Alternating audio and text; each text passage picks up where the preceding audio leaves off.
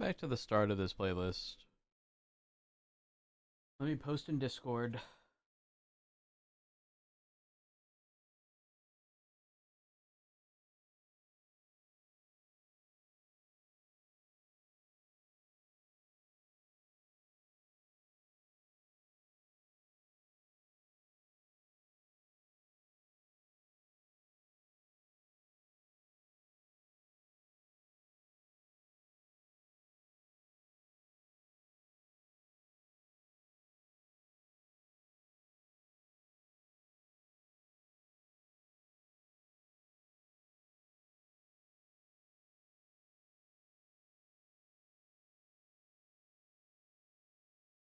Good morning, chat. NoPixel.net. Connect. Sorry, I showered and then as soon as I got back, I jumped in a while to check something and then got dragged into something else to see if I get a mount. Didn't happen, but that's why it took longer.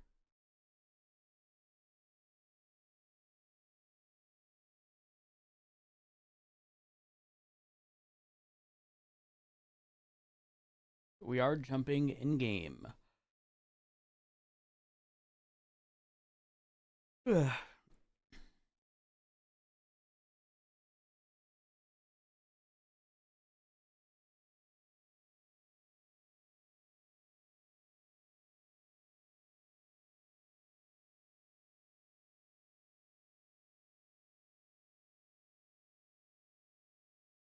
There.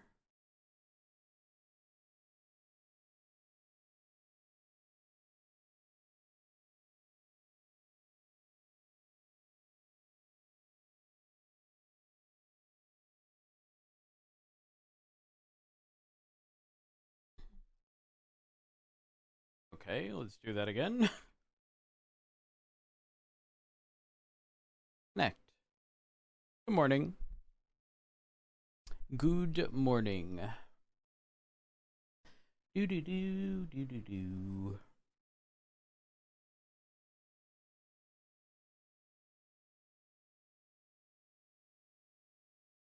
I'm not sure how to remove the remainder of the coating off of my Doji Rushi thing, unless I just put it back in the dishwasher. I'm not opposed to just a full stainless steel thing. I got most of it off, but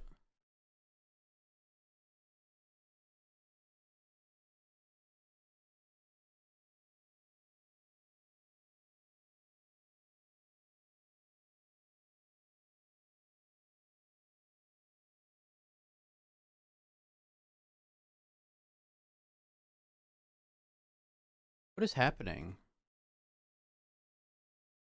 Connect?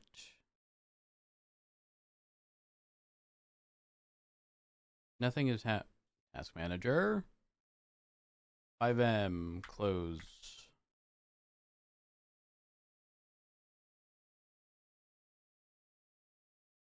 There we go.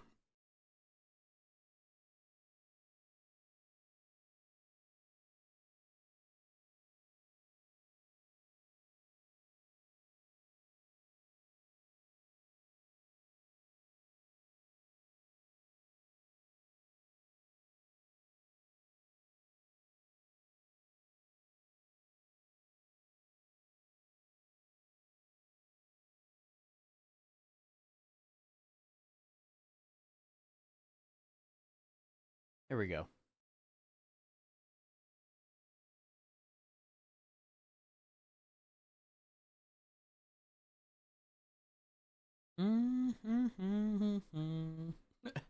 I saw some of the funniest shit on TikTok last night.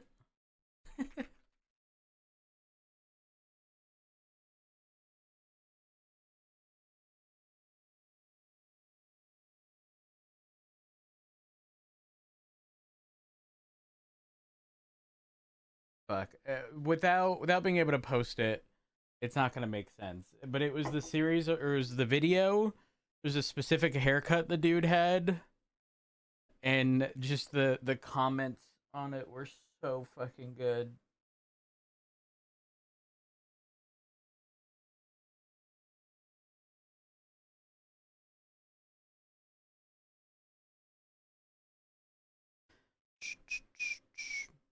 Also, I cleared a bunch more space on my drive. I now have close to 3 terabytes free. Good morning, everyone. Hope y'all are doing well.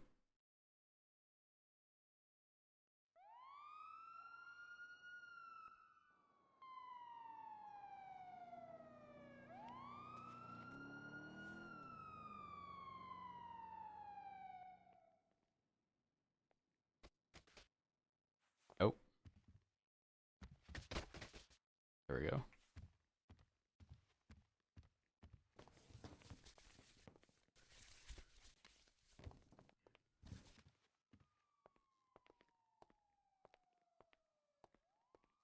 And there's only been 181 calls in 9 hours.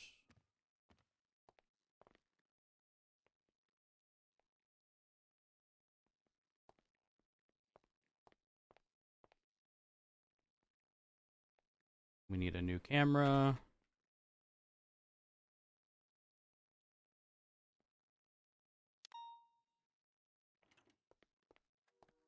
I mean, it's a Sunday. It's to be expected.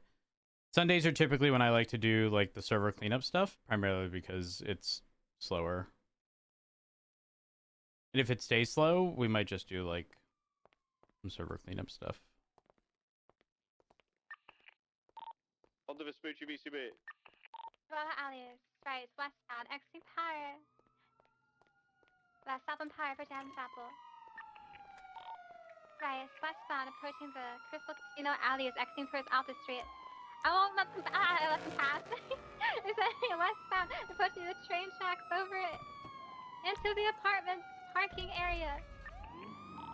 Swimming, left southbound, lower La Puerta. You need additionals? Closing lanes. We need another truck. Oh, I'm arriving in the Scout. Is he gonna do the skip thing? I'm gonna go around, Crystal. I'm going around. No, it's attached, this box truck. I think he can do. Oh, he can. I'm going around. Going into the No, canal they just make off of it. Innocence. They didn't make it. He didn't make it. Good call, King. Take comms. It's continuing. Wait, Are you yeah, you guys Crystal? know. No. There is Are you another good? 2 box trucks, I believe. Okay, are they on the pursuit that they're calling? Yeah. I'm on the way. Continuing south. Yeah, he's going towards Utopia eastbound, just off-roading. 245 secondary, all the way to Autopia, southbound turn. Staying on the ground. Oh, he flipped on a rock. He's back on all 4. West road. Might take the jump up to the freeway. Disregard. Southbound towards Greenwich Parkway. I'm spiking them on the dirt zone. Still eastbound onto Autopia. Oh! Jesus Christ! Still Get me. eastbound, left northbound exceptionalist way. Oh my god! A local with the force of 1,000 suns just pushed me away. I've still got him westbound parallel with Greenwich Parkway. Still westbound off-road. Northbound parallel Autopia, just gone through a little hotel. Then westbound off-road again behind the glass building. Their jump has spikes. Their jump has... Careful. He's not doing that. We're going westbound towards Greenwich Parkway. Right northbound Greenwich Parkway. Where are the box trucks? I'm here. Oh, they're everywhere. It's going to, everywhere. Onto one Dutch London, northbound direction. putting one behind the washing anyway. I'm on the way. I just hit an invisible object. I don't even know what's going on there. We're eastbound behind the recycling center.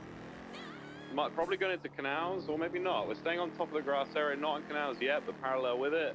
Right southbound into the recycling center itself. Left Can I check eastbound on through me? a train car.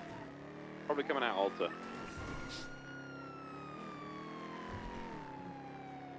Left northbound Alta. Right eastbound into the Forum alleys. 458 secondary. Vehicles approaching Davis. Left northbound Davis, passing the Grove gas station. Holding left for Strawberry. Continuing north of Strawberry, passing Dollar Bills. Over Innocence, slowing. He's picking somebody up. There's another passenger in the vehicle. Huh. Is that three? That's three. In Is the this the vehicle. same one from Left before? westbound laneway. I'm gonna It's like spike Beautiful. coming 3 back box south trucks. Strawberry. But is this the one that was flipped at Right the northbound like Power. the thing I saw you at Charlie first? left. Oh. No, this is West someone laneway, else. UCB.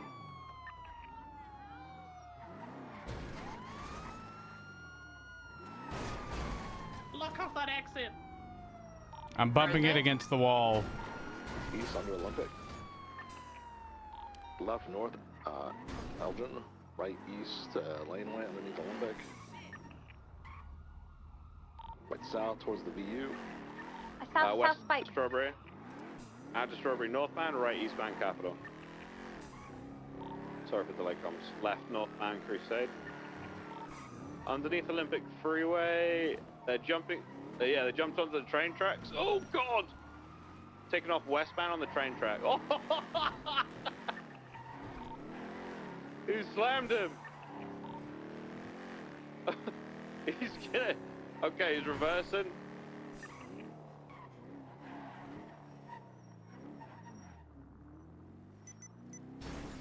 The westbound Olympic Freeway, technically correct tracks What of did travel. you just do? Still westbound parallel. Blocking. Olympic. Nice. Ah! I blocked. I'm trolling. I pushed I'm them blocking. off. They're on the eastbound Nice. lane. Oh, they're taking the exit. Oh, they're passing it. They're continuing eastbound on Olympic. I'm not gonna follow that vehicle. There's a unit right behind it. Call it. I'm here to deal with box trucks. And any other pursuits besides this black SUV? DuPont said she needs a man to do all the work, and I'm not a man, so do I call it? What? You can't say that during Women's Month. She said that. It's currently going south, east in delivery depot. Someone please, I need a man. Left northbound in the east, no, Friend, thank you for the northbound, I can't 37 speak, I need a months. man. He's taking a jump. Railway tracks. I'm stuck. Which No, jump? they're going eastbound towards Elysian Fields. We need units on the Elysian Fields. They took a jump. We can't fit in. He's being back to his delivery depot. See, fuck, I'm not gonna be able to get to him. There's a train in the way. He may have crossed and gone all the way up to Vespucci. He's not gone southbound. We might need to break either way. Boost. Go get a heli chopper. 424, 76. 290, 76. Be advised, 71's reported into Uria. Also, be advised, Flippy just twatted. It Oh, could be fuck. him. Pred twatted. Oh, it could be him. Oh, fuck. Dang, pick Secret me up. PD. Yeah, come to Mission Row. I'm on the train tracks. Milo, I need to get some more fuel for decor. Why? 458 attack. Howdy. How are you? Bullying box trucks. And I seized my As you- first car yesterday. As you should. Wait, which core? Lucky Taco Sultan. Nice. Yeah. I got that Sultan. The core is gone. So who technically owns the car now? The DOJ. And then they put it up for auction. Ooh. But then I'm thinking, if the DOJ had it, does the money go to the sheriff's account or the LSPD account? Where did it go? To the state, DuPont. I believe. A Popular Street train tracks, the skip. I can get on Popular Street from the little slip. We're gonna- I'm the We did ginger that- lady that on car's been Popular plaguing Street. shit-free. Look, I'm here. Oh, process lasso before I forget. You require a ginger lady on Poplar Street? Do not get on Popular Street. You're gonna confuse him. I'm coming to Poplar Street. 290.76 to the boost. It's raining. Damn it. Huh? No, Okay, you know, I'm just gonna drive up north, and then I'm gonna respond to the boost. The target vehicle is traveling east on Vespucci, passing White Garage.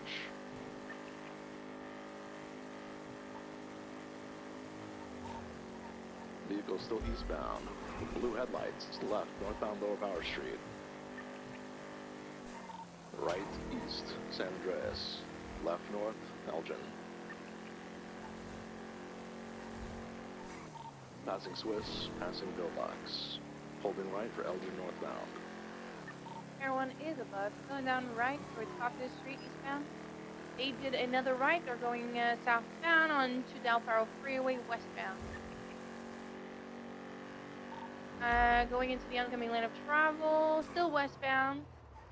Slowing left into Integrity on VCB. Goes Lower Power Street opposing lanes. Passing the parking garage, approaching San Andreas. Over San Andreas. Everyone's above. Crossing the switch, still southbound on Power Street. Passing under the Olympic. Right, westbound Innocence.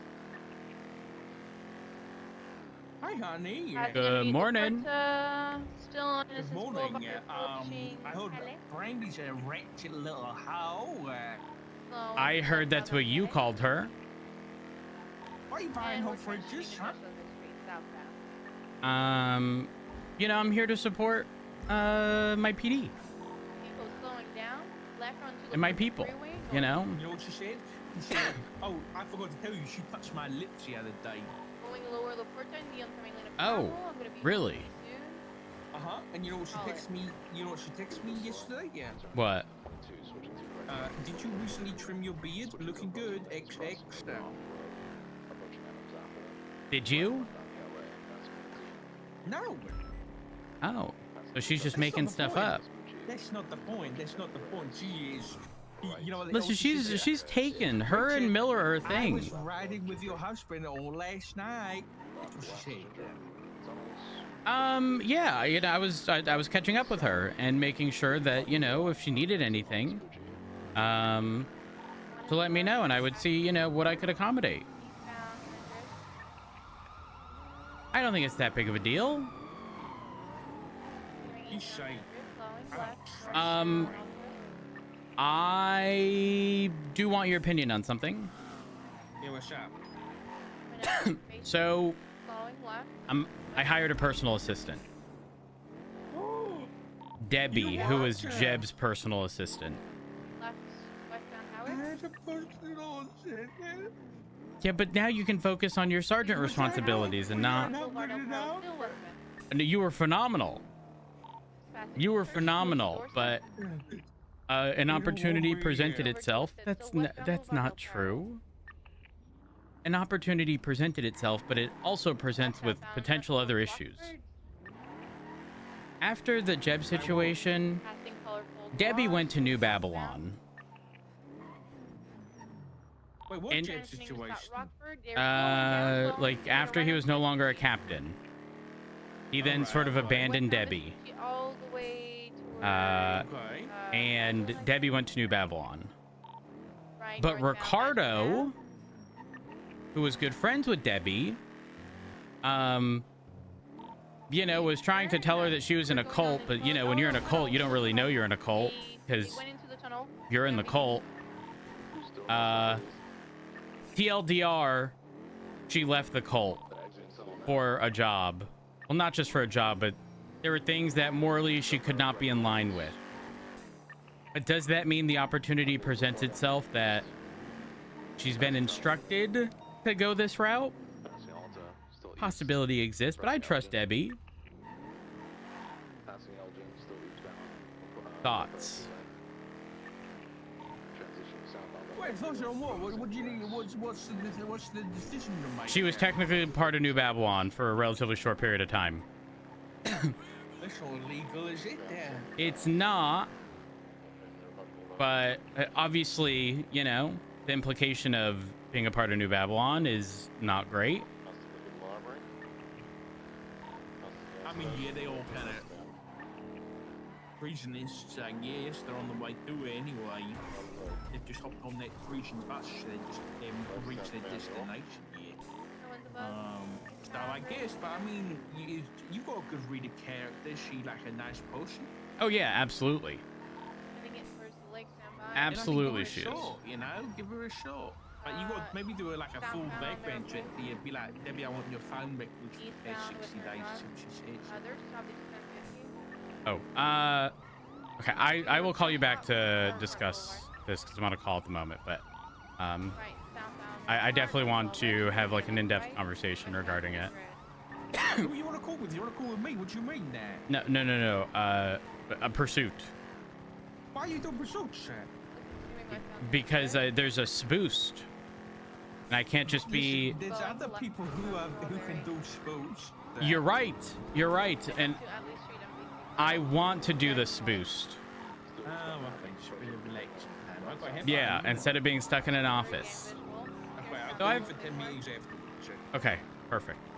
Right. Bye. Capital.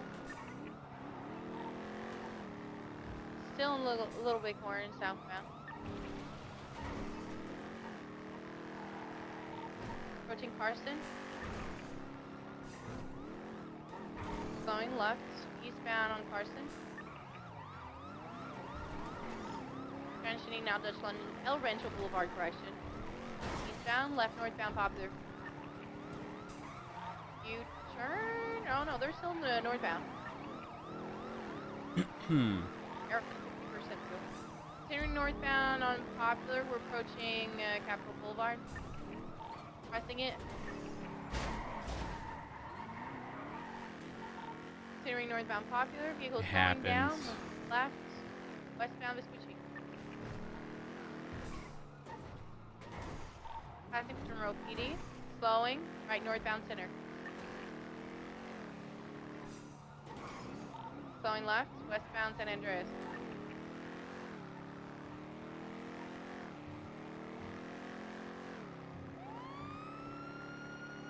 Still westbound San Andreas, passing Las Lagunas. In Palomino, crossing it. Oh my God, they're airborne. Right northbound, Movie Star Way.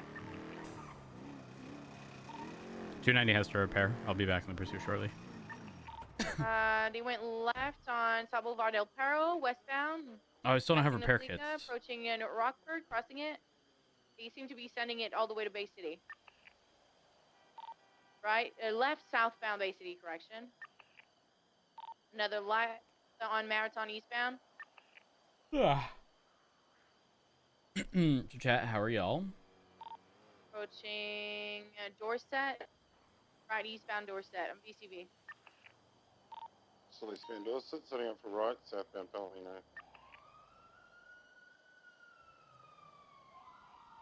Everyone's above. Continuing southbound Palomino.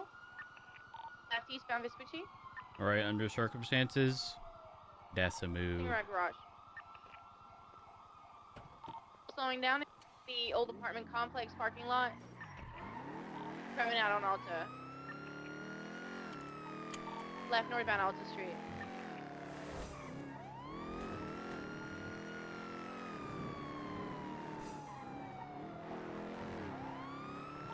Three northbound Alta.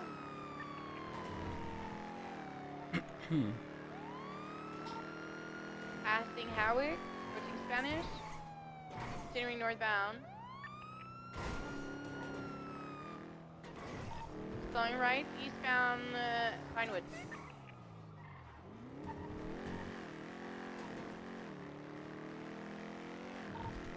Still eastbound Vinewood, crossing Elgin, heading towards Mirror Park. Slowing down, I think he's, wait, yeah, southbound York. That's Tangerine, I lied. Left eastbound Bridge. Right southbound Glory.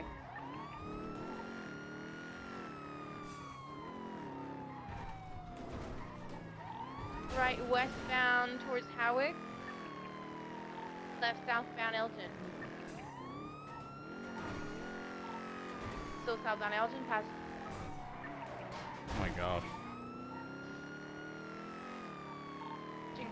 Still southbound on Elgin. I might remove the dampeners. Still southbound Elgin, left, east Innocence. Over Strawberry, Over Davis, passing CMC.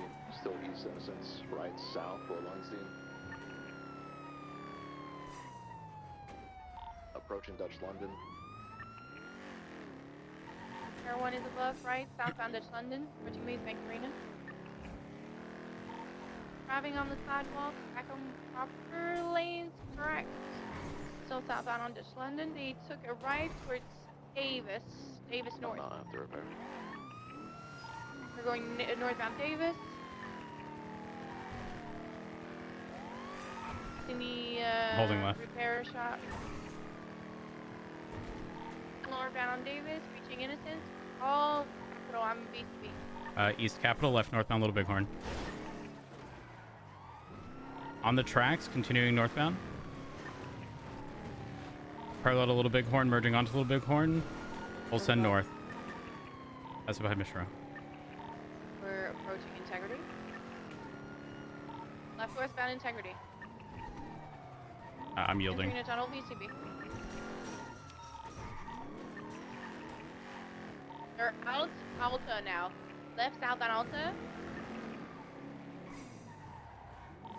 Through southbound approaching Vespucci.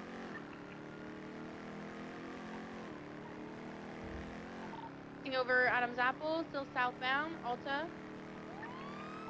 They're sending it. We're losing visual. They made a right on Assad Arsenal Street westbound. They are approaching Dutch London. Found Dutch London Street. Sticking to Calais, northbound. Passing the construction site. Saw a car going into Calais construction. Might be a block maybe coming up. Right eastbound San Andreas. Seeing Red Garage. Northbound Las Cunas. Left onto San Vitus, northbound. 911, what's your emergency? Slowing right, eastbound Howick. Oh, I do have an emergency. I was betrayed by one of my best friends and my closest confidant and my partner. That's my emergency. Right. That's my emergency, Rhodes. That's my emergency. We've already spoken about this. Took a right onto Del And we Perro will talk on-ramp. about it, and we will continue Going to talk westbound about Del it Perro Freeway. until the end of time. And when we die, and me and you are both in the pits of hell, I will remind you. What makes you, whoa, hold on. What makes you think I'm gonna be in the pits of hell? We're gonna be in the pits of hell. You and me. Also, why are you calling me from an unknown number? I always utilize the payphone systems. Going in lower this city. power, lower Oh. La Puerta, sorry. Oh, they I didn't know fixed that. it. Continuing La Puerta Yeah, south. I do. I call Continuing Richard left for this travel, at least taking once the a exit day. from Olympic. We're going eastbound Why? Olympic to the westbound lane. Because he deserves it. Why does he deserve it? Because he deserves it, Rhodes. He deserves it. Okay, if you say so. Rhodes, I think you should come join us over at the ODPD. Over at the ODP. 290. I think it's time. I think it's time to hang it up. I think you need to come join us over at the ODP. Pred. You can't expect that Taking San Andreas. I think it's can time, happen. man. I think you just gotta say, hey guys, it was a good run. I'm heading on over to the ODP. Pred, do you know how crazy I would have to be to do that? You wouldn't have to be crazy to do that. Yes, I would. No, you After wouldn't. everything Just I've do just it. done? Yeah. I mean, just No, I need to see the do it. change through. You don't need to see the change through. You Yes, don't I need to see do. The only change that's coming through is the ODP. Western the canals, I should say, now. And even if that's true, that doesn't change the fact that I'm the one, implementing the change in the LSPD. I want to see it through. I want to see the fruits of my labor. Those fruits suck. You can't even say that. You haven't tried them. Those fruits are awful. Those are not the fruits for me. Pred, I'm seeing this through. Not only that, but considering your dislike, disdain, I don't know what term I'm looking for here, but for me, given Dislike or disdain? me after what I did. Go over Yeah, yeah. I do have a certain opinion on you after you doing what you did, of course. Sultan, past the red garage, under the But border. I am a complex, Slowing right, complicated okay, man. Palomino. I'm willing to forgive you. You guys need a channel? Yeah, but it doesn't change the fact that you won't forget. And Pred, again, I Never forget. I know Ever. you're gonna hold it over my head for the rest of my life, Straight across, they're going to be exiting Yep, out you'll be which is licking donuts. which is gonna And be I'll remind worsened by the fact that I told you if the roles were reversed, you wouldn't have done it to me. And again, I 100% know that. Down. What are you even doing right now? I see the cops driving around like crazy. Yeah, there's a pursuit at the moment. You're not gonna catch him in that SUV, Matt. Above, we're gonna try to Leave me alone. You're not gonna catch him in that SUV. And you know what? Still That's haven't started fine. Pred, that's fine. Possibly. No SUVs anymore. Alright. Not sure whether it's What? Not in the ODP. We're not using the SUVs. We're only gonna use the penumbras. That can't work. We're only gonna use penumbras with the best engines. Pred, that literally can't work. And then we'll break off, I guess.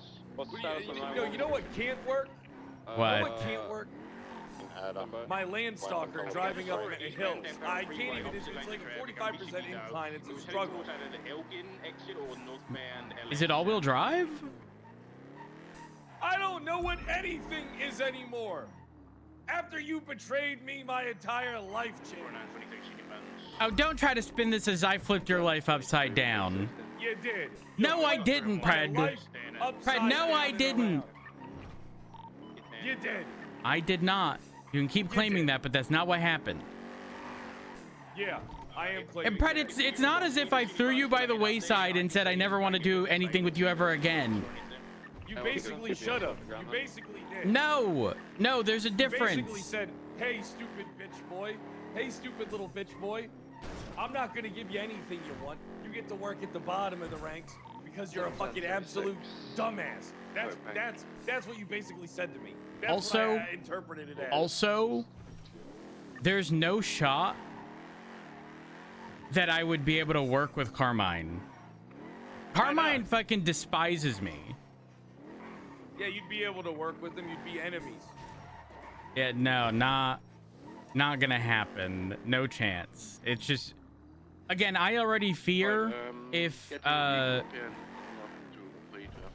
ODP happens, that Carmine is within the first 48 hours going to do something to sour relations between departments. No, he wouldn't do that. Fred, He's the one. say preaching for me to have that good again with a relations. straight face.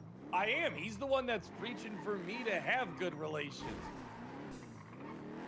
Okay, but Pred, you were there when he mentioned the thing to me. That was very much so not a... It wasn't exactly much of a conversation. That was him just, like, being a dick very intentionally. Yeah, it wasn't that bad what he said. He asked a hard-hitting question. No, it wasn't a question. He just fucking... I had a question. He did say, you can't stop. Yeah, which was entirely unnecessary. Listen, am I all that pressed about it? No, but I think it shows me the general headspace that he's in, which is not great. He hates you guys more than me. Take photographs. I don't really... Do you even know what Aaron Carter did to him? No, I don't have context behind that situation. Oh my god. You don't have the context? No. You need to know what happened to him in jail. To take photos they can, because I got it. It's bad, Rhodes. It's very bad. You guys Actually need to fire bad, Aaron or is it Carter. just painted as bad? No, it's actually really bad. Only got 2 of them. Okay, I mean, I can look into it further, but This hostage ideally, may I'd... be You need to suspended fire indefinitely. Aaron Carter. I don't think they're should've very done- happy with I him. kept telling Peach to Well, if he smoke her. presses their I button, he kept gets telling everyone Peach shot, I'm she putting him needs in jail to soon. smoke Aaron Carter. He's and saying she something about didn't have the how he knows spine that for it. blue-haired guy is the probably tell after. I needed Like, oh, see what 100% happens dark if you- peach, and all she if you gave me tell them was what like happens 20%. after, and then Well, Pred, you put her in a position that she they never go wanted to be radio. in. She did want to I be forgot in what it he She at did first. not. Very bored by that. Yes, she did. She You did. may have to do what she said or something. And she was doing a damn good job. A damn good job. I mean, listen, Peach puts in a lot of work, don't get me wrong. But the problem is that, like, her heart wasn't... When I say her heart wasn't in it, it wasn't something that she in that moment wanted to do. Not a she's not capable of doing, but, like... There's 3 people inside. Put it this way, when I had the conversation with her regarding her stepping away from P&T, there was no, like... Her immediate thing was she wanted to refocus on, like, helping people, which she would now have time for, as opposed to having to deal with all the, you know, P&T related stuff. Secondary. Buffalo. I have Then we'll listen, go. Rose. We'll take hostage and go When this parallels. goes up for a vote, I need the LSPD to back us.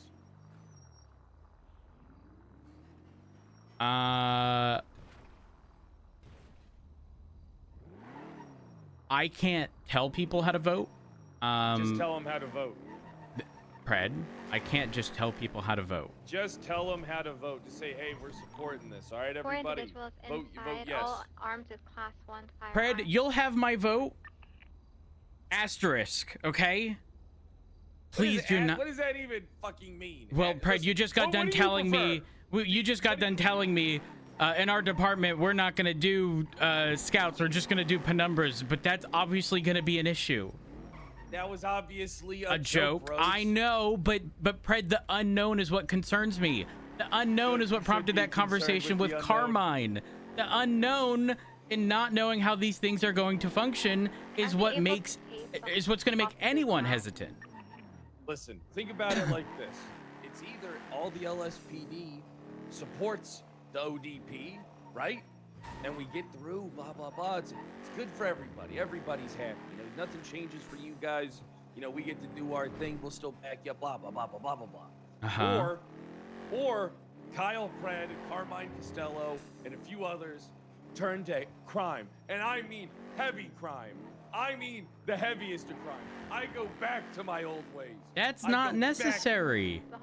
I go, do you know how hard it is? I've basically been a simp for 2 years. Do you know how hard it is? Do you know how hard it is in this world for 2 years basically do this? They should. It turns out to And he's all like, be for naught. I am going to align myself with the faceless, and I'll be the one that drops the nuke on the city myself. Myself! Pred, relax. Relax. There's no need to be claiming that on the phone right now. That's a whole bunch of unnecessary stuff. That's gone a little overboard. 610A, any actives? A lot overboard, actually. Pred, listen. I want to see you succeed.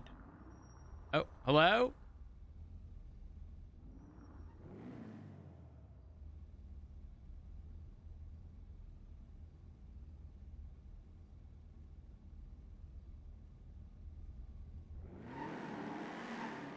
I can't even call him back. You need to grab repair kits.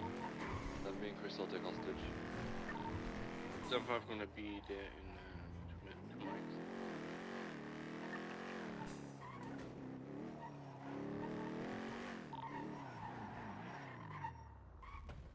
minutes. We need to bring up Crystal. Good to go in 30 seconds. Safety passage, no spike strips, and for the hostage to remain here for at least 5 minutes.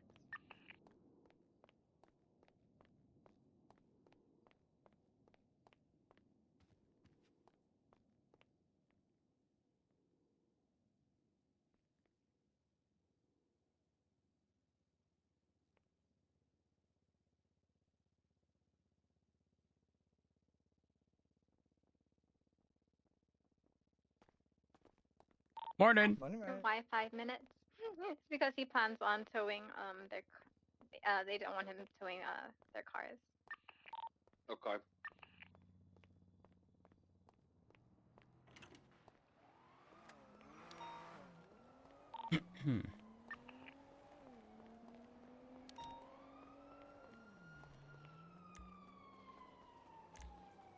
How's it going? Doing good. How are you? I'm doing splendid, thank you very much. That's good to hear. If you need a repair, be sure to call Titan. They cycle mechanic with really good repairs. Will do. Actually, hold on. I might have a vehicle that might need a repair. Zone 5, Let me double check. Affirm that they'll have sufficient units so someone can get us a radio channel. Thank you. So I meant to get this repaired a few days ago, and I don't know if I ever did. Oh, it's been repaired. Okay, it doesn't need a repair. No problem at all. If you need anything All right, else let me repaired, park be this sure to give me a down. call, alright? Will do. The bank. Channel Take 2. care.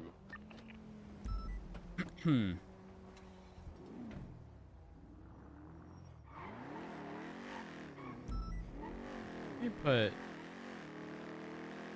both assists off.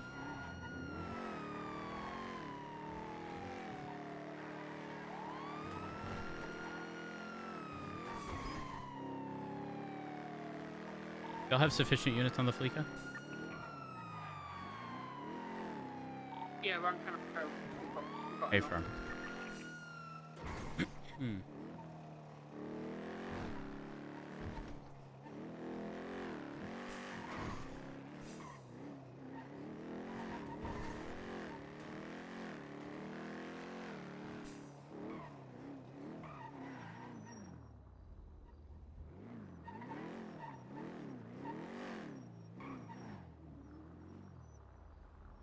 I can't believe this. Sorry.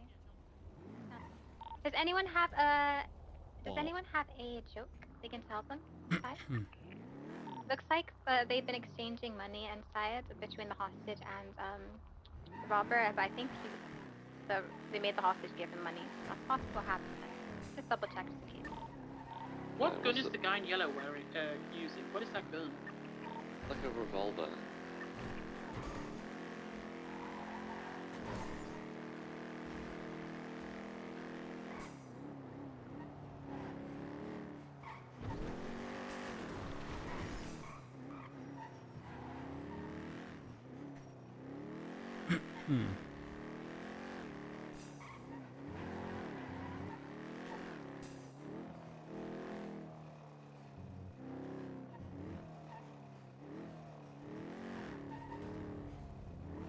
What were those cars? I think there were two identical cars. I don't think I've seen much before.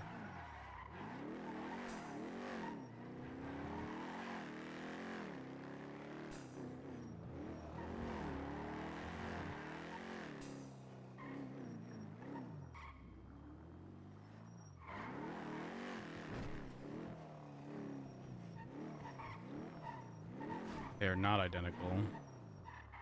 They just...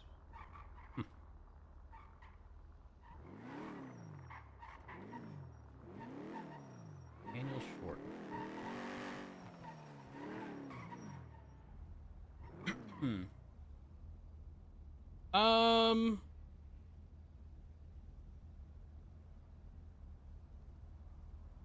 I do want to try to figure out how to get this to not flip.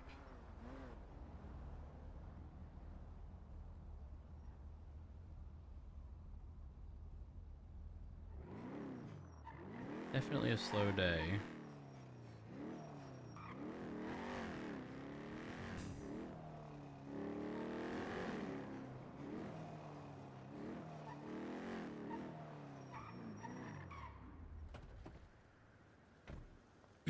Don't take it out of the garage, you're right. The surefire way to make sure it doesn't. You know what? Let's go let's go put this 10 mil turbo in here. And let's see if we hate our life.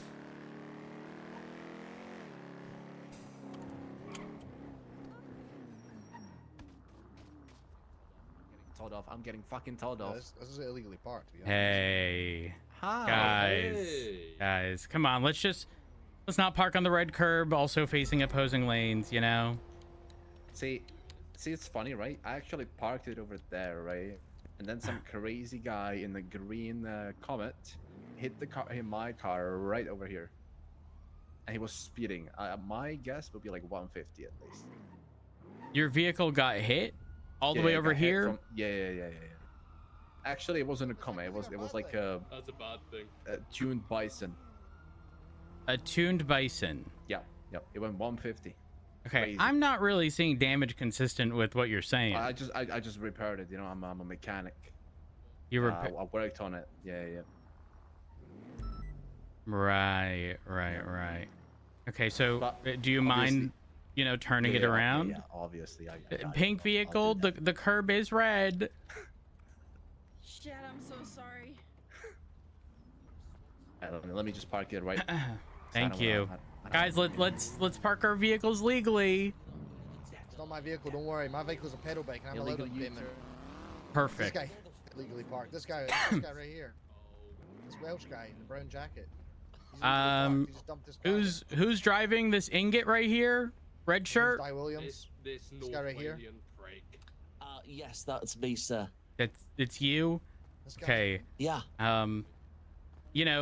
I know it might be sort of away from the norm where you're typically from. However, we do face the other way on the road. You want me to try and yeah, sorry, I've just flown in from the UK, sir, so it's a little bit, I'm a little bit muddled up, that's all, sir. Understood. Now, just out of curiosity, where in the UK can you park with a red curb? We don't have red curbs. There's no red curbs? No. Then it sounds like the answer is nowhere. I gotta get going. Please turn your cars around. I don't want to have to issue tickets, okay? What, you need me? High Power Street, upper power by SID. Y'all have a good one. Stay safe. We're on Channel 2 currently. He's on foot, to be fair. We're both running on foot. Pretty fast. Let's go, sir. Channel 2 at the moment, but I'll tell Chris to go Channel 1 as well. Just focus on hostage. Trash everywhere. Hostage down with Nova in Channel 1. There's only one car on the main vehicle right now. Can we get some help? 290 en route. We're in the alleyway parallel to Rillo Winston. They're taking the slip to Little Bighorn. Left northbound Little Bighorn. Going into the canals now. We're northbound in the canals on the Little Bighorn sides. Haven't the besties been doing a lot of jumps into the canals recently from the canals behind yes, Miss Row? I think we're about to do a massive jump. Hey, firm. I'll wait Del Perro. I don't think we are, though. I feel like it's left to go. I could be wrong. Vehicle is coming up the ramp right next to Glory Way. Off-road. They're slipping. Now facing south. Are you okay? We're out on Los Angeles. Hello? We'll be transitioning to Strawberry. What is your problem? Fuck right you. on to Integrity westbound. He's flipping us off. They're jumping onto Del Perro Freeway westbound. Rude man. I can't believe the local pulled this out. We're going south. Oh, they're taking a jump. They're taking a jump. They are into the lane for Del Perro Freeway. We're all there. They're now going in the oncoming lane. Stand by. Going for La Puerta in the oncoming lane of travel, still southbound. They took the jump into the right garage.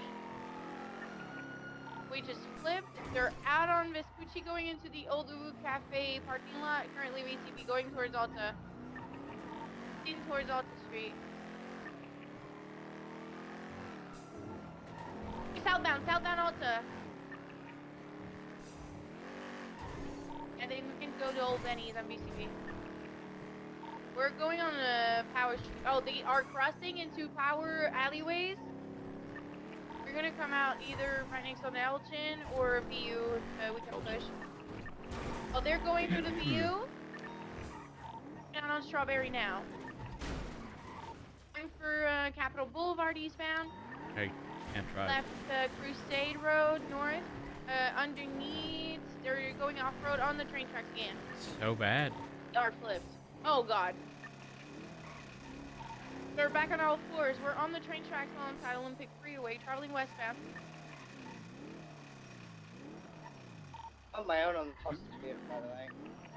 Any units not attached to pursuit that can respond to the latest 911?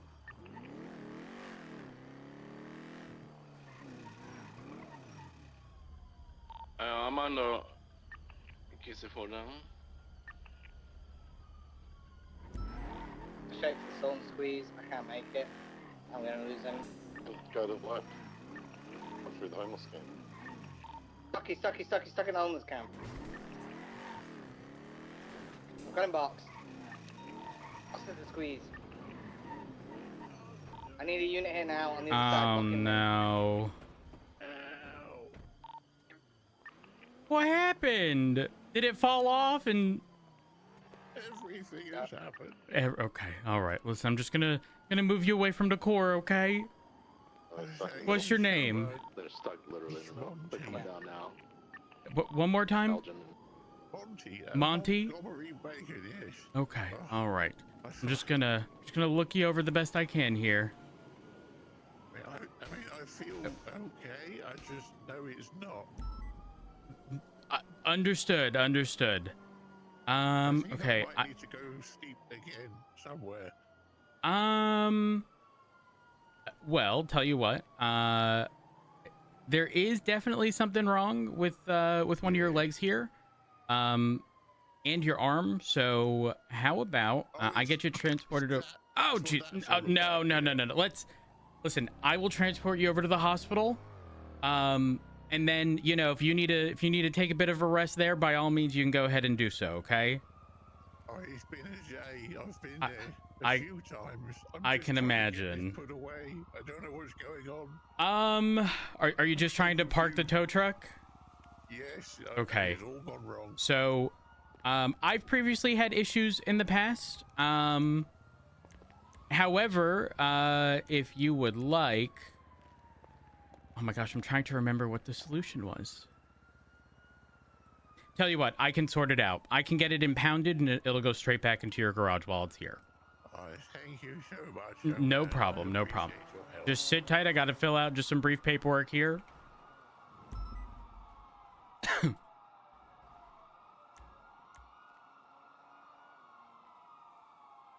Here we are.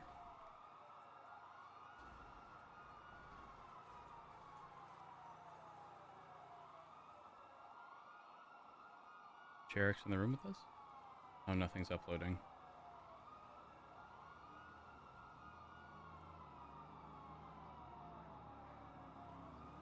Awkward. Image history. Let me find this. All right. Dispatch 290 requesting a state tow on orange tow truck at the tow lot. There we are. Thank you so much. Not a problem. Do me a favor. Just if you need me to place you in the vehicle, I can.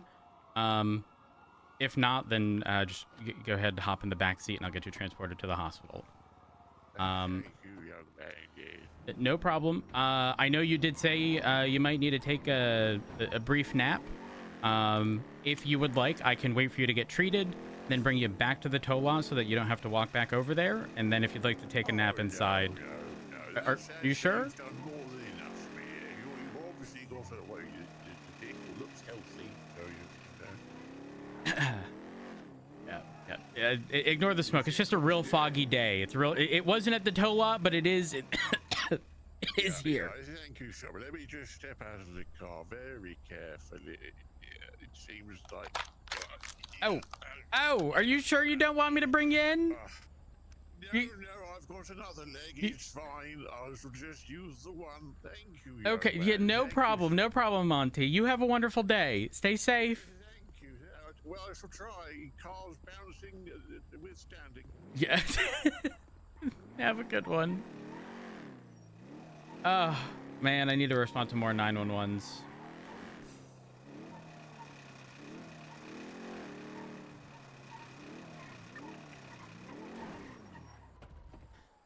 We found Dicker.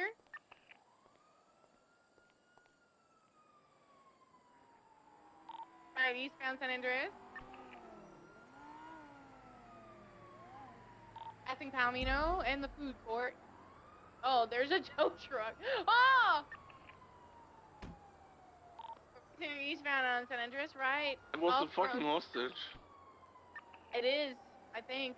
We're southbound on Calais. He got into a tow truck. They made a right westbound Vespucci. Left southbound Palomino.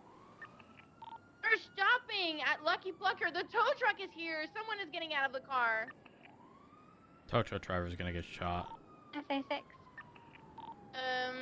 Main target is still in the black vehicle. We're eastbound Maybe not. Vespucci. He's sitting in the back right side of the vehicle. We're southbound Calais. Right into the parking lot of the news center. Their target got out with the bag, money bag towards Lucky Plucker on VCB on him. 7 will check. We're southbound Calais on the main vehicle, but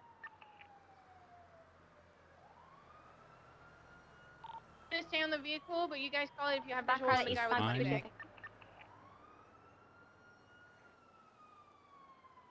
Is that the car? Running code 2 door. Do you have any units responding to the latest 911?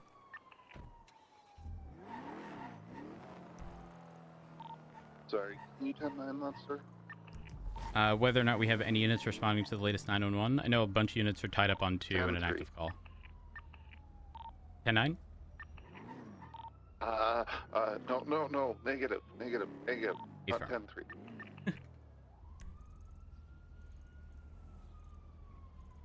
Where?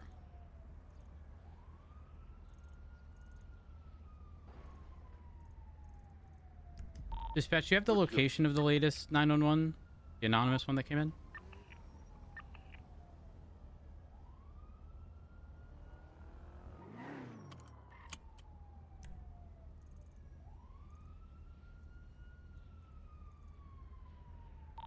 The only ones I see are Mad Wayne and Thunder up there.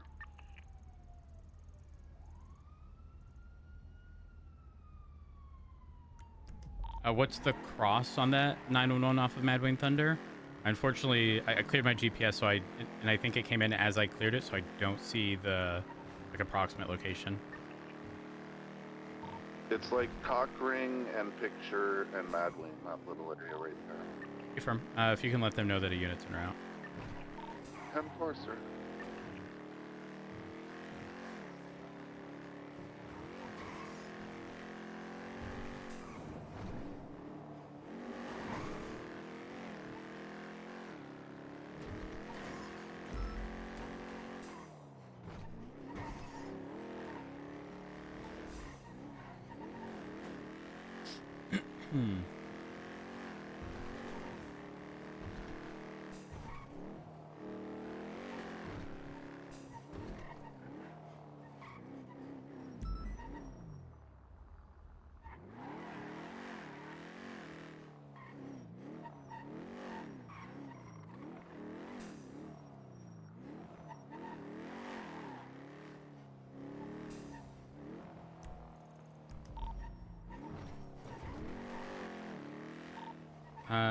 Scott, if that's you on radio, just be advised you cannot speak on radio while looking at your GPS. Okay, if you just go up Sustainable, they're covering on that road just north of Sustainable where you were. Confirm.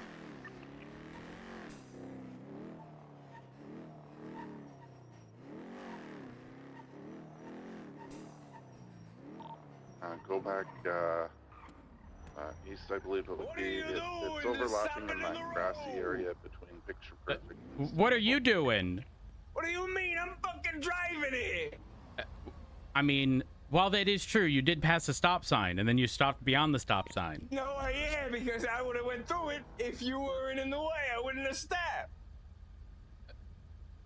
I'm so confused. Yet you're pulled up right beside me. Yeah, but I only stopped because I thought I was gonna make direct contact with your vehicle. Oh, I'm so glad. I'm so glad that you stopped. Okay, listen, there is an injured person that I'm looking for, so you have a wonderful day. You have a great day, all right? Apologies, I was approached by a civilian. You mentioned Dunstable. Were they on Dunstable? Hello? Is anyone there? Be advised, it's now coming in as the pier south of the lighthouse, is what the caller's stating.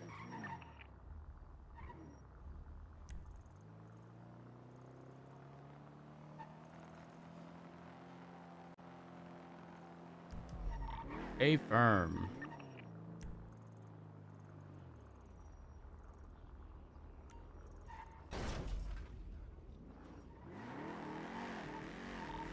Oh, the 911 call, I imagine, is referencing someone else because it is nowhere near the pier. I think it's off of Joshua near PCSO.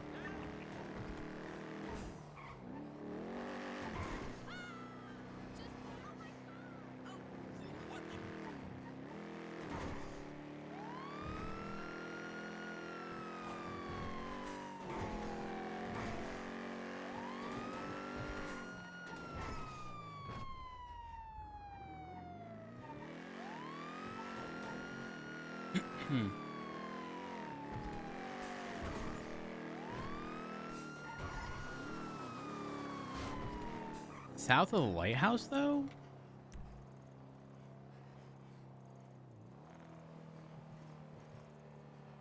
Oh, this one. Is that a boat dock that you can actually park boats in? I just noticed that.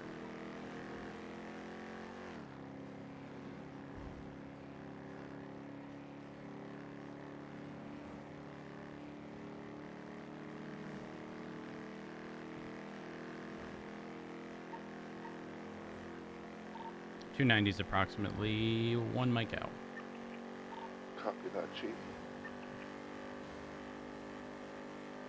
Just a reminder, channel 2 is where most things are sort of popping off at the moment, but we don't have any EMS, so I will be responding to these calls in the meantime. Okay, 10-4, sir. I figured I'd stay here since there's a couple units on it for situations. Affirm. Do me a favor. If Yes, you just to clarify, are you still doing dispatch related stuff? Right now I am, sir. I cannot tell time, and I missed academy. I am in my dunce hat as I'm ordered to be. Understood. Do me a favor, monitor 2, and then let me know, since I think I'm the only one not attached to that call, if anything crazy happens. And then again, in the meantime, I'll be responding to EMS related stuff. 10-4, sir. I'll monitor 2 and let you know if they die. Affirm.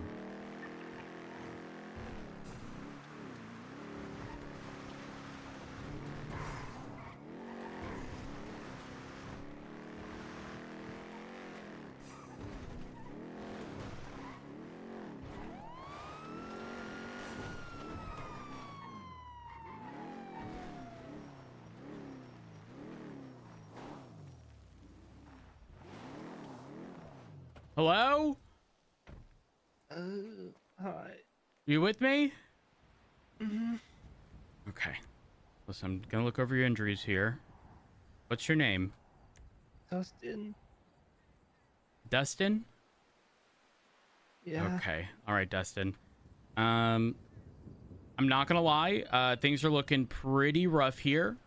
And you are bleeding pretty heavily, so I am just gonna go ahead and apply some tourniquets here.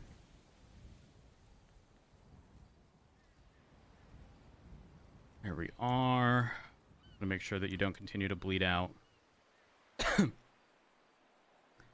And I am going to go ahead and get you transported. Unfortunately, there's no EMS available. It is just me.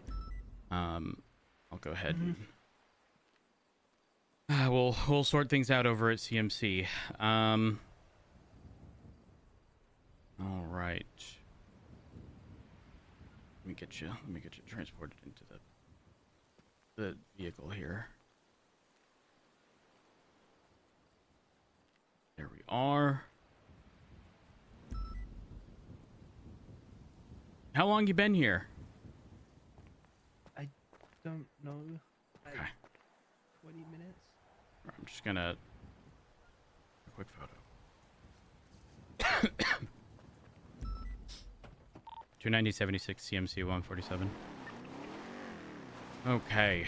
Again, unfortunately, the most I can do is very basic first aid related stuff. We'll get you over to a doctor and get stuff sorted. I'll Yeah, assuming it isn't going to be an egregious amount of time, I will sit and wait and take your statement regarding what occurred. But right now, I want you to focus on not doing anything crazy, not injuring yourself further. We got a 911 about you. We got a couple, actually. Except the original call originated from somewhere completely different, and they weren't exactly clear on the location at first. So There's not much I can tell you. I don't know who it was or why. I don't know.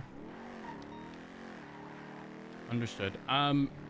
Just as a formal thing, obviously I am going to ask you questions at the hospital. If the answer is ultimately that you don't know, then that's perfectly fine. That's what'll be documented. But something needs to be documented regarding the situation at hand. But again, I don't know is a valid answer as long as it's true. So don't hesitate to state that if that is the honest answer.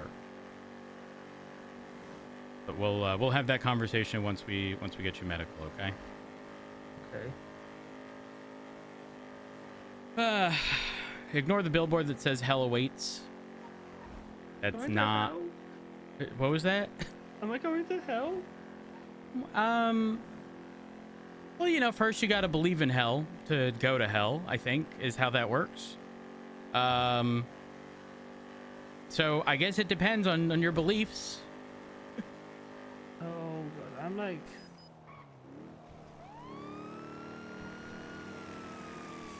Hey, you hungry? Buy some. Are you hungry? No. Okay. I'm hungry for blood, I guess. I need. Yeah. No, I'm trying to get you there as quickly as I can without dying. When I say dying, I mean either of us, because locals are crazy on the freeway, and I don't want them to swerve in front of us, cause us to eject, and then go flying out to core.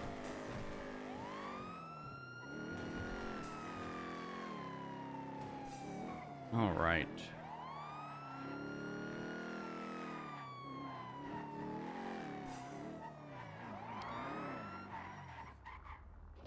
$290.23 CMC with 147. All right, let's get you out from the back seat here. Doctors from PD? I don't believe there's going to be any available outside of the local doc. Unfortunately, I got no response from him. Don't worry, though. I don't know.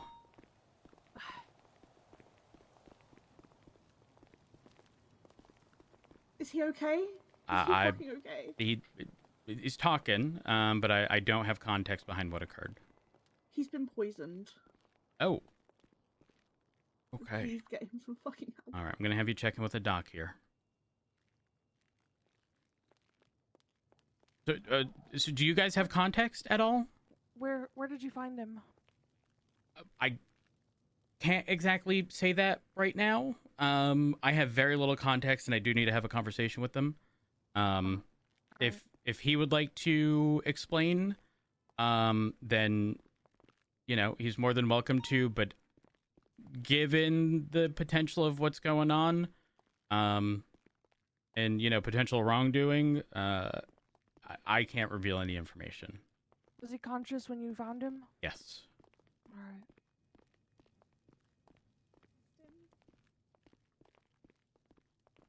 He's I'm not fine. talking. I'm fine. Dustin, please. What the fuck? No, Wait, did you say he's not talking? I hear him. He's No, talking. I can hear him now.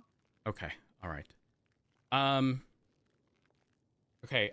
I don't want to sound insensitive, but if you don't mind, I am going to need a few minutes with him, just to discuss the situation at hand. I'm not leaving his fucking side. Ava, just please go. I'm not please. leaving your side. Okay. To be clear, we'll be in the side room. You can stay in the hallway. There's no issue with that whatsoever. I don't want to be right here in the public, taking a statement.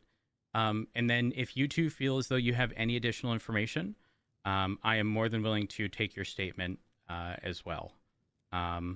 Obviously, I lack a lot of context here. And and there's no EMS available, which is why I ended up responding. So, good news.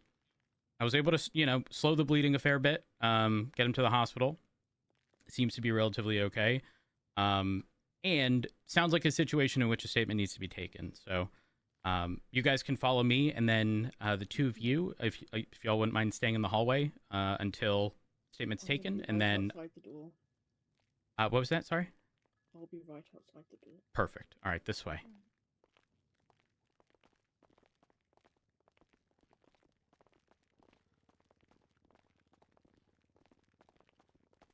All right over here.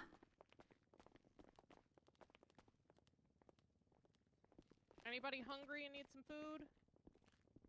I'm just gonna go ahead and lock this side for Well, I don't now. have dogs here. Okay. Thank you. All right. Do you have some identification with you? Yep.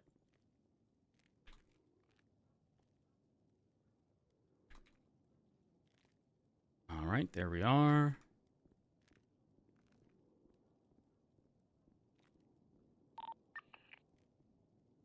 All right, Dustin. So obviously the context here being PD had received a 911, or dispatch received a 911 regarding an injured person. There was no clarified location originally.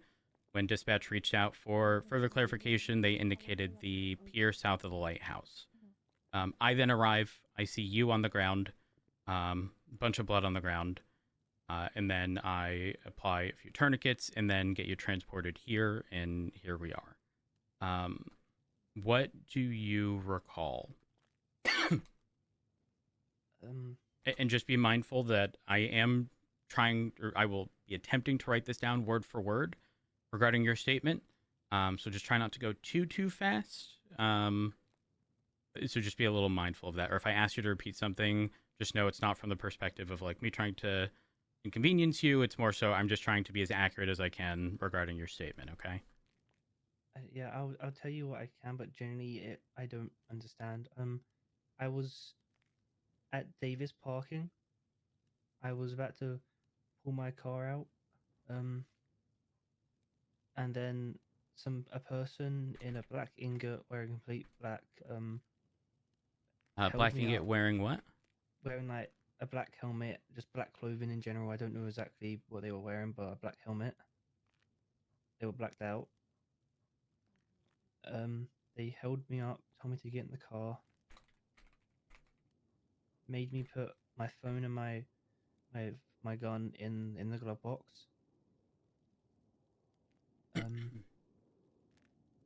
Took me down to the pier, or where you found me, and said that they were going to let me go. And I said to them, "Well, this is kind of the opposite of letting me go, isn't it?" And they said, "You'll see." They told me to turn around, and they stabbed me in the back. They told you to turn around? Yeah.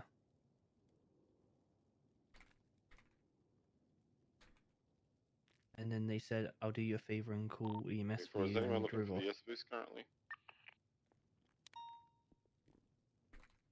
They said they'd do you a favor and call One at a time, for guys, EMS? one at a Is time. that what you said? Yeah. Okay. I wish I could tell you more, but I genuinely don't understand what the context to any of this is.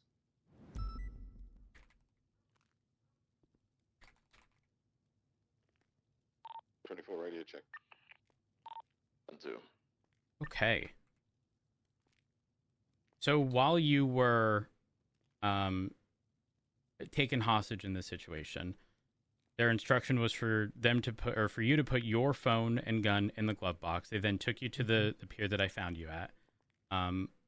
They said that they were going to let you go, and then you said this is the opposite of letting me go. They said you'll see. They then instruct you to turn around and then stabbed you in the back, and then said that they'd do it, or they are doing you a favor and that they would call for EMS. I know you said this individual was dressed in all black. Do you know, like, did this individual, when they spoke, did they have an accent of sorts? Did they, when they spoke, was it a higher pitch tone? Any information regarding that you can recall? I'm really bad at accents. It's but okay. They did have a higher pitched voice. It wasn't exactly noticeably deep. Okay. Got it. So they did have a higher pitched voice. And regarding the weapon, considering you indicated that you were stabbed, was it just a knife that they had the whole time, or did they have any other weapons throughout? They had a gun. No, I'm not sure what kind of gun it was. They had a gun, and that's how they made me. They held me up and told me to get in the car, and then when we was at the location, they put the gun away, pulled out a knife, and stabbed me. They gave me my phone and gun back though, so they don't have that at least. Okay, perfect. That was actually going to be sort of my follow-up questions as to whether or not they had taken anything off your person.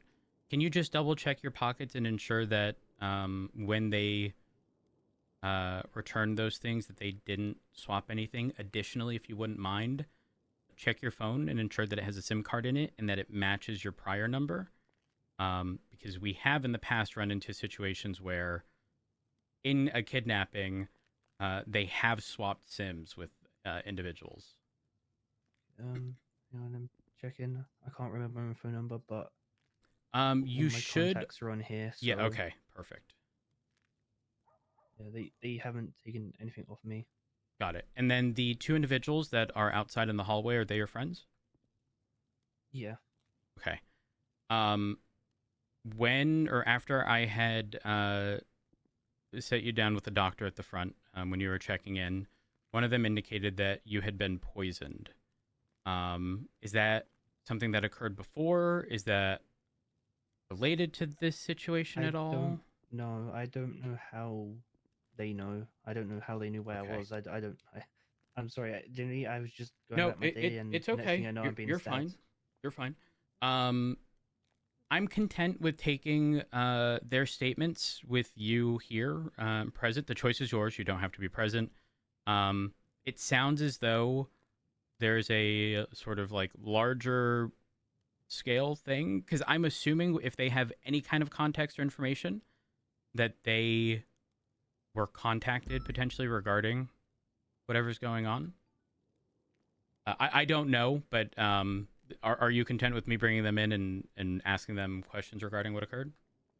Yeah, I can't promise they will want to speak though. They're not the type to want to speak to cops. That's fine. I can't force them. Obviously, the only thing I can try to do is attempt to get to the bottom of this with whatever information's available. Dustin, if you don't mind, can you provide me your phone number in case I need to reach out in any capacity? Yeah.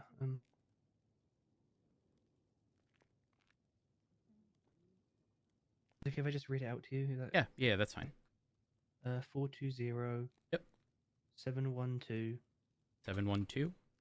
5924. 5924. Just to verify, 420-712-5924. Yeah, that's right. Yeah. It is also on my profile if it's needed. A motion taking statements at CMC. Okay, perfect. I will. I'll let them both in, and we'll try to get to the bottom of it. Again, if they don't want to speak to me, that's entirely on them. Obviously, I'd imagine that they would have follow-up conversations with you. But obviously, I'd rather that you have said information if it's relevant to you. All right, give me just a moment. Hello. If you don't mind, you can come on in. And your friend, if they're also around, they can come in as well. Thank you. Yep, no problem. Right this way. I'll make sure that the door's locked behind us. Okay. All right. So I'll let you guys know the gist of the information that I have. PD had received multiple anonymous 911s about an injured person. The first one just indicated an injured person, but there was no location. The second clarified the pier south of the lighthouse. I then drove there immediately. Upon arrival, I saw Dustin and was bleeding heavily. Brought him over to CMC. He's seemingly okay, to the best of my knowledge. When I got here, one of you two had mentioned something about being poisoned. Is there any context behind that, or were you guys reached out to regarding Dustin, or? I just have a feeling he was poisoned. I don't want to be rude, but I don't want to disclose how I know that or how I got that information. I feel I have reason to believe he was poisoned, okay? Okay. Is there any gosh, what's the term I'm looking for? Time frame? Because this was, I mean, Dustin was stabbed. And based on the statement, it's not sounding like poison was a concern in this scenario. At least to the best of my knowledge. Obviously, I'm not a doctor, and there was only the local doctors that were working today. But my primary concern is, like, when you had approached me with that, my immediate thought was whether or not someone had contacted you guys regarding Dustin. Because obviously you guys were at the hospital upon us arriving. Was this a scenario where Dustin was expected somewhere and didn't show up and you guys were concerned, or did someone reach out to you and express concerns regarding what happened? I reached out to someone and they told me some things, and poison was one of the things that was mentioned.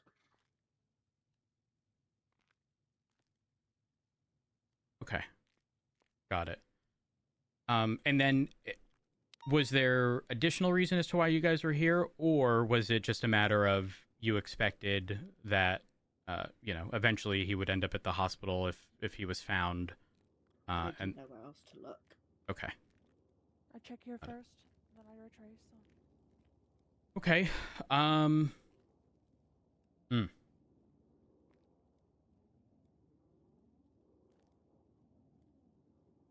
I'm going to ask this vaguely. I don't know anyone's affiliation here. I'm assuming, Dustin, with your cut. I'm assuming, obviously, you are, part of an MC of sorts. And is there any... I'm going to preface this by saying, I understand the negative connotation, regarding speaking to police about stuff. My main concern is if there is conflict between groups. It's not a group thing. I'm Okay. not even affiliated. Okay. I just bring that up as I'm concerned. I'm concerned about this being like behavior that'll be repeated, and this being a matter of us as the police department being equipped or having the knowledge to know that if someone started saying someone from, whichever group is missing, it might be a matter of we're immediately going to have it in our mind to then go and check the same area that Dustin was found. There's not going to be a gang war, if that's what you're worried about. Perfect. I do really want to get him checked out for poison, though, because I am very worried that something happened with that. Absolutely. I need to get him checked for poison. Yeah, Dustin, I'm not sure if there are... Actually, give me just a moment. Let me check the doctor radio again. Are there any doctors available? Doesn't sound like it. So if you want to go ahead and check in with the local doctor at the front and make mention of wanting tests run regarding oh gosh, what's it called? Like a toxicology report or something. You are more than welcome to do so. Obviously, I can't force you, nor am I going to be privy to your medical information. It'd be a little different if you were in my custody and I would have to know that to be able to accommodate that. But again, I'm not going to be privy to whatever the results of that is.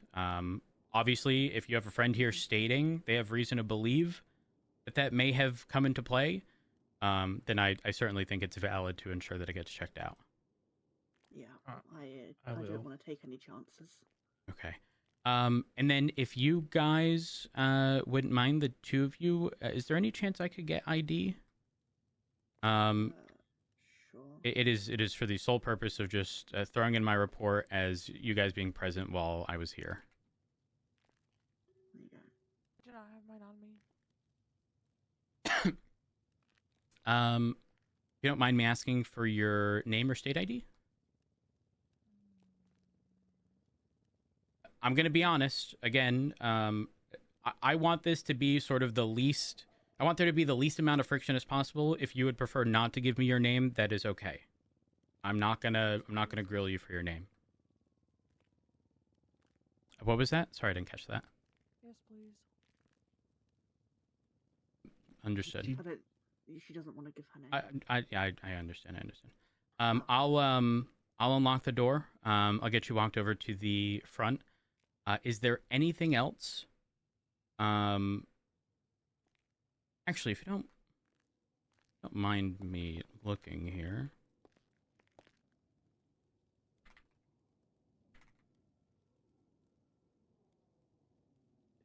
Gonna check to see where those stab marks are.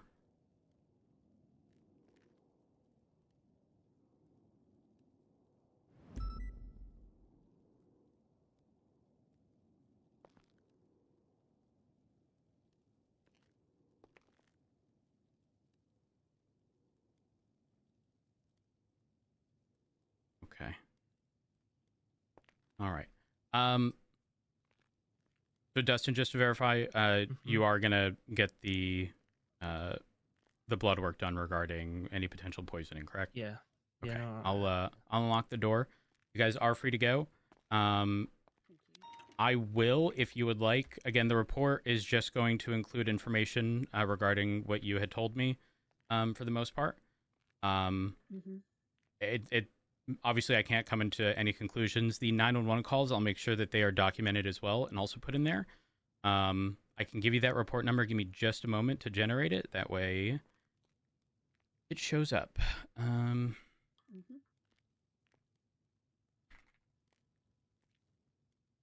You guys can FOIA this if you would like, but the report number is 43982. So 43982. Is there anything else any of y'all need from me? Okay. Yeah, it's fine. Thank you for coming to get me. I don't know if anyone else would have. No problem. I'm trying to think of if there's anything else.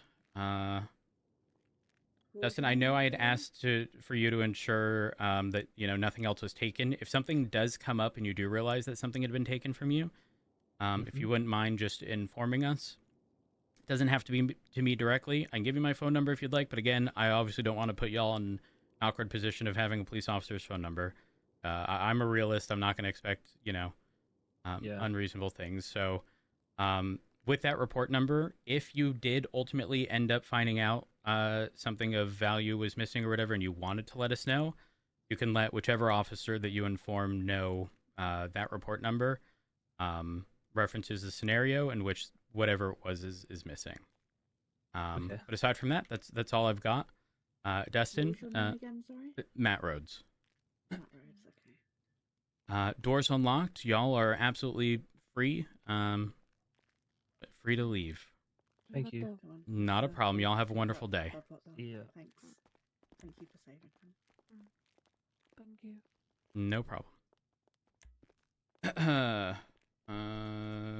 290.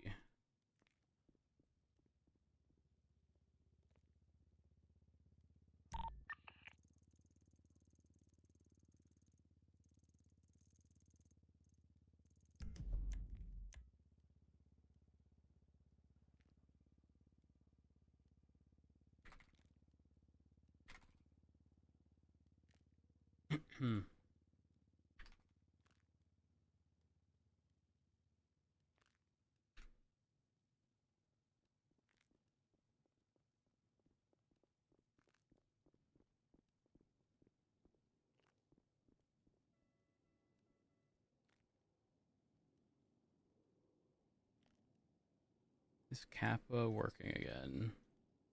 Nope.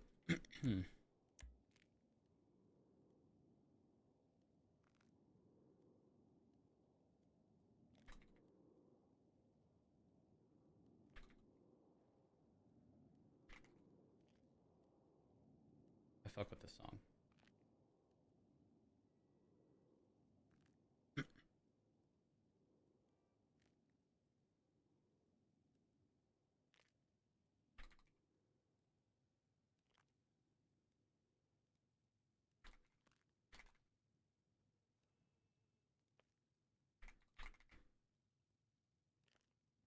Hmm.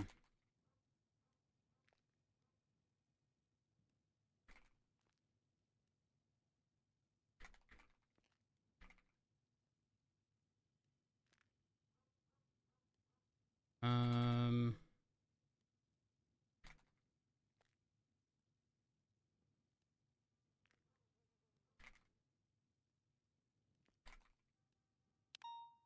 Hmm.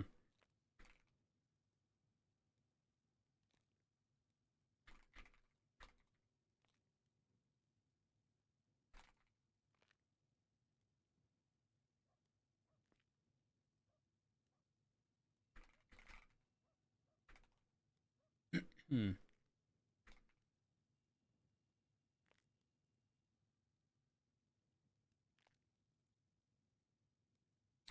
Um.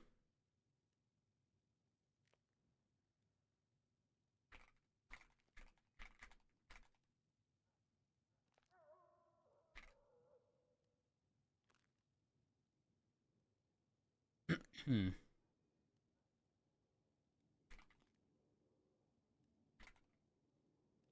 Hmm.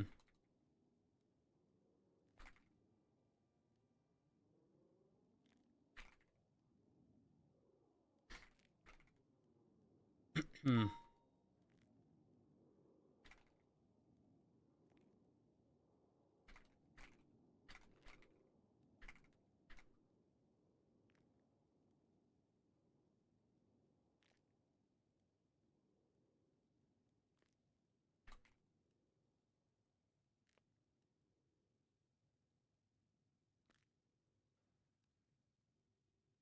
Um.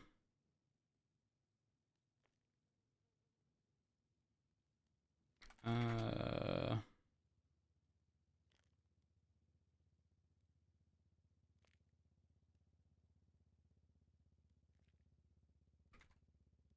Hmm.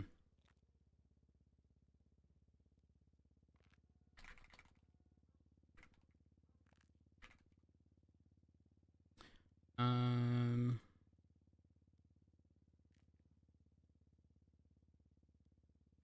Hmm.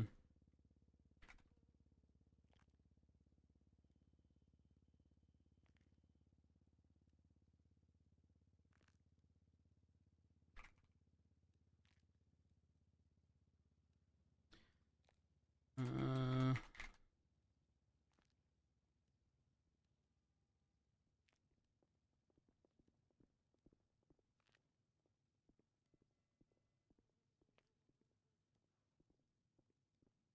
Hmm.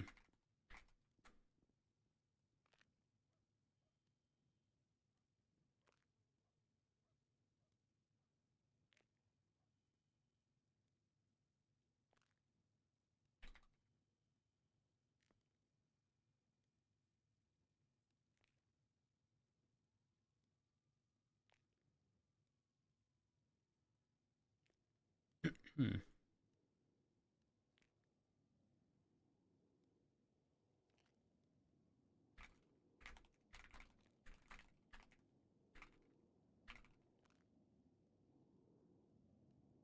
Um.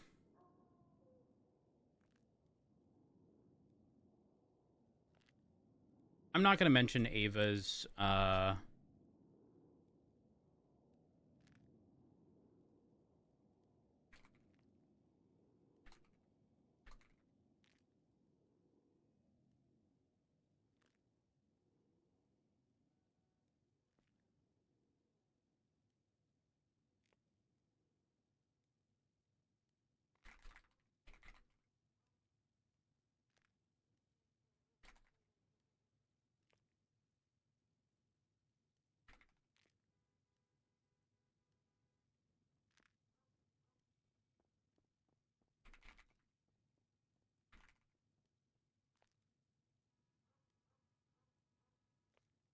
Um.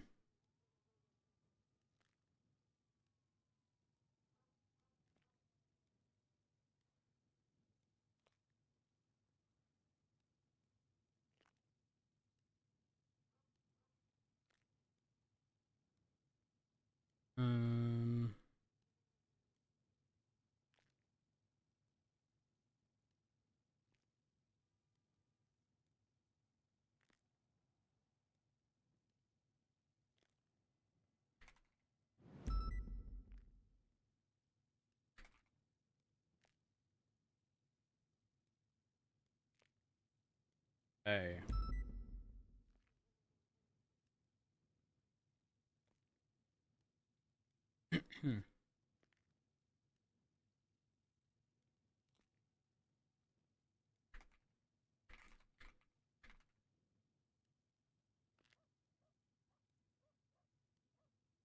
uh.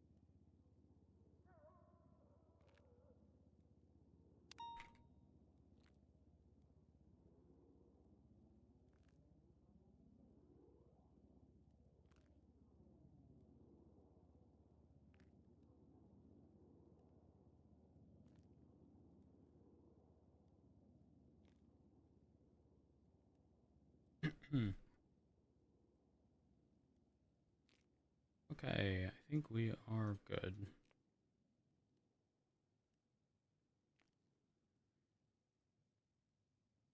Can you say an ingot?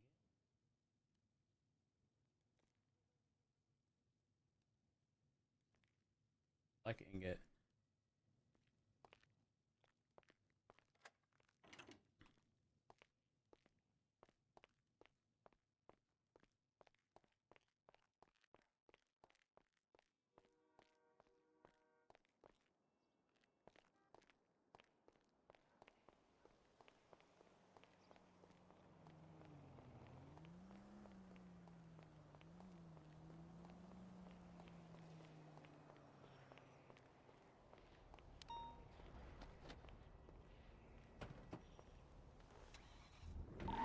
$290 10-8.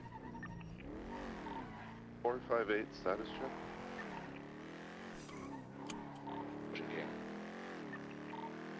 Thank you. Actually, let's go get blood.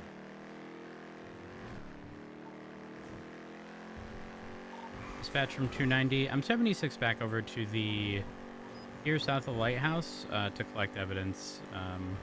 Prioritizing ensuring that they got medical, but I'm going to go back and just make sure there's nothing.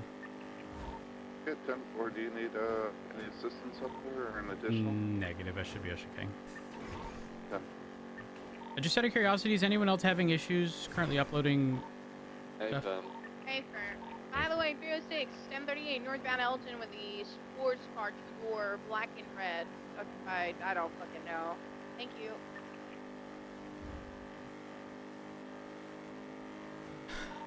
All units, be on the lookout for a black and color ingot with an individual wearing a motorcycle helmet and dressed in all black.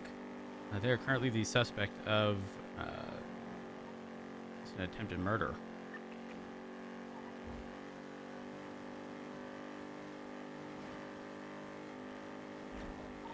Hey, fair.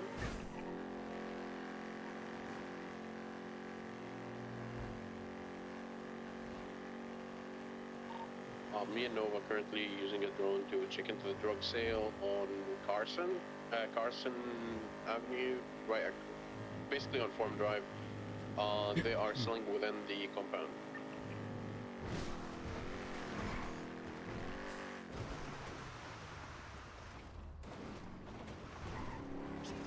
Yeah, I have a picture of one clear as day, so we're going to move in. I need units, there's 2 of them, but we're just going to prioritize the guy in a black plaid shirt. It's black and grey. Do I have additionals? 290 will be free in a few minutes.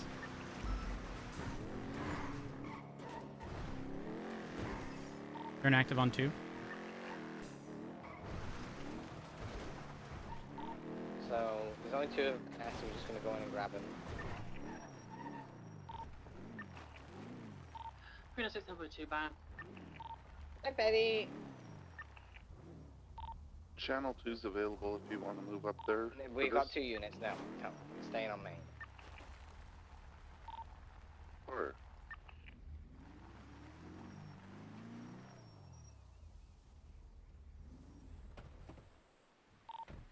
So, Snova, where do you need me?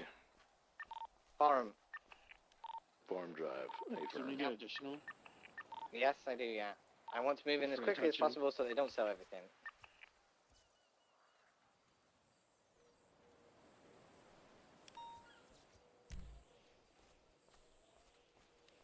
And primary target is going to be a black cap, grey and black plaid shirt. Another local's running in now. 45823. Alright, we're going to run in on foot. Jigs, you get ready to go mobile, okay?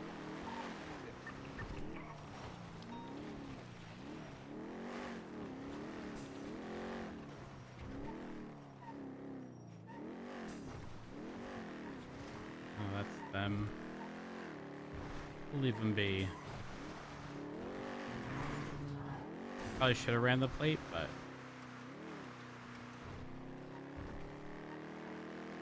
Got one running away, gone out. In the entity XF. He's fleeing, he's heading towards west, northwest, down the stairs. Going northbound power. Primary target, left westbound. Yeah, that's primary target. Adam's Apple, continue go westbound Adam's Apple, we'll send it into Calais. Six around. Right northbound Calais, continue northbound Calais, going past White I fuck with the song. towards Senior Burns. Left, taking the little alleyway, going to go down to Palomino, taking the left southbound Palomino. Left eastbound San Andreas, Vespucci, 22, so. And BCB, they're still continuing eastbound Vespucci. Filichica left, going northbound Alta. Left, westbound San Andreas. Oncoming lanes. Passing Peaceful.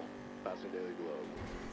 From 3 seconds, still continuing westbound San Andreas, going. I think I can flip this car with, like, right, left, right, like that, very quickly. Yeah, I don't know where they went. They were full sending. He sends it westbound.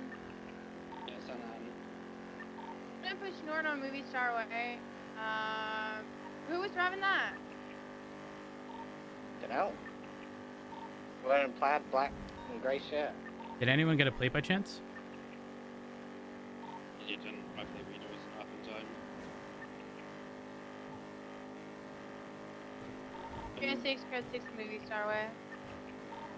3 code 6 in Palomino down to Vespucci Beach. Oh, was it white? Yeah. Northbound Ellis Freeway. It took Del Perro east. The car was grey, wasn't it? It's like a very light gray. Grey off white, yeah. A firm. I don't have visual, but it was last seen northbound Ellis Freeway.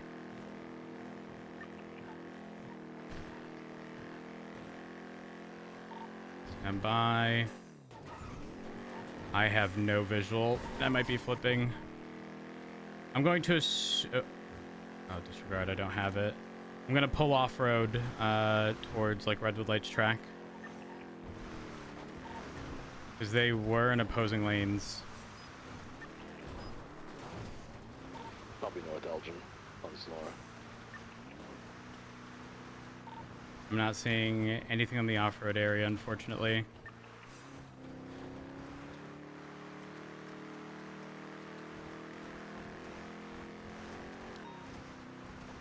I'm gonna push all the way towards Harmony. I think it's unlikely they went this way, but I'm gonna clear it anyways. Oh, I flipped.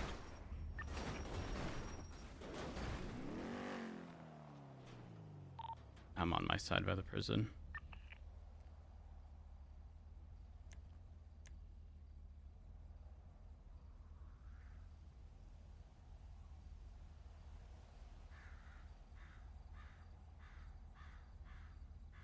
And unfortunately, very shortly after, another vehicle passed.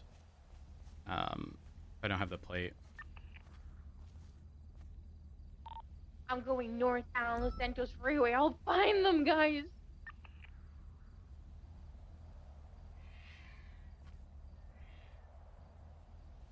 Sonora Road to Route 68, code 4.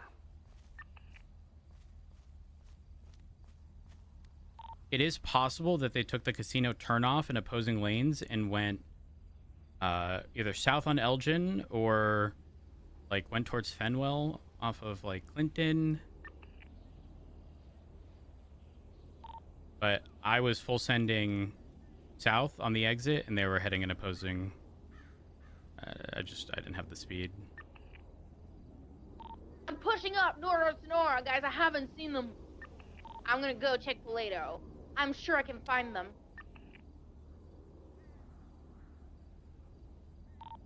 Could that have broke off on Route 68? Maybe went to a clothing store? Hey, firm. Definitely possible.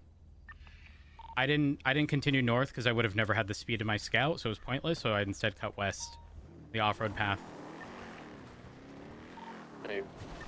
I would argue that's I don't necessarily want to say unique color for an entity, but like the off-white, very light gray, I don't think I've ever seen before. So it should stick out like a sore thumb. Well, with the UTL and attached to the S-Boost. From 290, same traffic. There's a lot of 71s from North Rockford Drive too. I don't know if it's the same as the S-Boost. Same location. Hey, fair. Guys, I'm in Paleto. I haven't found the car yet. We're moving on from it. I drove all the way It's here. okay, Devon. Yeah, wait. I'm so fucking pissed. Y'all made me drive all the way north. Nobody stopped me. Sorry, Devon. You guys let me down. 290 is swapping over to a penumbra before responding to the S-Boost.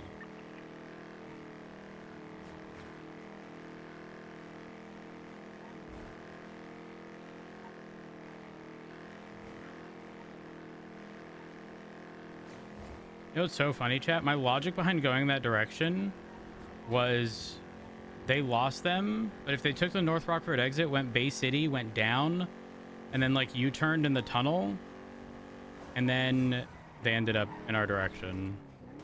It's crazy.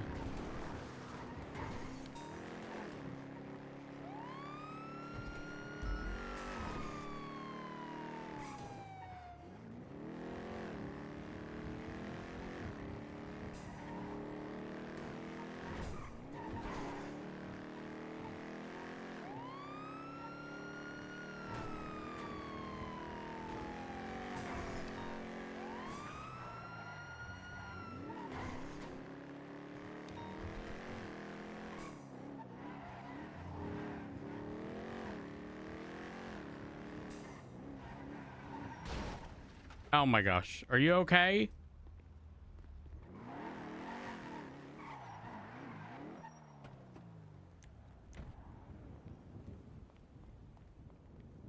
There's quite a few S-Boosts today.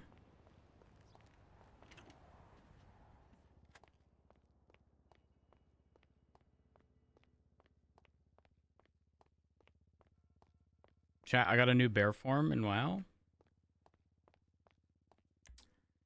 It looks good. 43982. New bear form? Yes.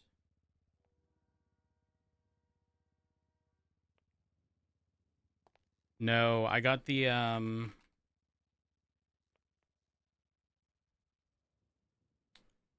gosh, what's it called? Hibernating Rune Bear. And then I also got the fish form.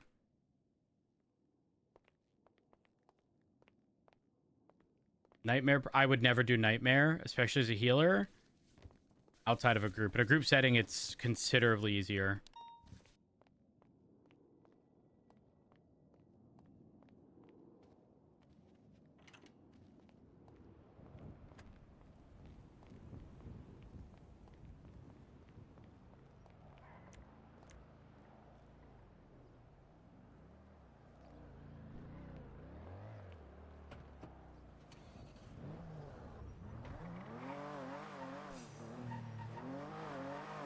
290.76, latest Saboost. 10-4 copy. Last tracker updation was roundabout Mara. I think it's East Boulevard del Perro, or at least that general area. The top one?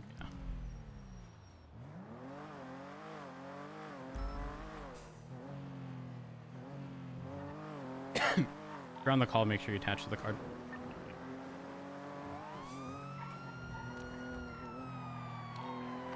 Attaching to S boost.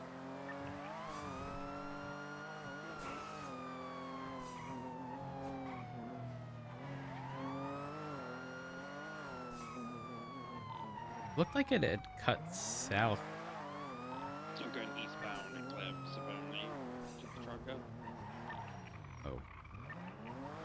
Going up Baytree Canyon.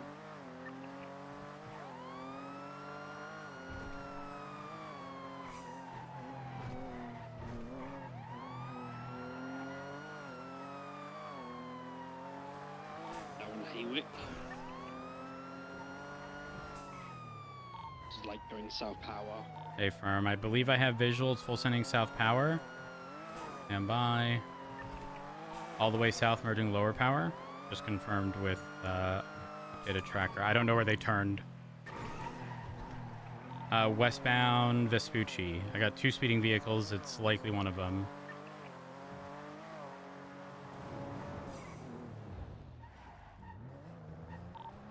VCB on it. May have cut south towards the apartments. I'm gonna cut south towards South Rockford. South Clinton Ave. Clinton? It can't be that one. Calais. Oh, Calais, A firm. It's Adam's Apple, Project Adam's Apple. Going up power again. It might be going upper power or lower. It's on the weird section.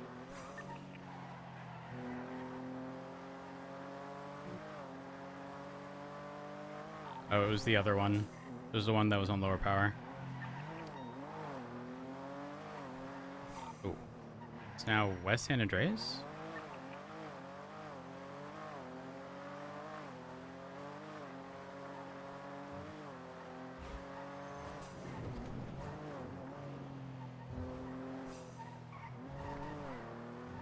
West Lips.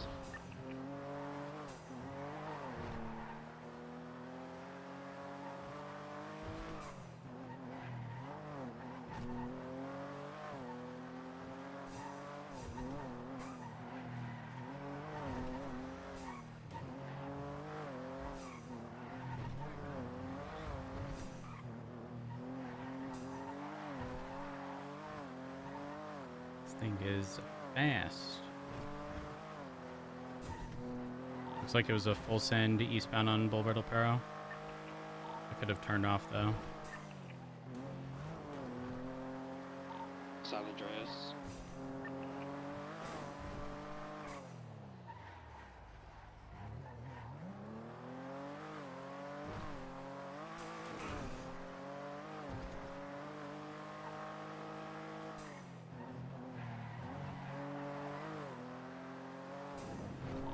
Del Perro.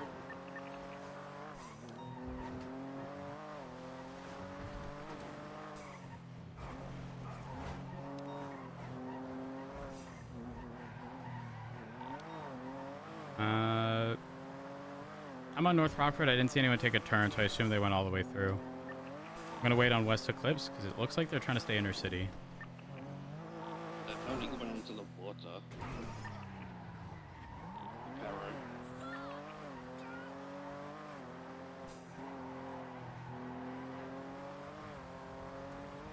Or an Adam's Apple, going towards MRPD, I'm guessing.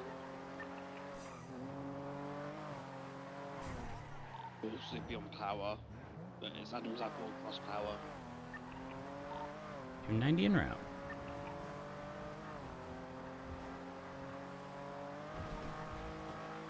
Setting it up to Elgin and back up. A firm, S boost, and we are struggling to locate. Do you want Air 1 or we got it already? We do not have Air 1. Do you want me to get it or stay around? We'll definitely need Air 1 to locate. They're like fairly Roger. consistently turning, U-turning.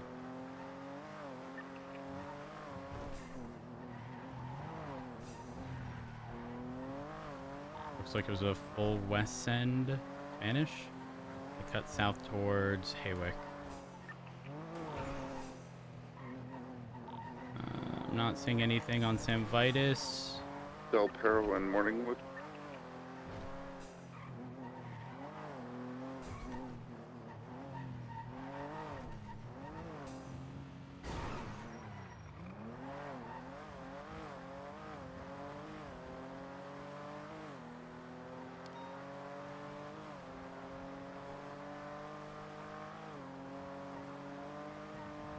What was last ping?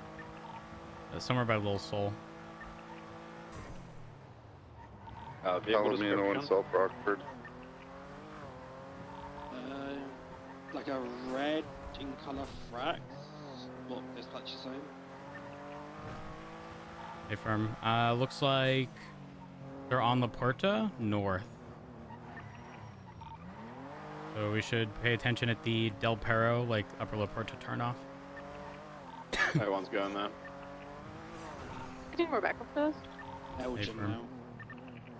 I think I just saw it pass Sunderby travelling north, I think. Yeah, 10-4, that would have been at Air 1. Trying to relocate now. Left westbound occupation, going into Rockford Plaza, coming out. Continuing, I think. I didn't see it. They took a left going southbound, Subfighters. Into Las On Lagunas. the freeway. Yeah, eastbound Del Perro freeway. Everyone is above. We're going eastbound Del Perro.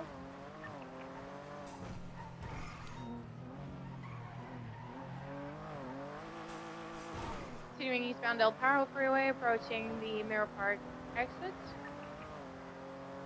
8 are taking the Mirror Park and San Andreas exit. Left eastbound Mirror Park, San Andreas, left northbound Mirror Park Boulevard. We're passing the lake and stuff. That's pretty. Approaching the gas station.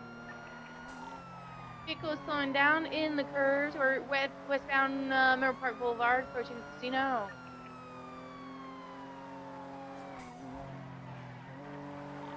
We're approaching Elton, left southbound Elton.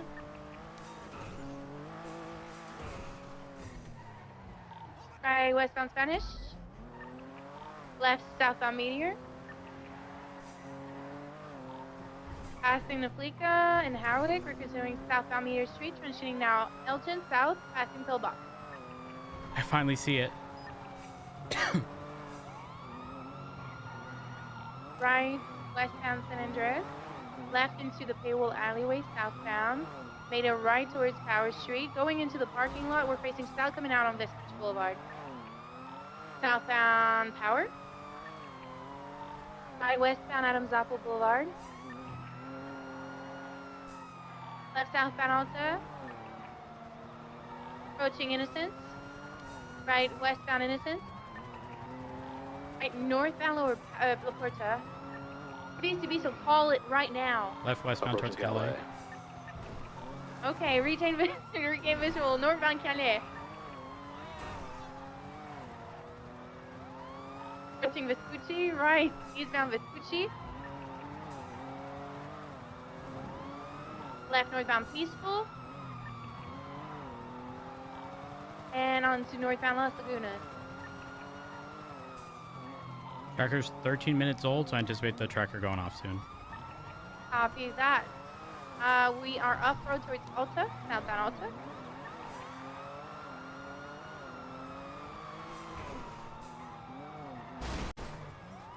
Passing over I don't want to talk still about southbound on Alta.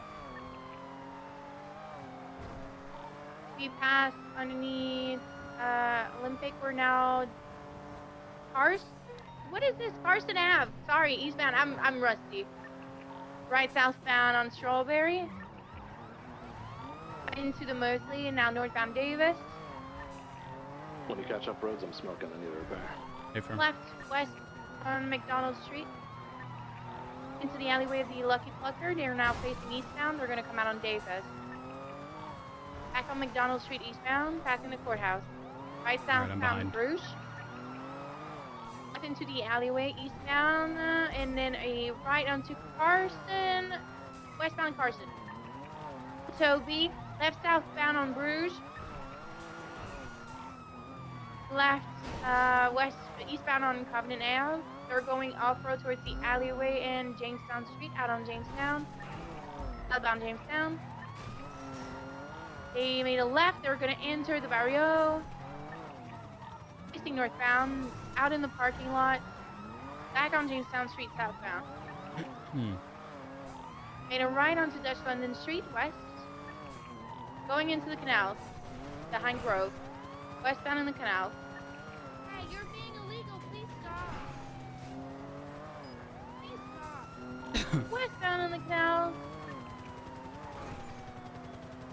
We just passed on any Laporte. We're still heading towards Dutch London. They took the little jump. Wow, they're lending it, right? Out on Calais North. Approaching the construction site. It now. Coming up to Vespucci. Oh, disregard left. Westbound Lindsay Circus. Oh my god. Right northbound Palomino. Right eastbound Vespucci. Left northbound Calais. Left into an alleyway that comes out on Palomino. Stand by. Southbound Palomino. Eastbound Vespucci. Can someone respond to that 911, please? Continuing eastbound Vespucci. South. Oh, disregard. They faked it. Continuing eastbound Vespucci, right southbound on Power. Into the alleyway behind the ammunition and VCB. They're coming out on Vespucci.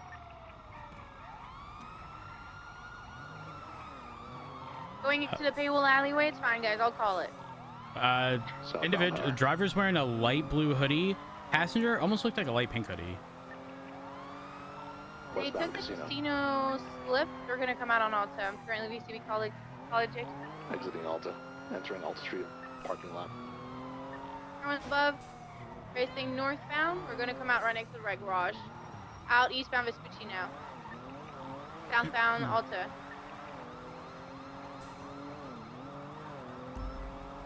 Passing underneath Olympic. Continuing southbound Alta. Thank you very much, Minerva. We made a left into the alleyway, another left. They're going to be alongside Olympic. They're facing east now, going into...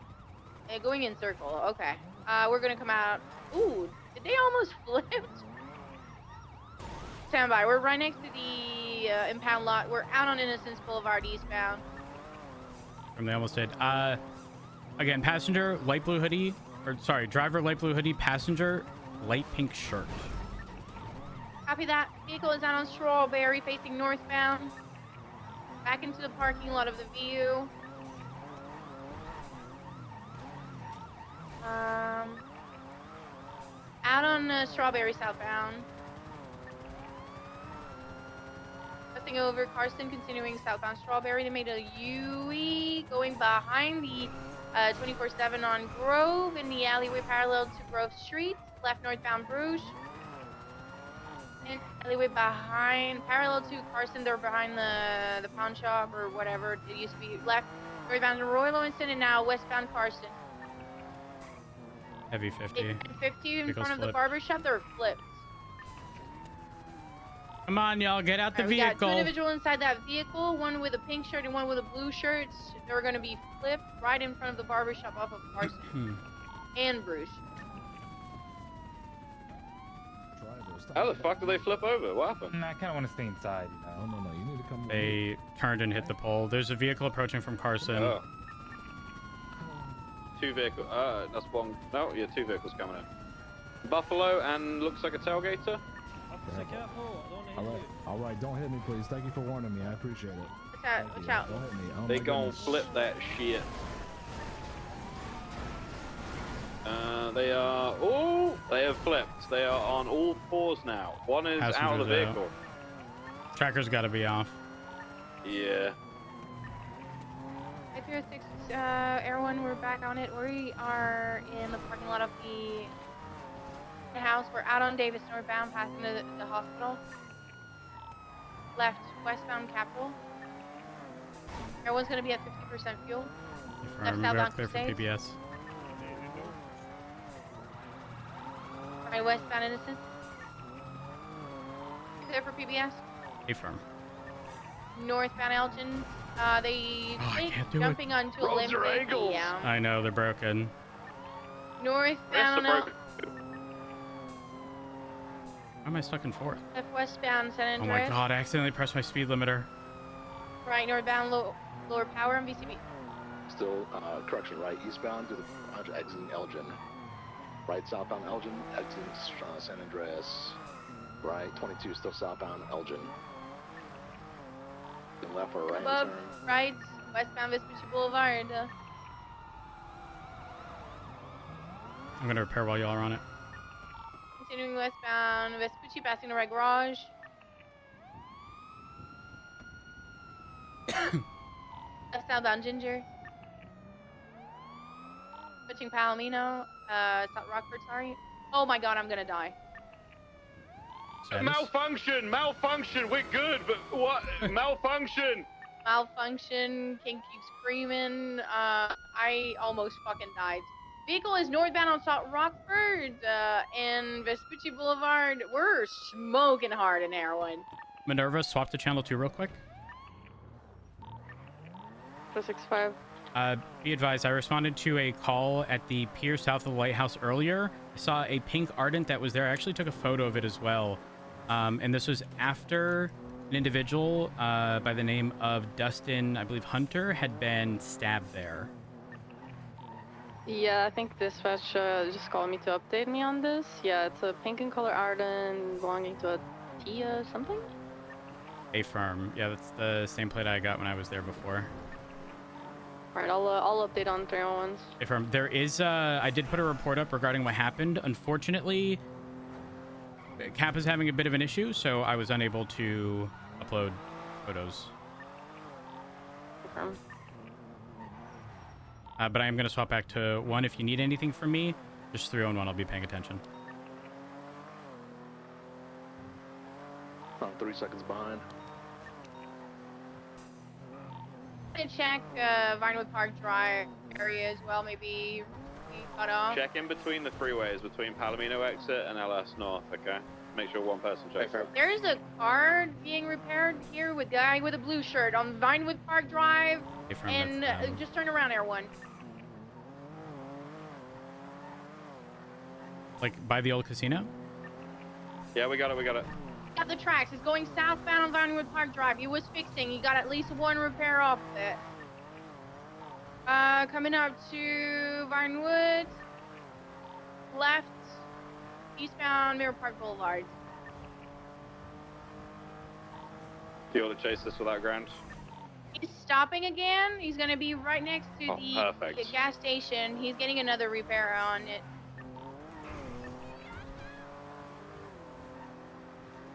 .290's pulling up.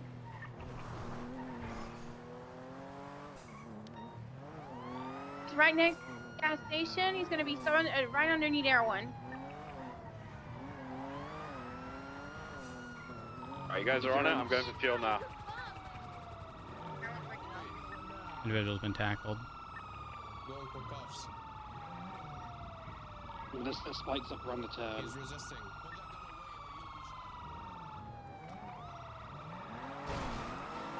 Spikes. He went all the way around.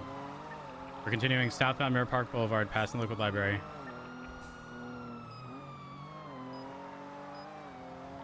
Buffalo behind us, registered to Larry Porter. Left, merging northbound East Mirror Drive.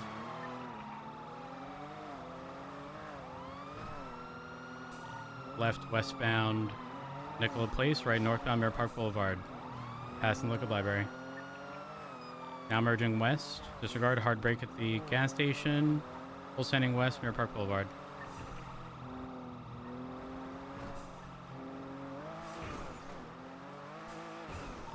Ooh. Status jigs? U-turn. We're now eastbound Vinewood Boulevard. I believe Jigs had a Headache. Right, southbound, taking the off-road slip towards bridge. Still continuing south, potentially going for like the manor jump. Full sending south. Potentially going for a jump through the station. A firm. Oh my god. I got way too close. Stand by. Hi. Hey. Hi, what are you doing? Nothing. Found VCB. Not doing nothing. I got confused with the vehicle I saw. Westbound, no power. Hey, firm, you hold it. Taking La Puerta off ramp. Maintain south La Puerta, correct lanes. If you're on it, I'm swapping to my scout to deal with interference. Yeah, maintaining, crossing opposing, taking Olympic East.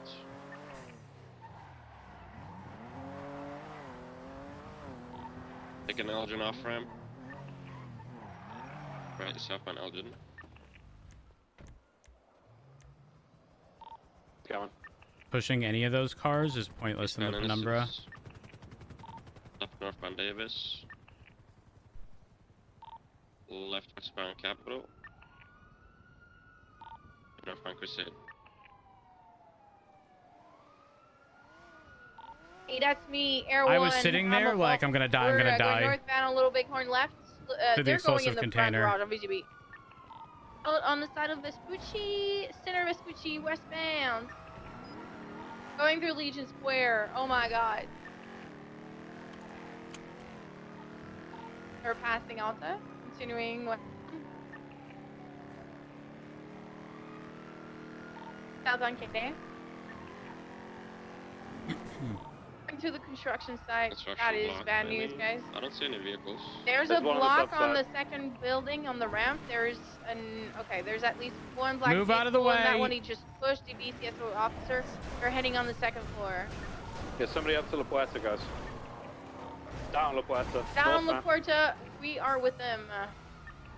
They're going northbound on La Puerta. Out of the car. Taking the east turn for Del Faro. CP right now. Still east. They're gonna go LS freeway. They're going for Northbound LS LS. freeway northbound. They are in the oncoming lane of travel. They're sending it back on proper lane. They're passing Toby. us, dude. Excuse me, you're in the way. Come on, Toby. Hey, you hit me. I can't move. You're in the way. No one's above. Southbound Los Angeles freeway.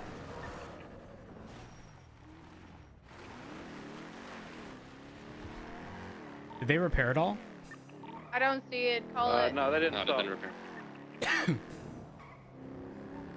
you call it? I don't see them. Right westbound San Andreas. They might attempt to go back. There's still 2 vehicles at Calais. Left east No one's above. Currently eastbound Vespucci, right southbound Strawberry.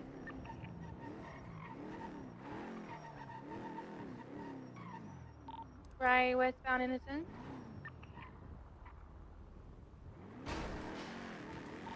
Continuing westbound Innocence.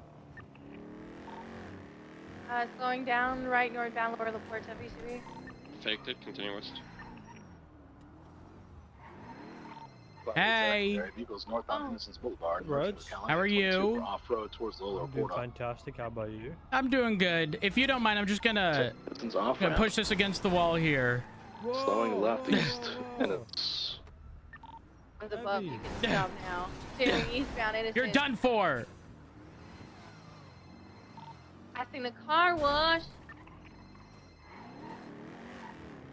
Right south Strawberry. Ages 1050. Tell him it's a pole. Out. Is it out? Take that man out of the car and tell him he's above. Out the core. And he's under I'm arrest. gonna stay mobile. Out the core. No. Getting. Trying to repair the vehicle. You're not in, right?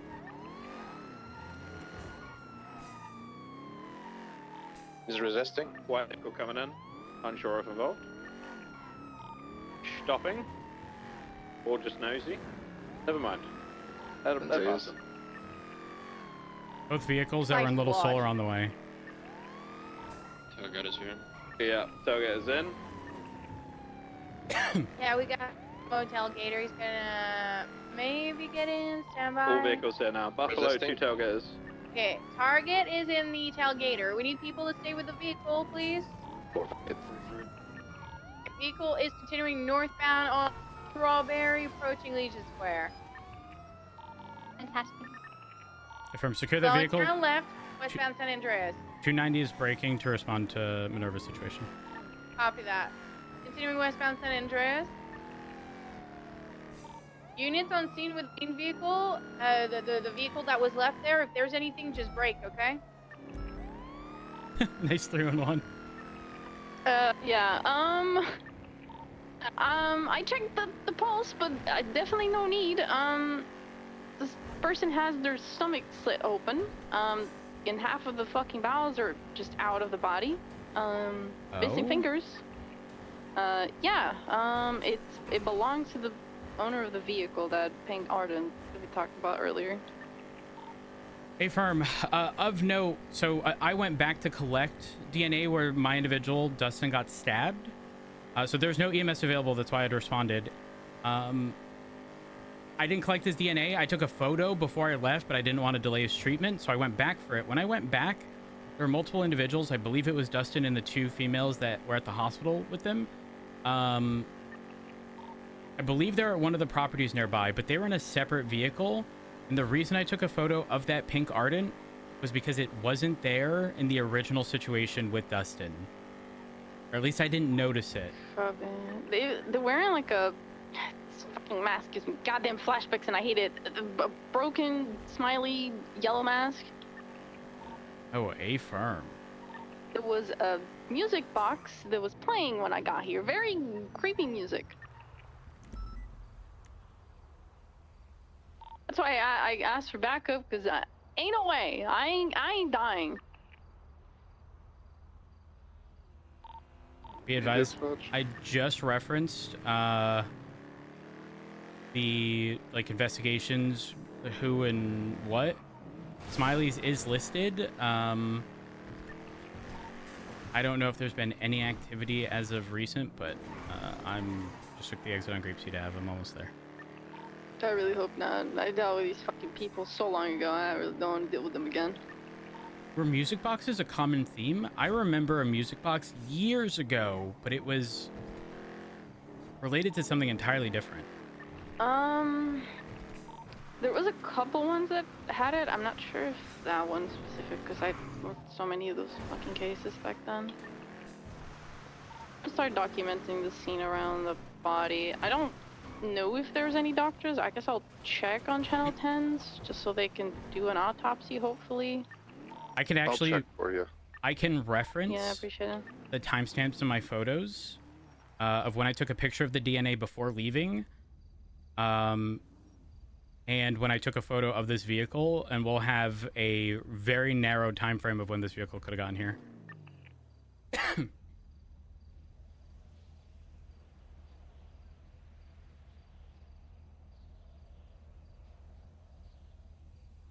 There appears to be no doctors on.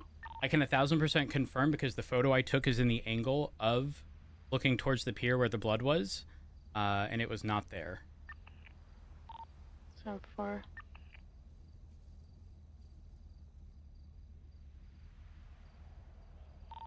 Okay, the knife they have on them is bloody, so it might have been the one used.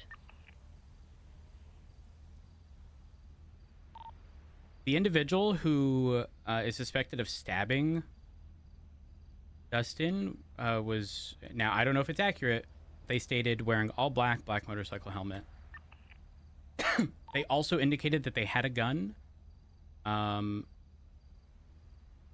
this person has a sewer gun on them? That's a weird-ass rusty one. Interesting. Okay. Gotta check the properties of this.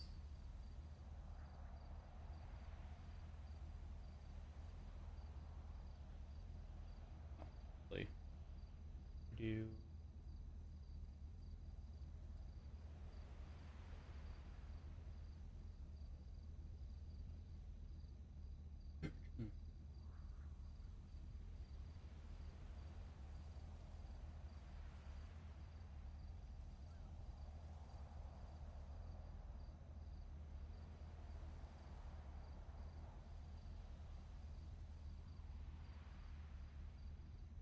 hate that they're not in order on this list.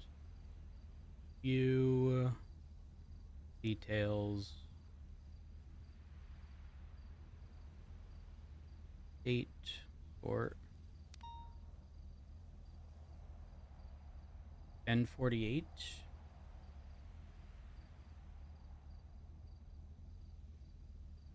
From what I can see, at least on this little island, I only see what's kind of around the body, which there is blood I'll collect.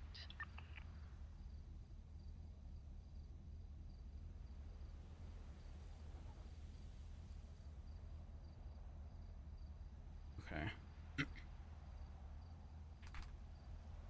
Okay, apologies. I was just trying to confirm something. So the original photo I took was at 10:48 a.m. Eastern of the blood, where it shows that exact location of this vehicle.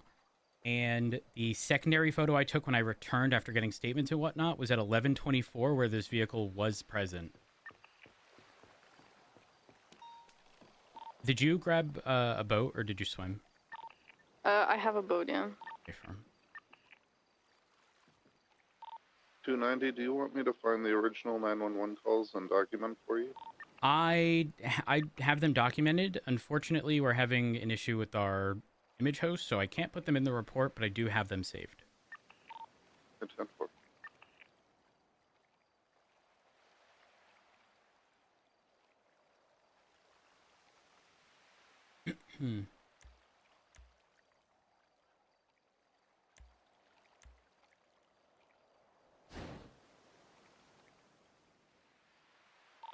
There are units at me.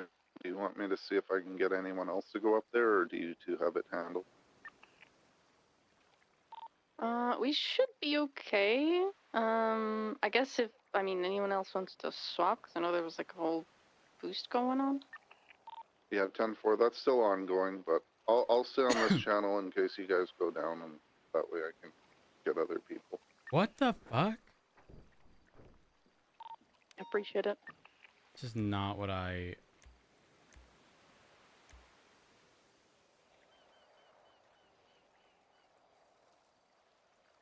I was so confused.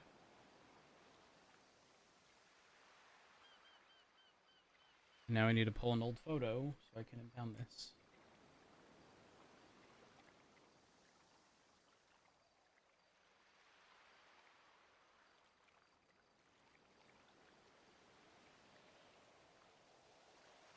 I accidentally pulled the sub. Shucks.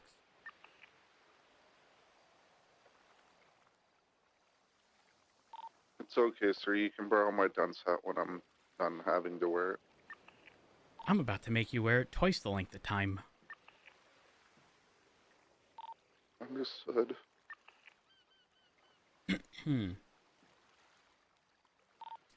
Minerva, additionally, when I saw that vehicle after I came back for evidence, I like walked past it. I looked towards like the little shed that has like a ramp towards the water. Looked further towards the coast. I didn't see anyone in the area. But again, when I was leaving, I did see a vehicle off. Ow! Ow! Oh, you okay? Yeah, Motion King. The boat's on the pier. Or the dock. Alright, I think I have everything documented from the scene. I'm just gonna get weapons and stuff from the victim.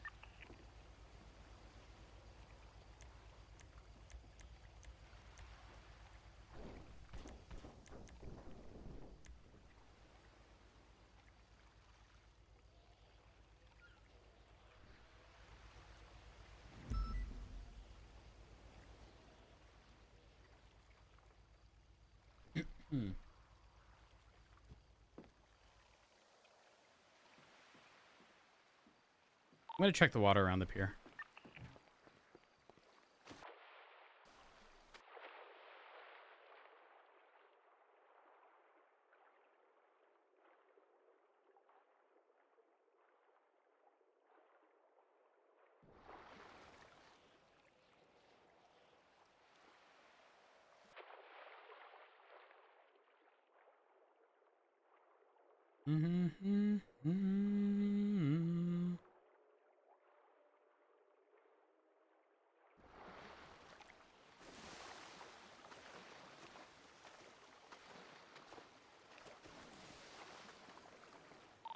The radio's back on. Was there any shooting on the other scene, or was it just the stabbing? Negative. The individual had a gun to hold the original individual up, but then when they got here, they put it away and pulled the knife and then stabbed them. Copy.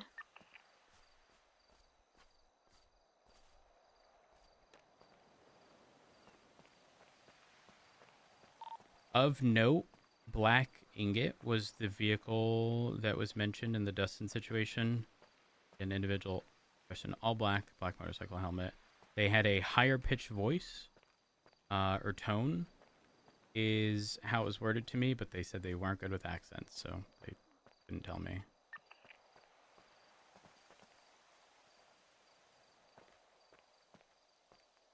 I am going to check up at the house that I saw those individuals park a vehicle at, just to ensure there's nothing there.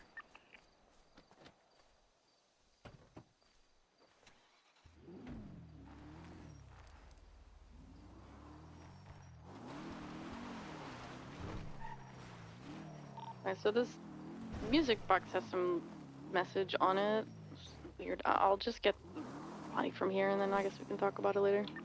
Be firm.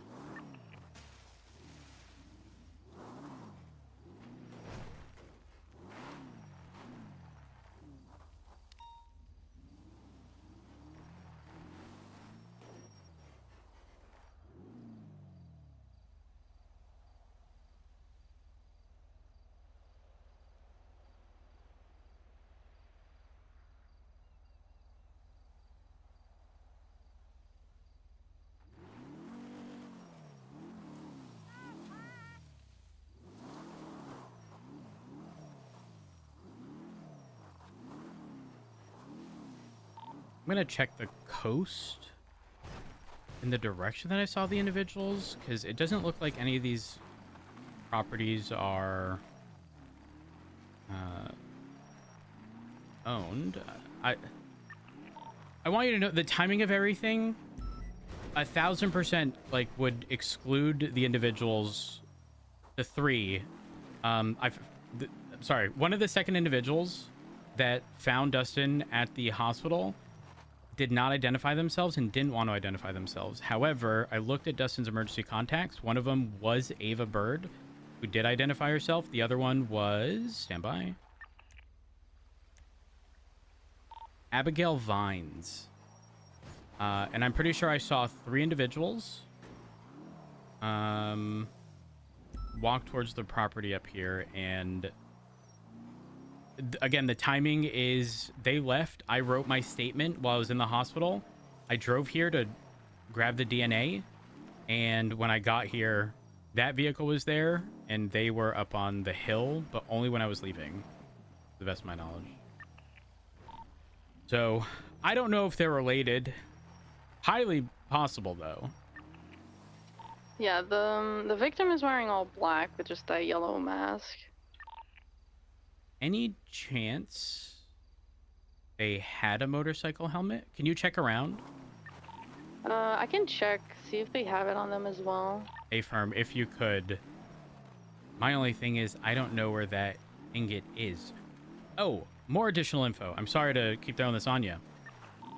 One of the individuals, Ava, apparently got in contact with someone when Dustin was missing, and whoever they got in contact with either said or implied that Dustin may have been poisoned.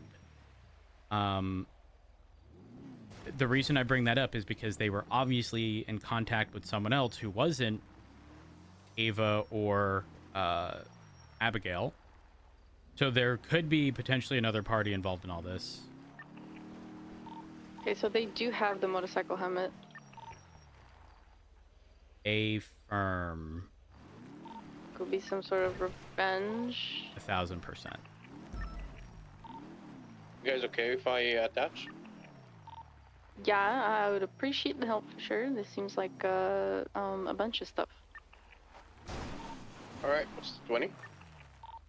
It is up near the like lighthouse, you know that little like beach area?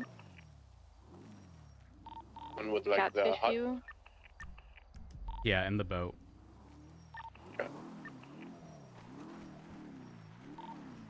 Sorry, I did intend on going to the island with you, but I'm now too paranoid that there's going to be something that had been left on the ground here. Yeah, I haven't documented the vehicle as well, like the pink one that belongs to the victim. It also could just be watching from like any other island, or I don't know. Like, can people have cameras and stuff? Affirm. They absolutely could. The area directly to the east has like a little peninsula. It's like a raised area. I'm gonna clear that. Yeah, they can get video cameras from the news or even actual cameras and just place them somewhere. 245 is on frequency and here to support. Where do you need me? So I'm mainly now concerned that we either have someone watching on Catfish View or there's like cameras around. So if you can have people come over to the location, just look around either for cameras or someone watching from like bushes or trees, like either to the east of the main island on Catfish or either on the main island of Catfish. Roger that. Is it to do with the lighthouse or is it something else? Negative, unrelated. Okay. However, there have been cameras found at the lighthouse before, if I remember correctly. Affirm. Minerva, do you want us to spool up Air 1 and just clear the area? Could. I can do that if you want. I got DuPont with me for thermals. Affirm, please do. On it. 290 dispatch. Go for 290. EMS is going to be coming up to transport the body and then help with the autopsy and stuff like that. Affirm, perfect. They will be attaching on channel 2. Yeah, EMS is on frequency. I'm 76 to your location. Lighthouse, yes? Negative. South of the lighthouse. Okay. So the same road you would take to the lighthouse, but you don't cross the bridge. You just continue further south, like following the path. Fishing dock area or whatever it is. Affirm. Yeah. Affirm. I was there the other day. I think I know where you are. Yeah, Alan, I do have the victim with me. I'll wait for you here. It's definitely going to be a DOA. I mean, the victim has a huge gash on their stomach and literally half of their bowels are out. So, yeah, there was no pulse. So I did double check, but... I will trust your judgment. I will come and help take care of what needs to, and I will do what you guys need me to do.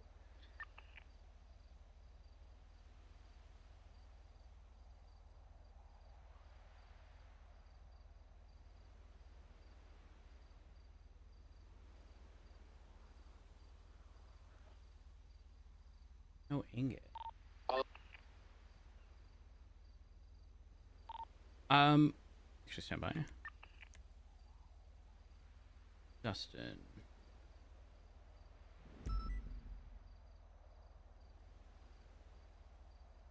DOC cadet.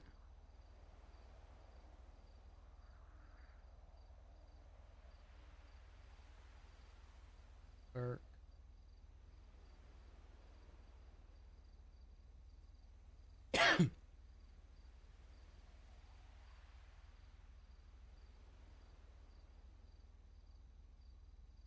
So confused. Does anyone know Dustin Hunter's affiliation? Neon Jungle. Affirm. That makes sense because they were in a cut that was it had like purples, blues, and whatnot. But just wanted to make sure. Chief, I might have a very good idea what happened there. Affirm.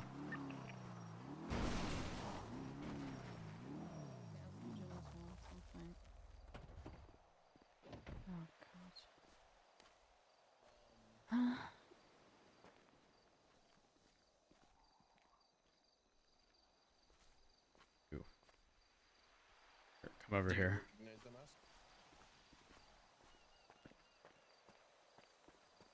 So right here, I'm not sure if you had heard the context earlier, but there's a report that I wrote. You guys have sufficient units. Dispatch is going to go back to channel 1. Dustin Hunter was found right here, stabbed. Thank you, dispatch. Oh my God, Minerva, if they are confirmed dead, we will definitely need their phone. Because we got anonymous 911s And the reason I bring that up is because the locations that came up were away from this location. And when they reconfirmed the location, because all they said was injured person, I couldn't see the location.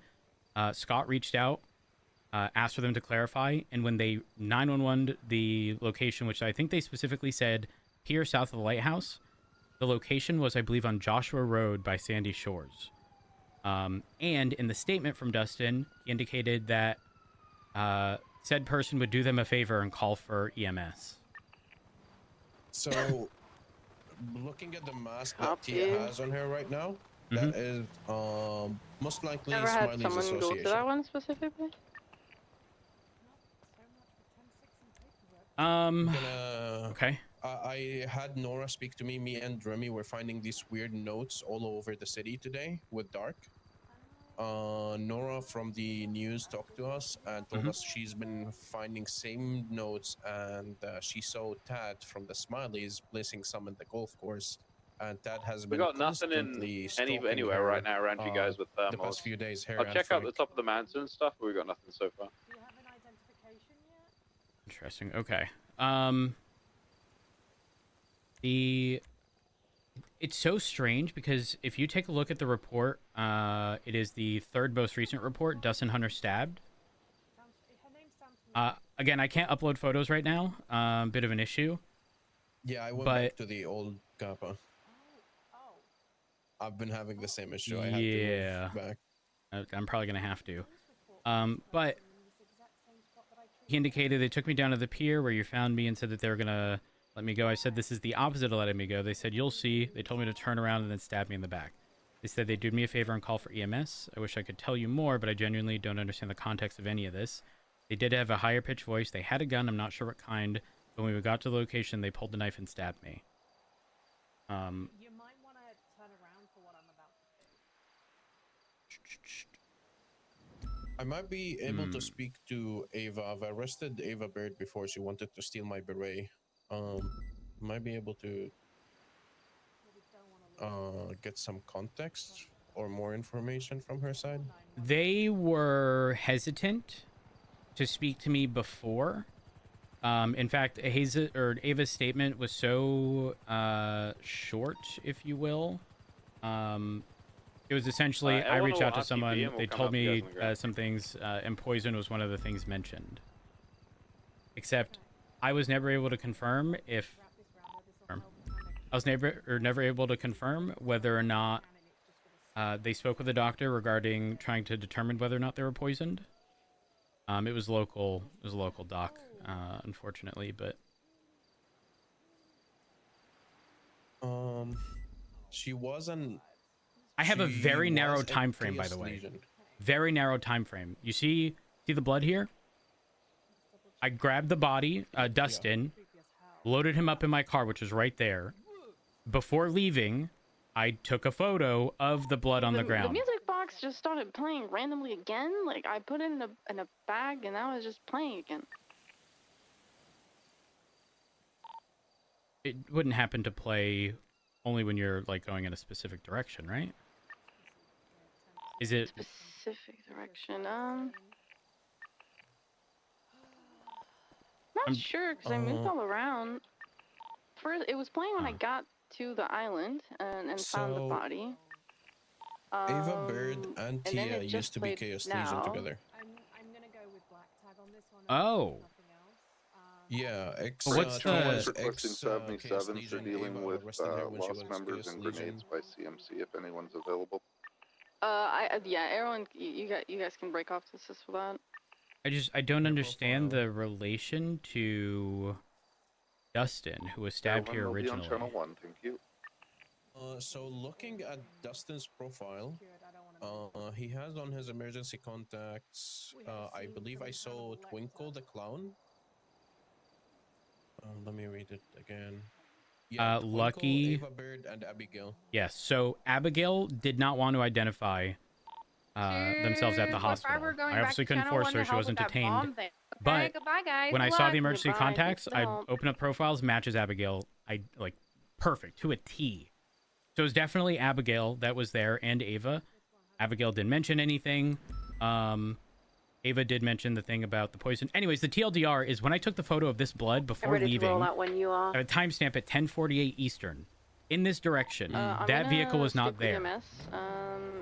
Once Dustin was handled medically at the hospital and released, I wrote my statement in the hospital. I then got in my car, I sped up here as quick as I could, and I then collected the DNA. Because again, I didn't want to delay treatment, and there was a lot of other stuff going on. I collected the DNA. That's when I saw that vehicle here, and I took a photo of the vehicle just in case, on the off chance it was involved, and I ran the plate. And that was at 11:24. So this happened between 10:48 and 11:24. That's like almost half an hour, a bit more. 36 minutes. Yeah. And to make matters even worse, I got here, documented it, grabbed it, put it in evidence. But when I was leaving here, there's a vehicle. Do you see that rock right over there? Yeah. They parked a car. I say they. I suspect it was Dustin, Ava, and Abigail. They got out of the car and then they walked towards that property. Ava.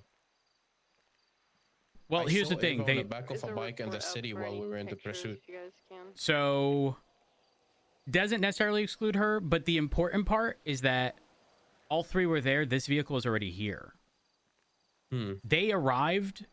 The thing is, they had some ability to get ahead of me because I sat and wrote my report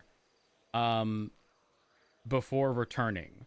But if that vehicle wasn't here, I just questioned why the fuck they were here at all.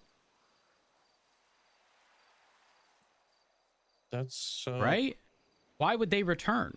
And why would they park up there? I mean, they saw my vehicle here, but I saw three people get out and walk towards that yellowish house. And I went there. That thing has not been sold. Let me try to confirm something. Minerva is still in channel? Yeah. Did you take her mask off? I did not yet, no. Like, could you possibly, once you reach CMC, see if there is any drawn X's, cut tongue, or anything of similar carved eyes from the victim? Yeah, from. I'll do a full body check for This you. person once, we're at the hospital with the that is local dead doctor to make sure there's no other markings that you can't see at the minute. was confirmed to have a motorcycle helmet, I which, tried to if you for look any at my other report, injuries. matches I the didn't really see description anything, of just the like person. the hand in a cast and then They were dressed in obviously all the black. gash. Let's see. A person in a black ingot wearing a black helmet, black clothing in general. I don't remember exactly, but black helmet. Oh my gosh. The box is I'm gonna go quiet check the right rental now, spot. so- But let Actually, them speak it into existence. It's creepy enough. yeah. Yeah, I did put in a little baggie, but who knows? So, you're suspecting that, what was her name? Tia was the one who Stabbed Dustin. Dustin, and she they does wanted have a revenge, so knife, they went and after there her. is blood on it. And also had a gun on their person here. So I feel like I'm going to be haunted by. So it could be retaliation towards it. Can you do me a favor? Yeah. Can you go up to Polito and check around the rental spot? I'm gonna go down to the city and check around the rental spot because ingots can be rented. 6623 CMC. Yeah, that is true. If there is a black one, well, hold on. there's If you one in rent a Sandy vehicle, too. does it show up in your profile temporarily? Yeah. It should, I believe. Hey, firm. Last time I did. Yeah, he has an ingot. Dusty has one. 61TM2EQ6.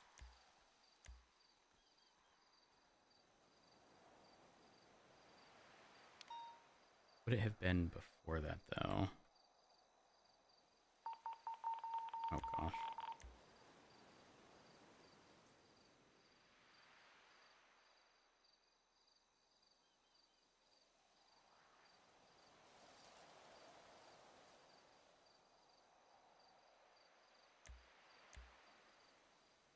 Ava doesn't have any. I'm gonna check Abigail.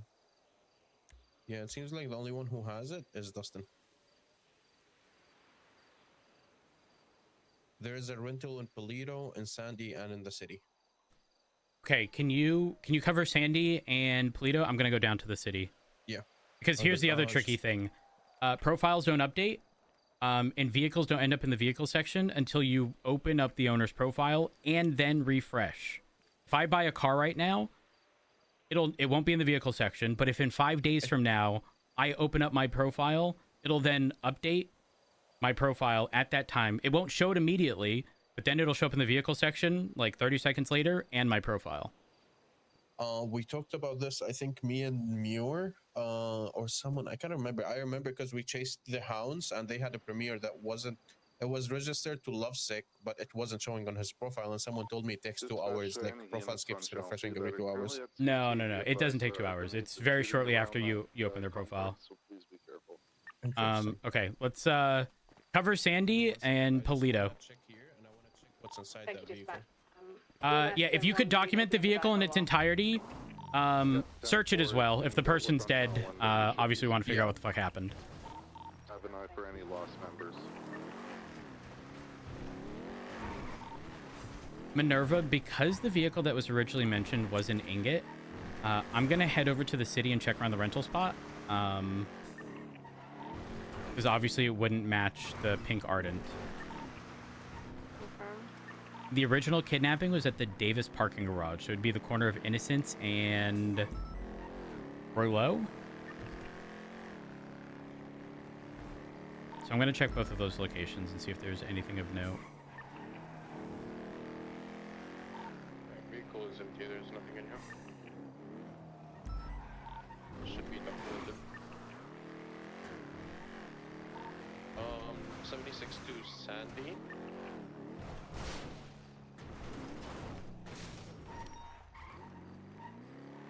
Just don't check just the immediate area. Clear at least a decent bit around, just to ensure, you know, if they park a block away, we're not ignoring it just on that factor alone.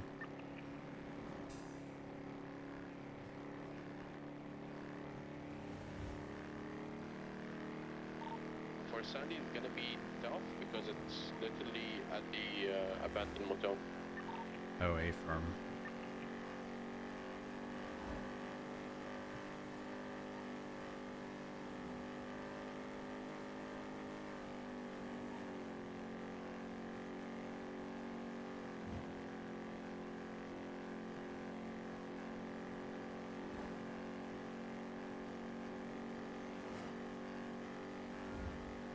And this is one of those I regret not running the plate of the vehicle they showed up in nearby, because I just wanted to give them their space after one of them had gotten stabbed. And here we are. Street race.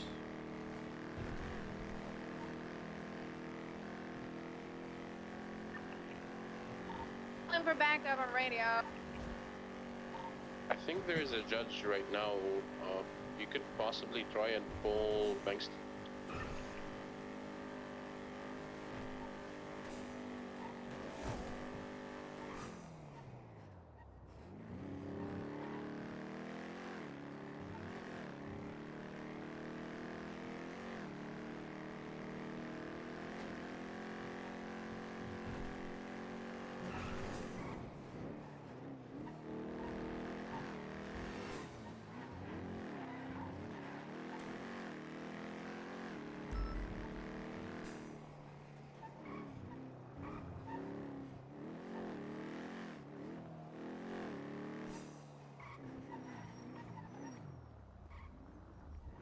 Hurry.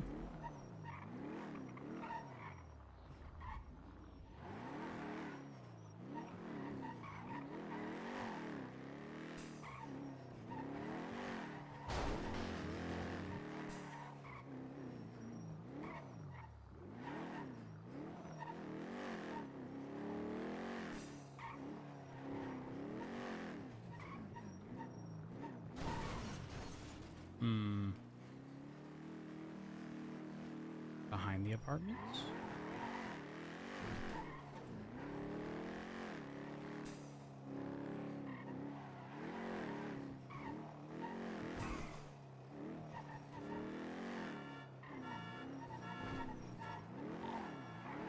I found an ID and a crack pipe in the abandoned motel second floor. Comes back to James Toasty, also a member of Case Legion. Mr. Rhodes, are you still on this show? A-firm. Are you still 10-6 or?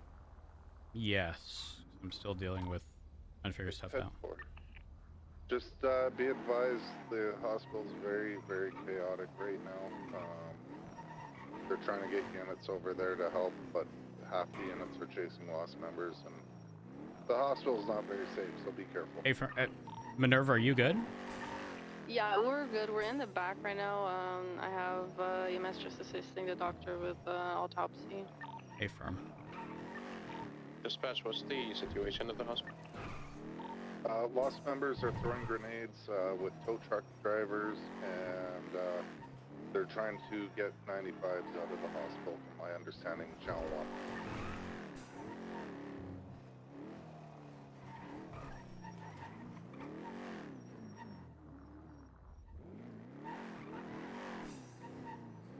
Oh, we are going to document this.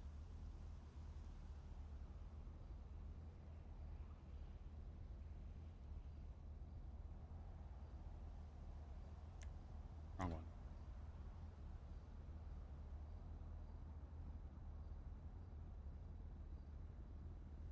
Oh?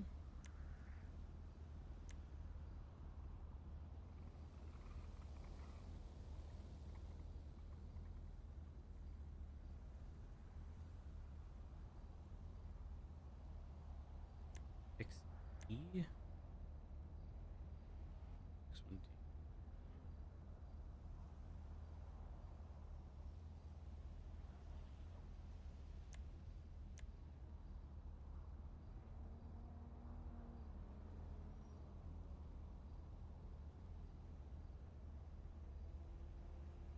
6-1D.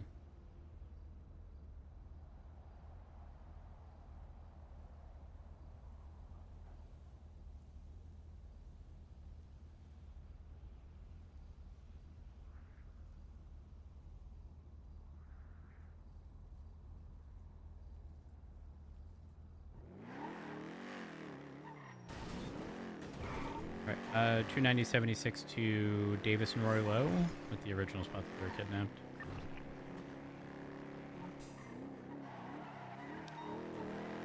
And then Minerva, when you get the chance, if you could run the DNA on that knife, and also just DNA on the knife to ensure it, it hasn't swapped hands since.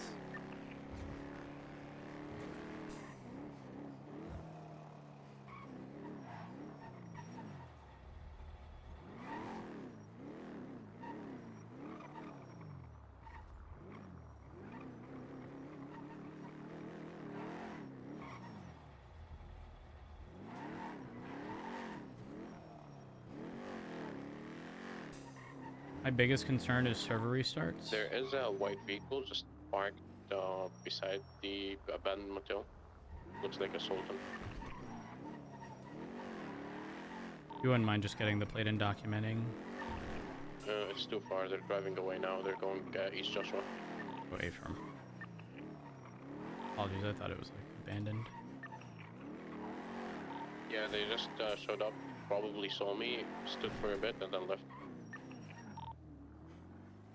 So, from what the doctor is saying, there is a fresh cut on their neck. But from what the doctor said, it was like, it was just a normal cut.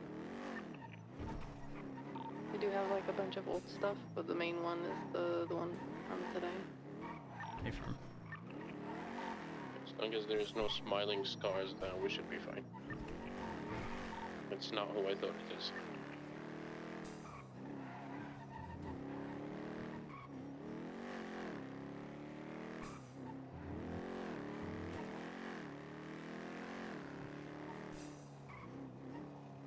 So there's a wild boar in this abandoned motel. It actually freaked me the fuck out.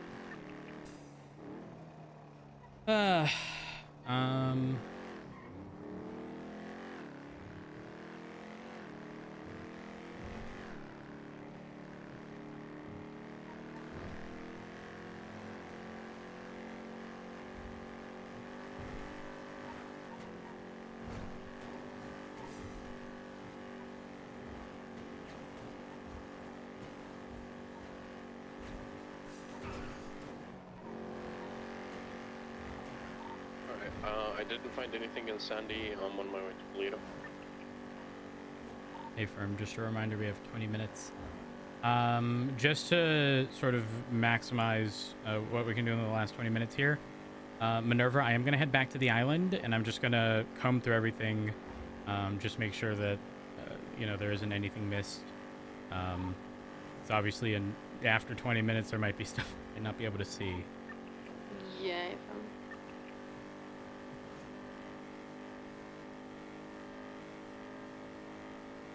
Sorta, kinda, of note. Dustin has an ingot.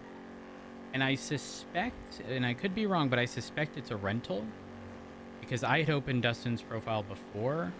I can't confirm whether or not it was there. But it was quite literally the most recent thing under the vehicle section. And we had obviously just pulled up his name again as a result of looking into this. So the possibility certainly exists that he has a rental vehicle. We'll run the plate later, and if it doesn't come back registered to him, I'm going to assume it was a rental.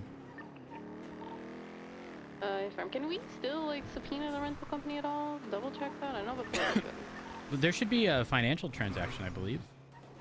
Oh yeah, just on the normal one. It's a lot easier now. Actually, can you pay cash for rental? I'm right there. I'll check now. I think so, yes.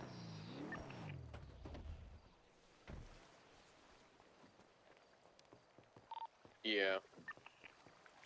So if that's the case, I think the only way would be to subpoena the rental company, but I'm not sure. Or if they had rental paperwork.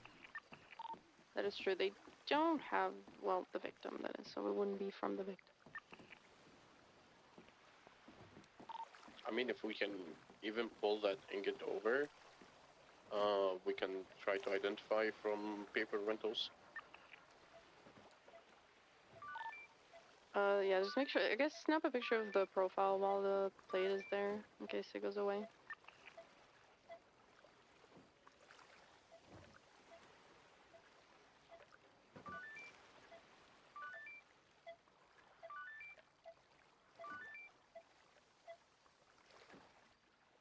Okay.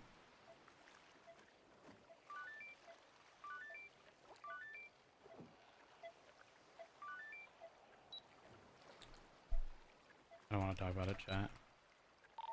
Alright, got it.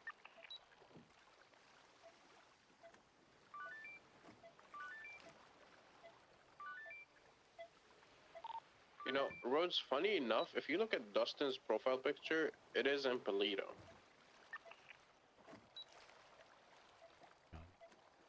So he might have most likely and most definitely rented it from up here. Oh my god. Send help.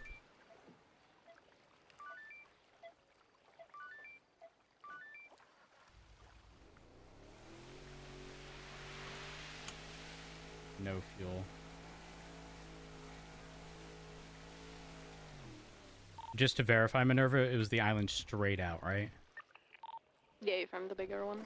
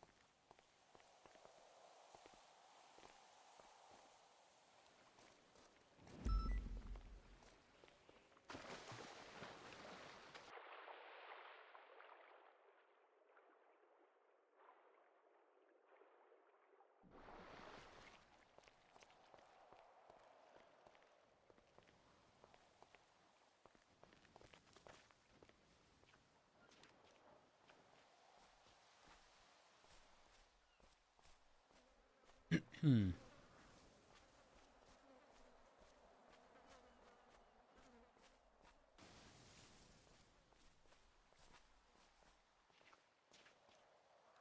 What is that? Is that even anything? Oh.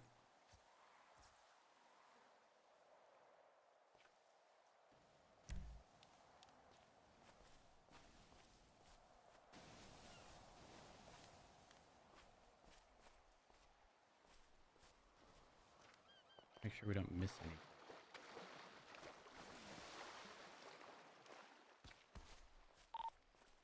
Chief, are you on freak? Hey, firm. There is a black ingot right now. I went to the place, the hen house, where Dustin's picture is in the profile picture. There is a black ingot parked on the left side hand of the road, which it means you kind of have to come the opposite direction to park that way. Hey, firm, who's it registered to? Wesley Castillo. Just for the sake of us covering our bases, just document that. Like, don't search it or anything. Just take photos, run the plate. We'll keep that in mind just in case. So, the blood that was on the knife that I found does not belong to the victim. So later I'll check if there's any other match once I'm back at the lab. Hey, firm. Good thing I went back to grab that DNA then, because there will be a perfect sample to compare to. I believe Dustin's DNA is on file regardless, but just as a heads up. I did also find DNA on scene next to where the music box was.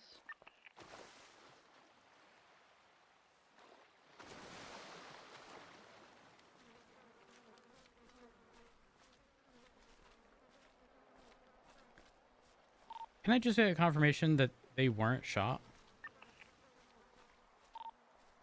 Yeah, no, they were not shot. They have two big slashes from the same knife, one on the throat and another one on the stomach. Can you also GSR test them? I've got two projectiles on like the... It's pretty much attached to the bigger island that they were found on, but a tiny little one. The car is parked by the cauldron. I'm gonna let you guys know. I'm in Polito right now. I'm gonna try to walk into the cauldron. Maybe they're in there, maybe not. We'll see. Hey, firm.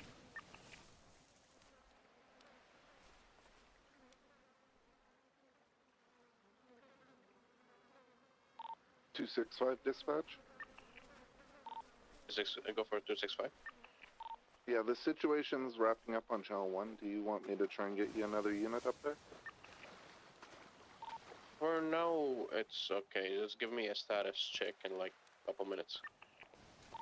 10-4, status check in 10 minutes, standing by on this shot. Never mind, the cauldron is locked.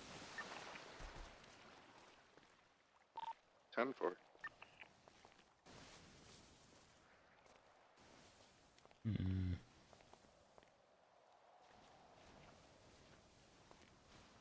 This is awfully sus.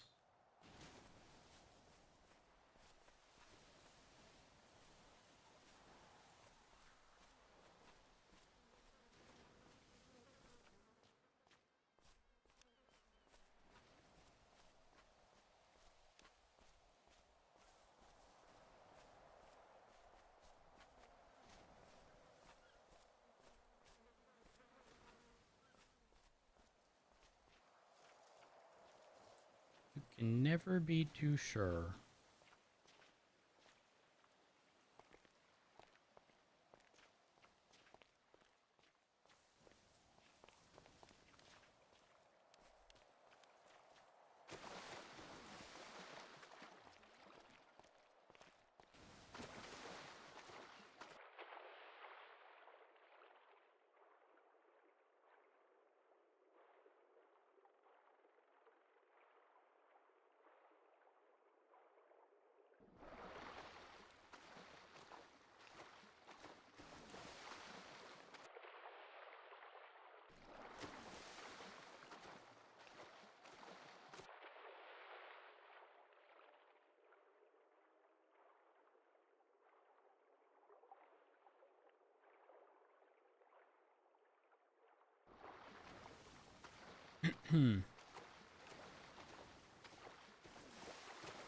Make sure nothing was thrown.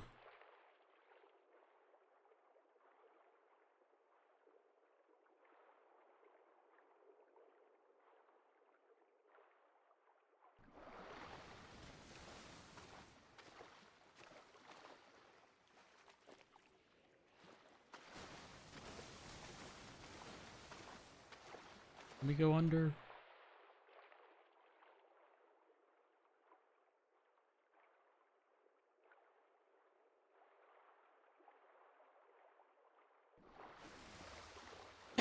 You could not have went underwater and already cut Stay off. firm.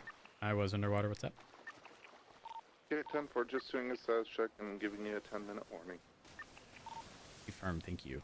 I'm going back under. I'm motion king, but I'm going back under. Rhodes, before you go under, What's up?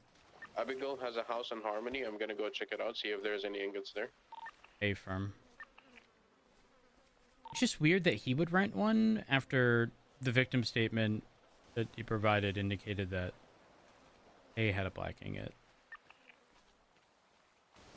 Maybe they went looking for her with an ingot, trying to not have anything come back to them.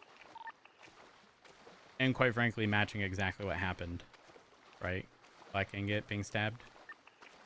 Okay, I'm going under. Yeah.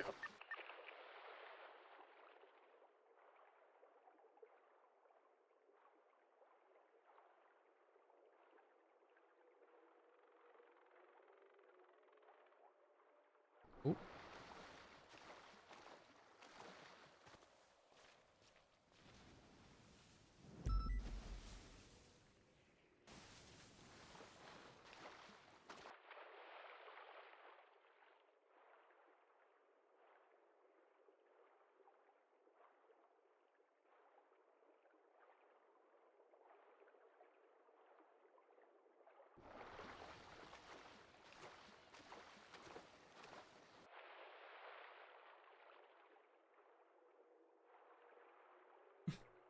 I don't think I've ever seen them that close.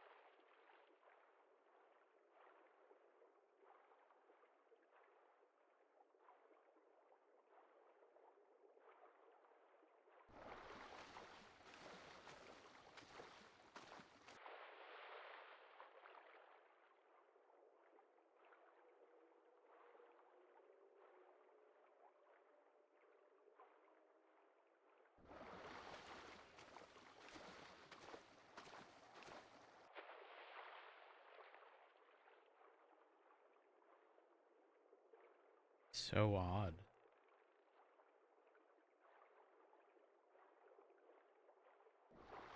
I swear I keep hearing the dolphin.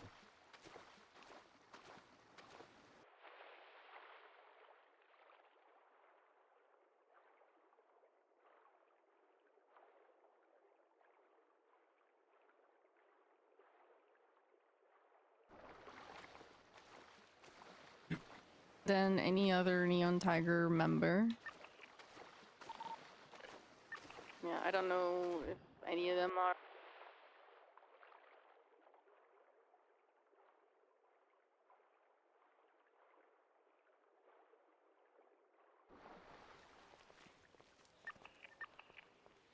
Okay, 290's out of the water. Apologies. Have there been any updates in the last 2 minutes?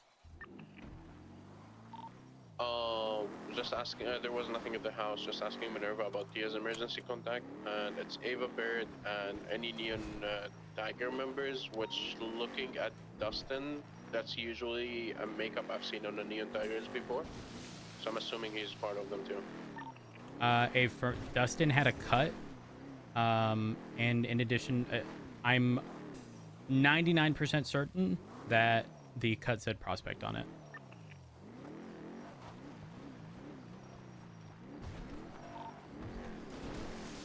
something is not adding up. I feel like Tia did something wrong, which is Dustin, then they wanted to retaliate, even though Dustin is in the same vicinity, but Tia has them as...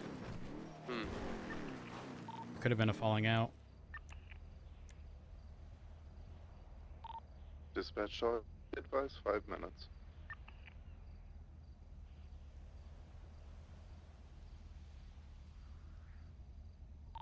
Thank you, dispatch. Dustin did get divorced last month. Who was he married to? Rose Hunter Cooper.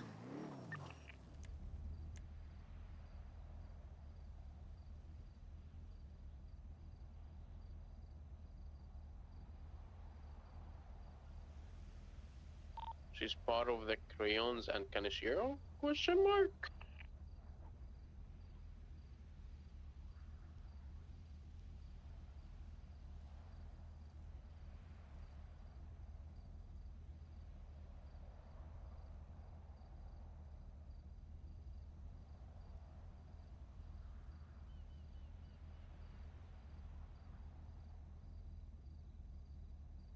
Could be outdated.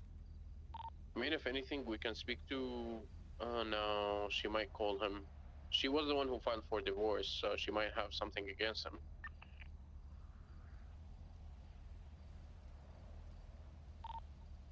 Could. I mean, we only know about specifics only if we talk to them, really, if they're willing.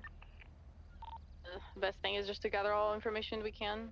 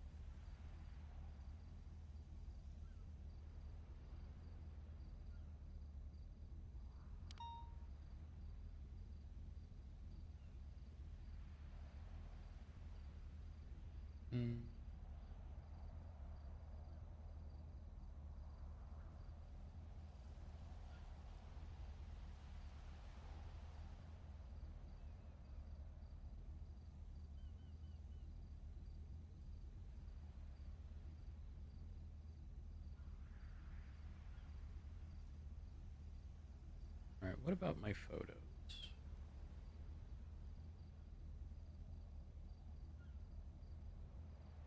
Error. I don't remember if it's easy to just pick a new host.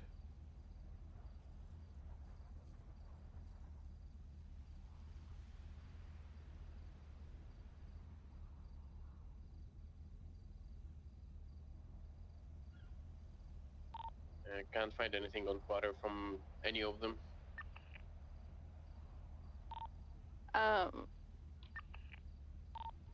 After Storm, I'm coming down to the hospital. If I can have one more, like either whoever wants, I just need another one because they're gonna probably do visitations. I just want to see who comes in to see them or like who doesn't. Gonna be publicly announced. Yeah, I can help you out. We're gonna have a joint meeting anyway, so we'll see here. Yeah, I just want to go to the meeting. Perfect.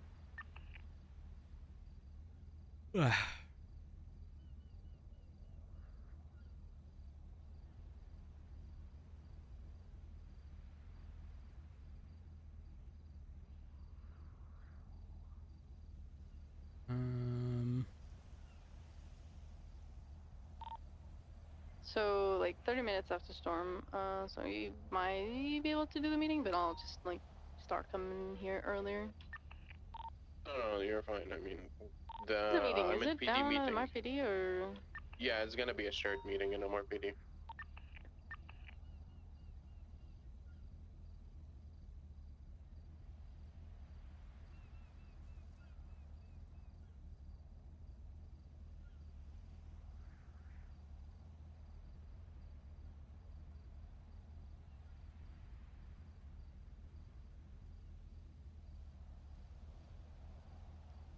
Thing is, I don't know if I want to change the host.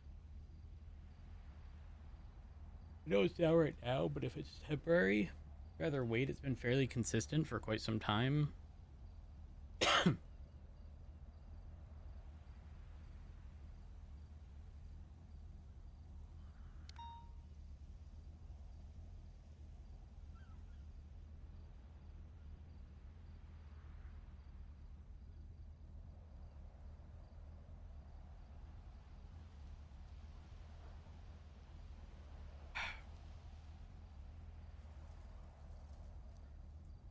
Decisions.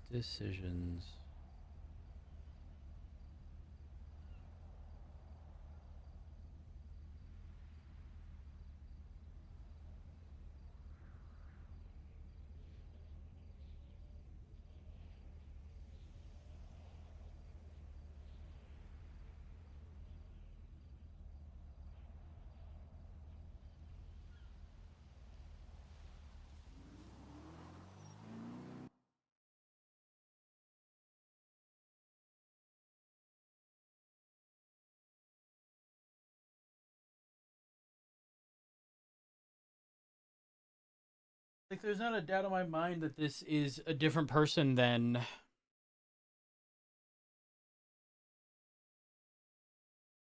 what's it called? There's not a doubt in my mind that this is a different person than the person who stabbed Dustin. I opened my inventory to check if the server DC'd, and I was literally about to drive it into the ocean.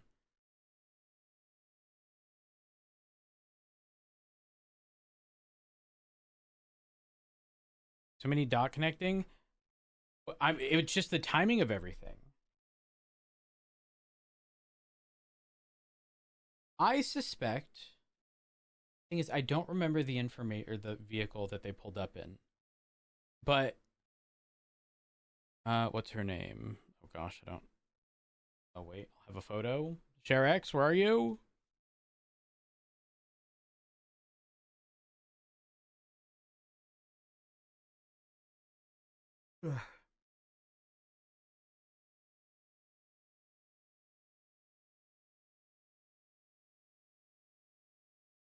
Was it Tia for the Pink Ardent? I suspect they were there.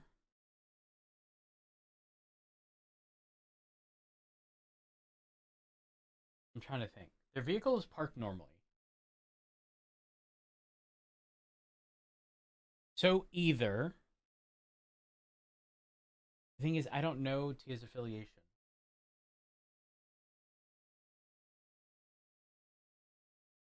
I'm thinking this was a very targeted thing, obviously. The original kidnapping. Now, was Dustin honest regarding the statement provided? Who knows? Probably not, question mark?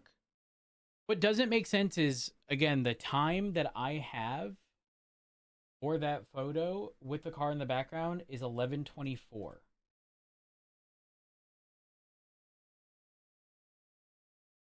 I'm not kidding. There's a 36-minute period that this murder could have happened. Of which I made the report as they were leaving. So if I check the MDT, I can get an exact start time and narrow it down even further. Well, it doesn't narrow that down, but like for me, it gives me an exact time of when they left the hospital versus when that car was there. It's also a 2-seater. So this isn't exactly giving like they were kidnapped in their own car as much as it is like it was a meeting. But it doesn't make sense to be a meeting because if this person was the murderer, not the murderer, but the person who stabbed Dustin, why would they willingly go to that location? Does that make sense? By the way, I'm running what's in my mind. These aren't actual questions for you. They're rhetorical questions.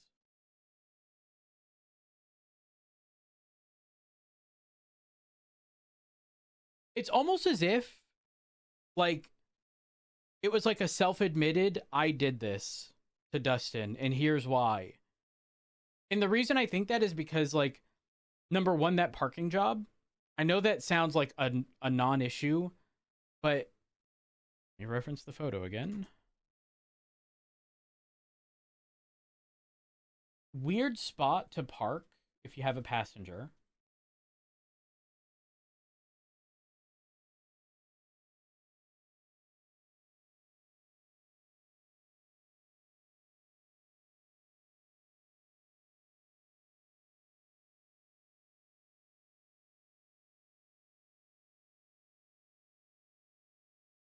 Yeah, it's very odd. The positioning of the Arden is, I'm the driver and I'm positioning so I get out, walk in a straight line onto the pier, and then go into the water. And again, don't forget us seeing them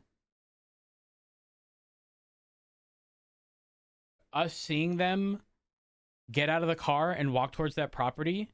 I thought that property was like available, like in the real estate app. It's not. Where the fuck were they going? Right? Like, all of this is playing into, and I saw Dustin limping on the carport thing to the left. And again, I will have my last save on that report. Actually, hold on. Let me, my to-do list. Last save on Dustin's report. For time left. Time left hospital. I need the time on when the report was created. This is time that all three left. Dustin, Ava, Abigail.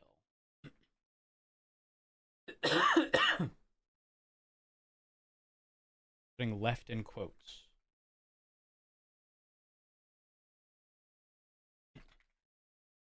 Mention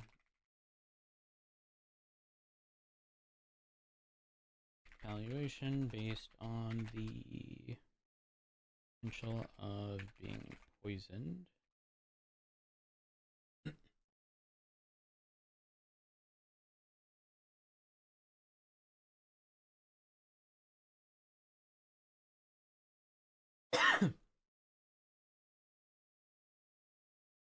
Then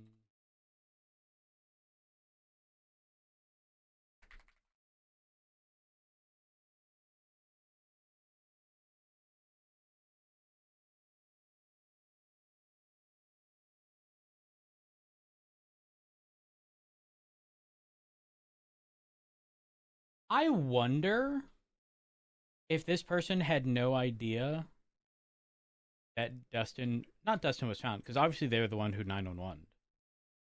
So they knew he would have gotten medical.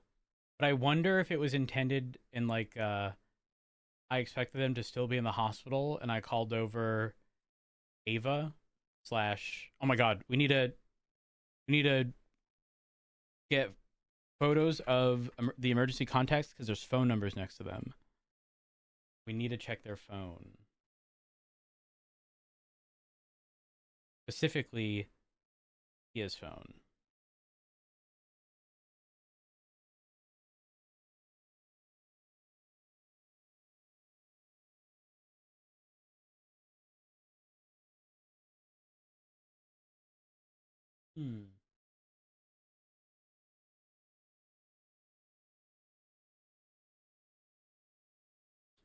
What is happening?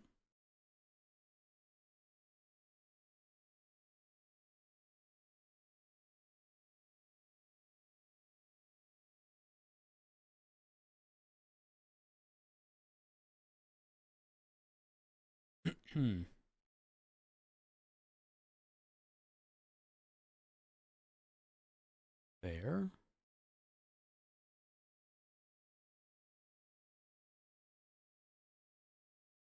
And now we connect.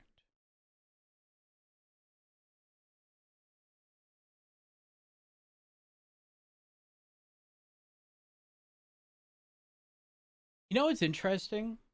I'm gonna have to like refocus on like everyone's affiliation, but Ava's statement specific to you don't have to worry about like gang wars essentially, because that was my immediate thought. Why is my 5M crashing? Hello? Let me just launch 5M in case there's an update.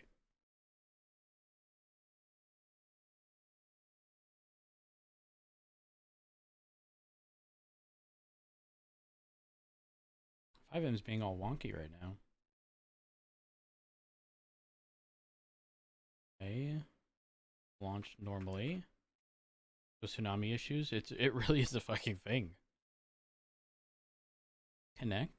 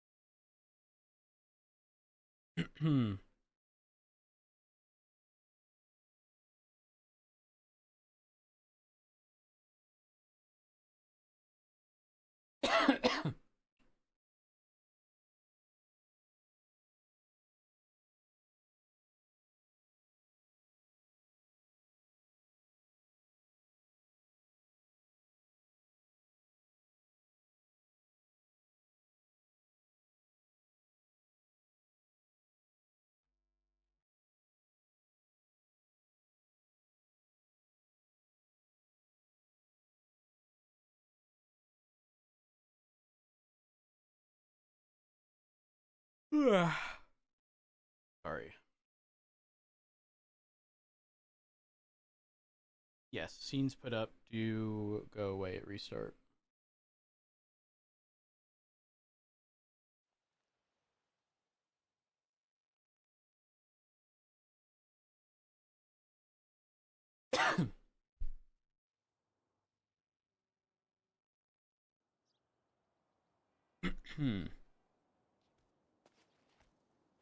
The most information we're gonna get is from Tia's phone.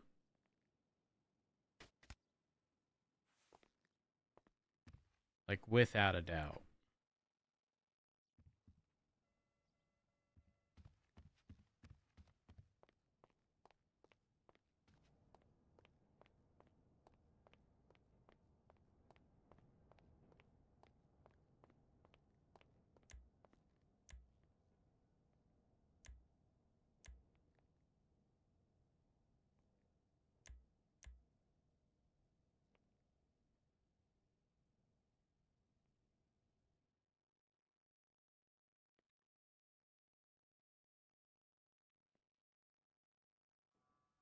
An M70.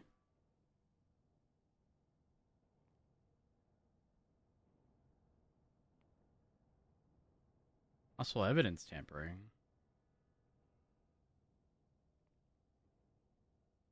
Why is this in there?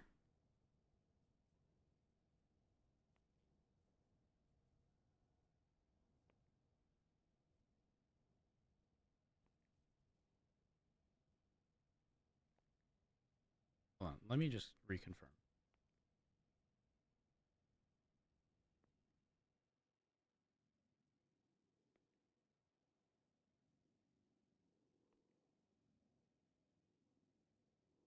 Rayvon. Lea Vista wouldn't be that.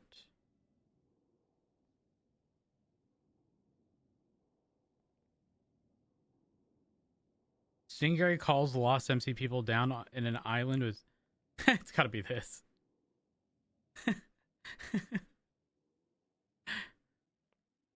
Oh, wait. Oh, we can look at photos. Where's the island?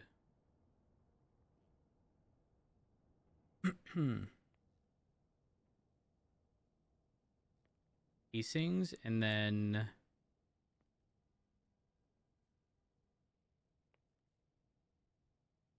they don't have projectiles. These are the projectiles. Casings right here. There's 3 projectiles. They have 4. Okay, 23701. Report.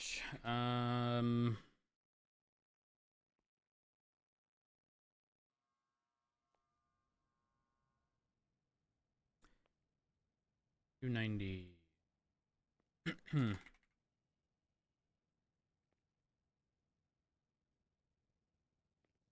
Rose was searching the island.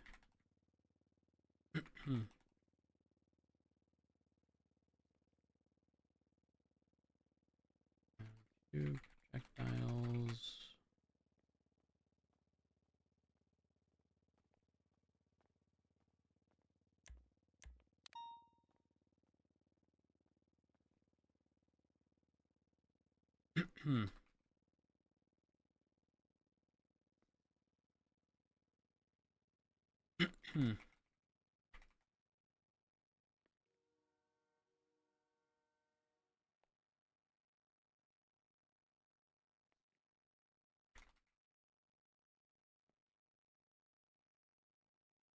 Seven oh one.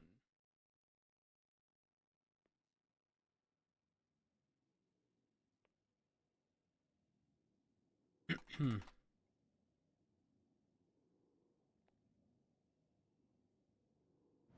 43986.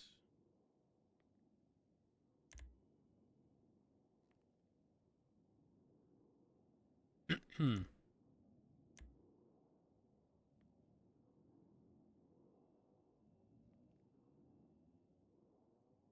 Hmm.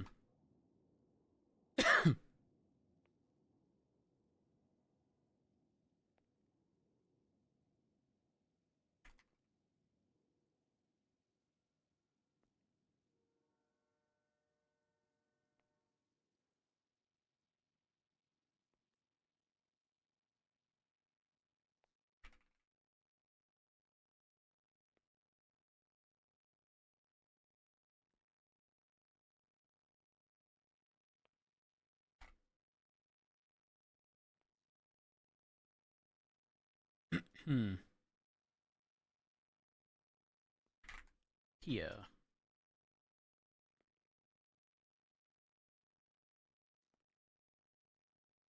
Chaos Legion. Left.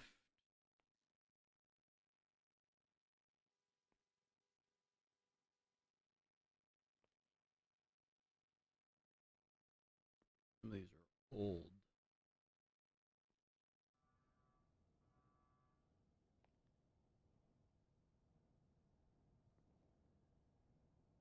Very old.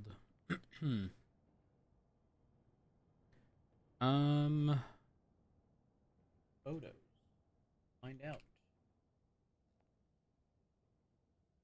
Dustin. Think it's still here?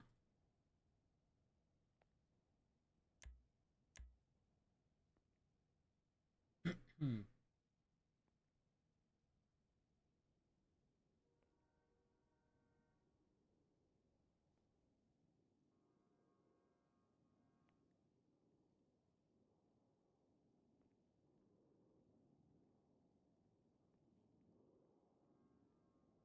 And the last photo had to have been the car, and then we noticed the people.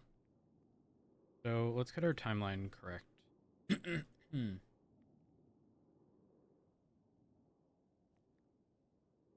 43982.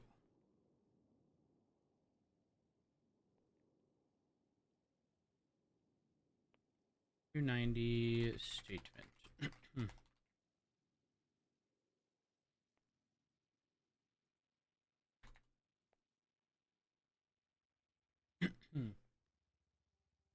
um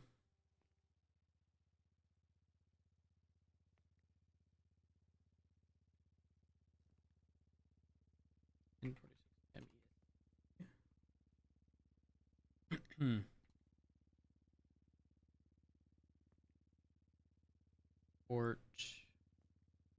4392.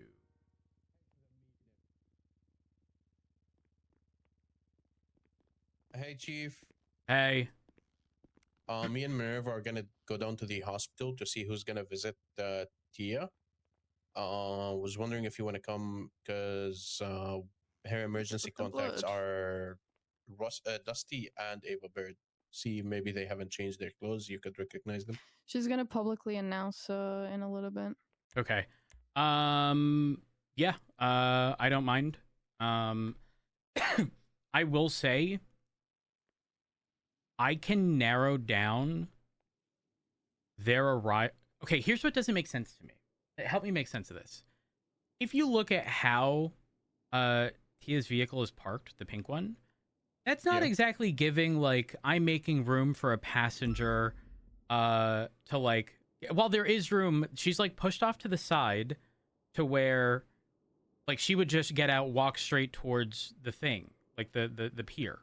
And then I'm assuming out towards the island. We didn't see any boats, right? Yeah, no. So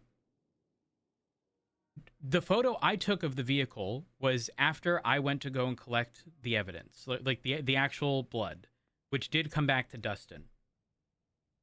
I then, after picking up the blood, I take a photo of the vehicle. I get in my car. As I'm backing up,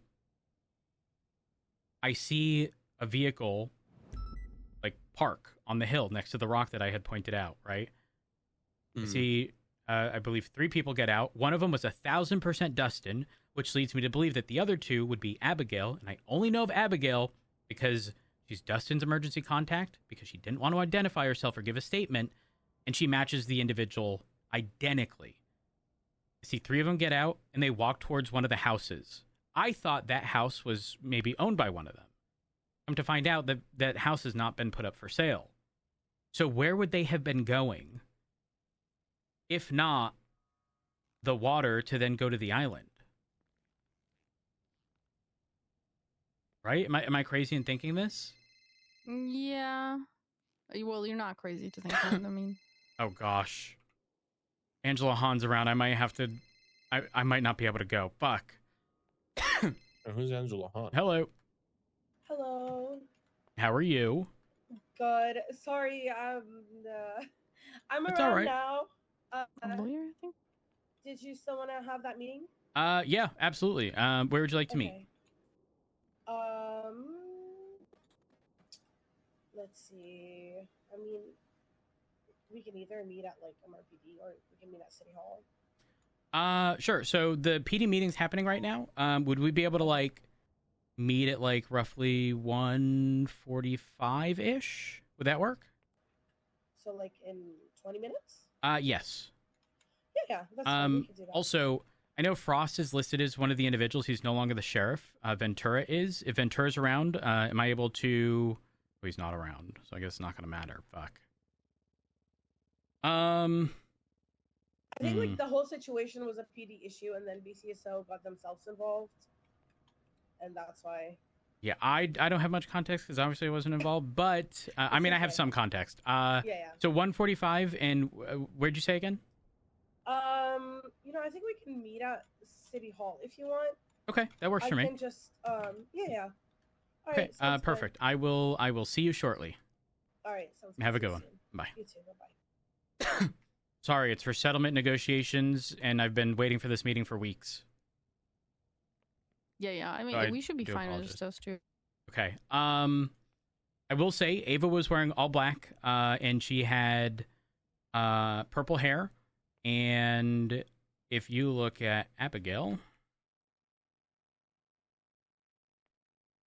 I put the ingot pictures into the body found on island. Also, it wasn't actual fingers, by the way, that I found. It was just broken fingernails.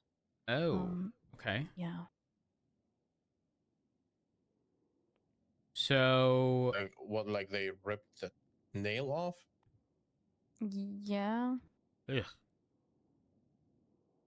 Gross. Apparently Abigail had some affiliation to Gambit based on a prior ad. Not sure. So in my mind, there's zero chance it is anyone. Is there anyone with the name Ted associated with any? Okay, so the music box had an engraving on it that said, "To Ted, my beloved son, may you find peace in life, from Mom." So Ted or I don't Tad? know. Ted, like Ted. Only name that comes up is Ted Graves, but I remember seeing another Ted that was in Chaos Legion. So I don't know. It might be the victim's son, or it could just be the person that left it there. I don't. Sure. So sorry, from his mom. Apparently, yeah. So this music box seemed like a gift from this Ted. So I don't know if this person Ted was on the scene. I don't know if the victim had a son named Ted and they wanted to give them the music box, or box. Let me look at her previous arrests. I'm gonna look into incidents, see who she's been arrested with before.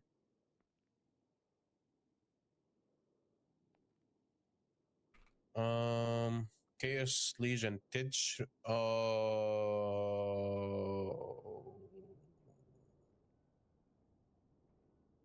Yeah. There's someone with the same last name. is- 10905 is the state Yep. ID. Yep. Titch Redenker. Wait, no. member of Chaos Legion. No. Hold on. Is this a... One moment. I just looked at a report. Ed. Injuries. No, it is. It is. No. Here's... Okay. In prior reports, 10905 is listed as Ted. But if you look at their profile... One moment. It's highlighted that the individual changed sexual orientation. And I'm going to assume this might have been a dead name then. Yes. Because that did make sense according to the autopsy. So it could have been. Okay, you guys are looking at report, right?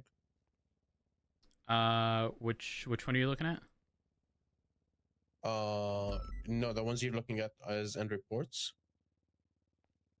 Yes. Because on look at the incidents. victim's one, there's an old license. So Look at the incidents. Okay. Yeah, this Tia is their was, old. Okay. Tia was charged with act of torture, kidnapping. Ted was found shot and burned by Tia. This is so confusing. She's being charged, but they should. That doesn't make sense because according to the profile, their old license, like Tia's old license, is Ted's, which would make sense because they changed their sexual orientation. And this was on Catfish View. Yeah, that's what I was about to say. Oh my gosh, the same fucking location. The fuck? Wait, was anyone 19880? Is this maybe related to because Ellen Ava's told also me mentioned. Ellen did say that Tia's had been attacked there before and she was on scene. Yes. So it might have been that. Okay, oh, so sorry, what was the 19880 victim statement. This would be Tia's, to be clear, though listed under Ted. I, several days ago, kidnapped Ava Bird and kept her under lock, and she was tortured. By myself, yeah, I don't blame them for what they did. Blame who? Chaos Legion, but I don't want to punish them for what I did. I have to start taking responsibility. Why did you kidnap Ava? To be honest, I wasn't in the right mind. It's a long story. I didn't have full control, but I'll still take responsibility. It was my hands after all. Long story short, one side wanted me to, or the easiest way I can describe it, is I had some surgery to my brain a few months ago. Over the past few months, my personality began to change. It locked me away, make me get revenge, even though I just wanted to leave. What was the revenge for? I left my club many months ago for private reasons. There was a lot of drama. And why Ava? We used to be very close. Okay, so Ava, Ted. Wait, so there's another incident because Ted is talking about kidnapping Ava, but Tia was the one who No, got charged. Tia is Ted. Oh. Look at the state What? IDs under. Look at victim statement. Yeah. 10905. Oh. Ted is Tia's. It's like a dead name. Yeah, dead This name. is so confusing. It's not. Anytime you see Ted referenced, just know it's Tia. It's just Tia. Yeah. Well, we need to talk to Maeve then. Wait, there's even more. We'll stop taking a statement from Ted and told him victims on mutiny. She would need the She statement. did have burn marks, like scarring from old burn marks. When released from burn wounds. CMC, who's taken in for a recorded interrogation, then placed on a 24-hour investigative hold. And there's a partial transcript provided. But yes, we definitely need. So the music box, it was just hers. That's even weirder. Like, this person just left the music box they're playing. Also, it played again at the goddamn autopsy room. Really? Oh my god, I just made a connection to another DOA. I just made the connection to another DOA. It's not Smiley's, is it? No, it's from Tia also. Look at the 3 burn victims. Also, I did ask Ellen to fetch me the EMS report from the first time Tia was attacked on the same location, so she should. I mean, the 3 burn victims is a year ago. So you know how our dispatcher is dead? Which one? Camilla Fraser. Wait, what? She's dead? Yeah, she died like a couple of days ago. Opal's girlfriend. No, I did not know that. No. Okay, so look at the 3 burn victims, right? We're trying to figure out who murdered Camilla. They carved her eye out, and look at Ted's statement, or Tia's statement. Took 3 pussy ravens to take an eye from me. All I need was 1 well-placed molly. What's the report number? Down 15827. Yeah. Which he took down 3 Raven members. Or she took 3 from Ravens, which means Ravens. This even solidifies our lead about Ravens killing Camilla. Hey, I'm gonna mark this as also. Oh my gosh, I didn't check Twitter. Would they have posted No, anything? I did. Okay. Okay. I checked on all of them. No one did post anything. Oh wait, fuck! God damn it! Can I? How do I delete a reference in the report? Press on it again. Once you press add reference, press on the reference you already added. Oh, it's similar to evidence. You go and add new evidence to remove it, because it shows up, or should be towards the bottom. I would assume at least. Wait, like I click on the reference thing that I want to. Press the plus for references, and when it shows. Oh, I see. Got it. I meant to put the incident report. There we go. I'm getting 2 more timestamps. My last save on the report before 11:24 should have been the moment I left the hospital. I'm not kidding. The creation time of the report that I made earlier is when they were leaving. But when I say leaving, I mean leaving the side room. It is possible they attempted to sort out the poison stuff. It's also possible they just left. Also possible that information that they gave me was complete BS. But I'm not kidding. This murder can be narrowed down to a 30-minute time frame.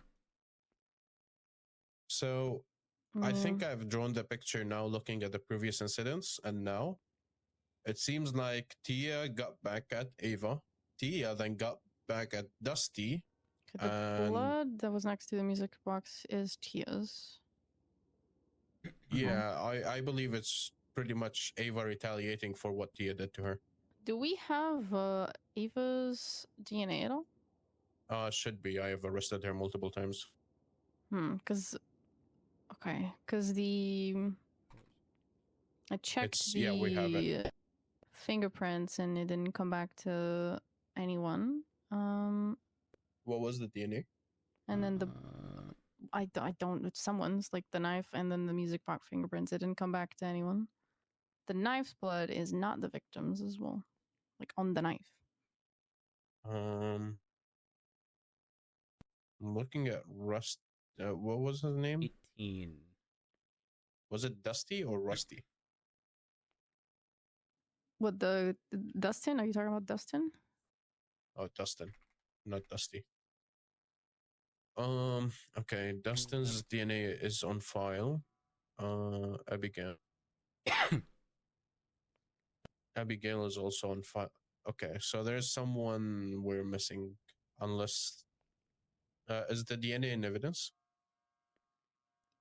Okay, so I have the DNA and evidence I found on the ground. That one is Tia's, but the one that I found on the knife is not the victim's. Could it be And Dustin's? then Dustin's DNA is on file. And don't forget, we're sort of running under the assumption that that was the knife to stab Dustin. I guess I can run a match with Dustin's in a second once we go to the hospital. And then yeah, the fingerprints are not matching with anyone.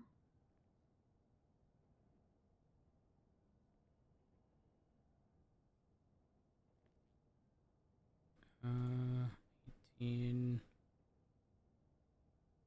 Okay. All right. Well, I guess we can go ahead and go to the hospital. Oh my god, I'm. This actually made a massive discovery. We might have a. Okay. Let me know how that goes, because I do have to head to the courthouse to sort out other stuff. I will ensure that, again, the photos that I have are unfortunately, they're locally saved until I figure out what the hell's going on. But I will ensure that all my photos are put in. I'm also going to provide as many timestamps as I can to narrow down the time that we're actually looking at. And I think the most valuable tool that we're going to have is Tia's phone. There's no chance that Tia's phone isn't what points us in the right direction. Has to, because there had to be some sort of communication between them, so... And there, don't forget this. If it was Tia, and Tia was in communication with the others... In fact, you know what's stranger? Remember how I mentioned that the vehicle, and I don't know what vehicle it was, but the one that likely had Abigail, Ava, and Dustin? If they were there to meet Tia, and again, Tia's vehicle is already there at this point, because I'm about to leave, why would they park up on the hill and then go to the side by the property as opposed to just go down to the dock? Unless they did it with the intention of pretending they didn't know it was Tia while having full knowledge, and then... But why would Tia willingly go there if she was the one who did it? Yeah, that's the part that I'm confused. I don't know if they... So she had no signs of struggle. So they either, like, held her up?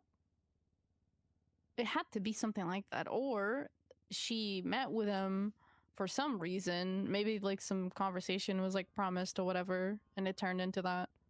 But it seemed so... I don't know. Like, the fact that the music box was playing when I got there, it just seems like everything was orchestrated that way.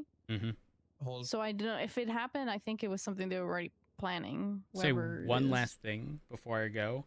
I specifically wanted them to be honest because I didn't know if this was a, like, MC versus MC thing, like gang versus gang. Yeah. Ava specifically spoke up because it was all three of them in front of me and said...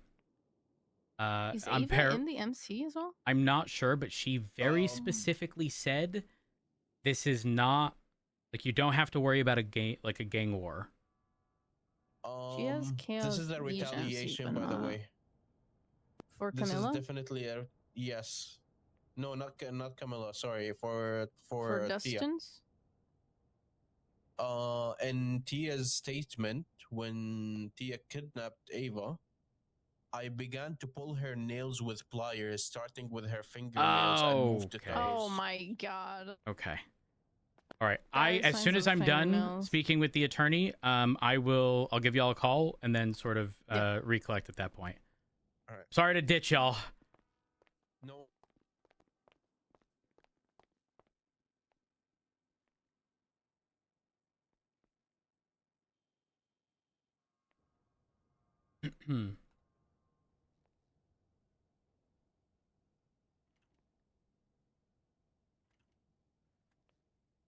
Oh.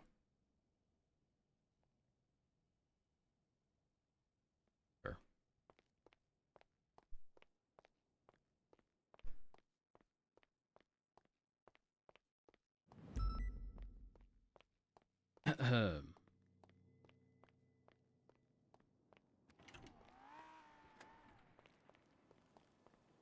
Now we drive a car that we don't care about.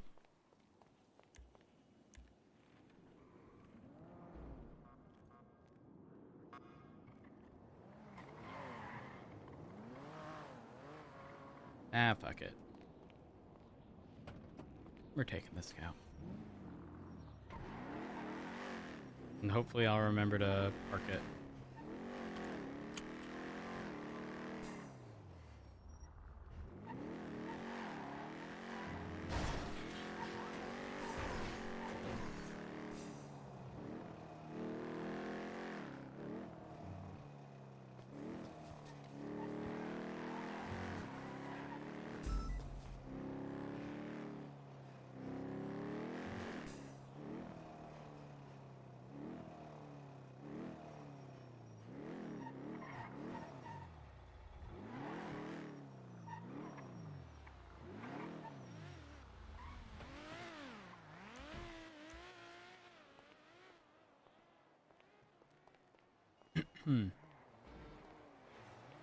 Process lasso before I forget.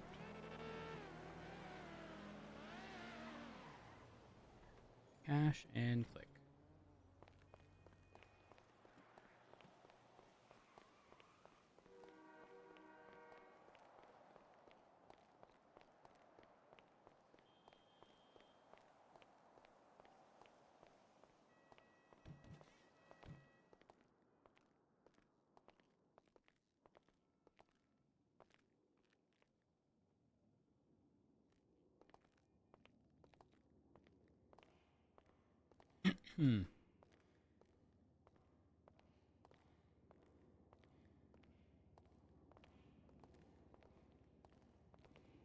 Hello.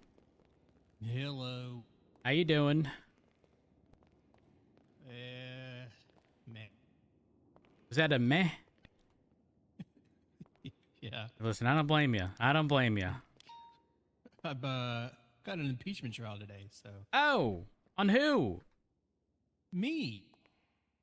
Oh. Don't worry. It's from Moose Knuckles, you know, the guy that screams bloody murder. Yeah. You disagree with him, you know. What is he claiming you did? I had a trial against him, or I ruled on a trial against him where he was charged with felony trespassing and disobeying a peace officer, and it was between him and Sparks, and probably pedantic.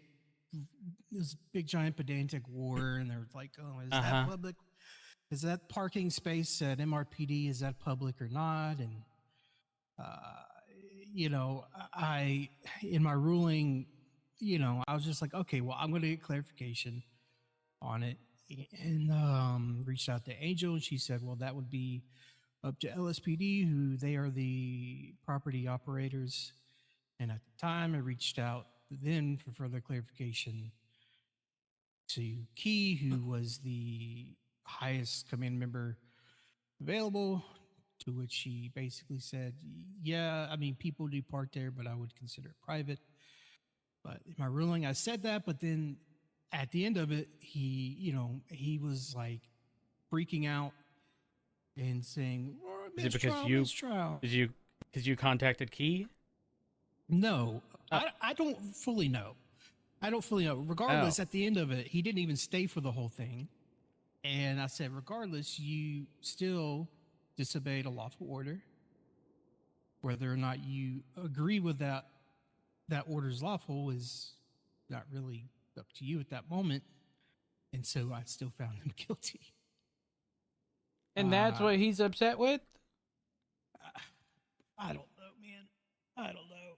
Well, hey, I am the chief of police, and I would definitely argue that our motor pool area is certainly not intended for public use. It's intended for officers to park their vehicles, but specifically officers, and very much so PD cars or personally owned cars. If you drive to Mission Row in your tailgater that you personally own, you park it there, and that's the same location you can pull out other vehicles. But to assume that it would be public and like, I mean, think of how much of a shit show that would be if right now it was broadcast that anyone can park their vehicle there.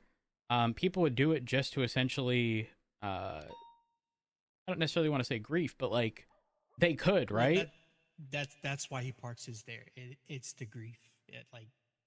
I'm not trying to surprised. prove a point. And he's fighting like, oh, the letter of the, you have to go by letter of the law, and I'm like, well, under Angel, while there is letter of the law, and trust me, as a letter of the law, oh wait, hold up, I have to text Angela real quick. Hold on, I just realized she might be at the other place.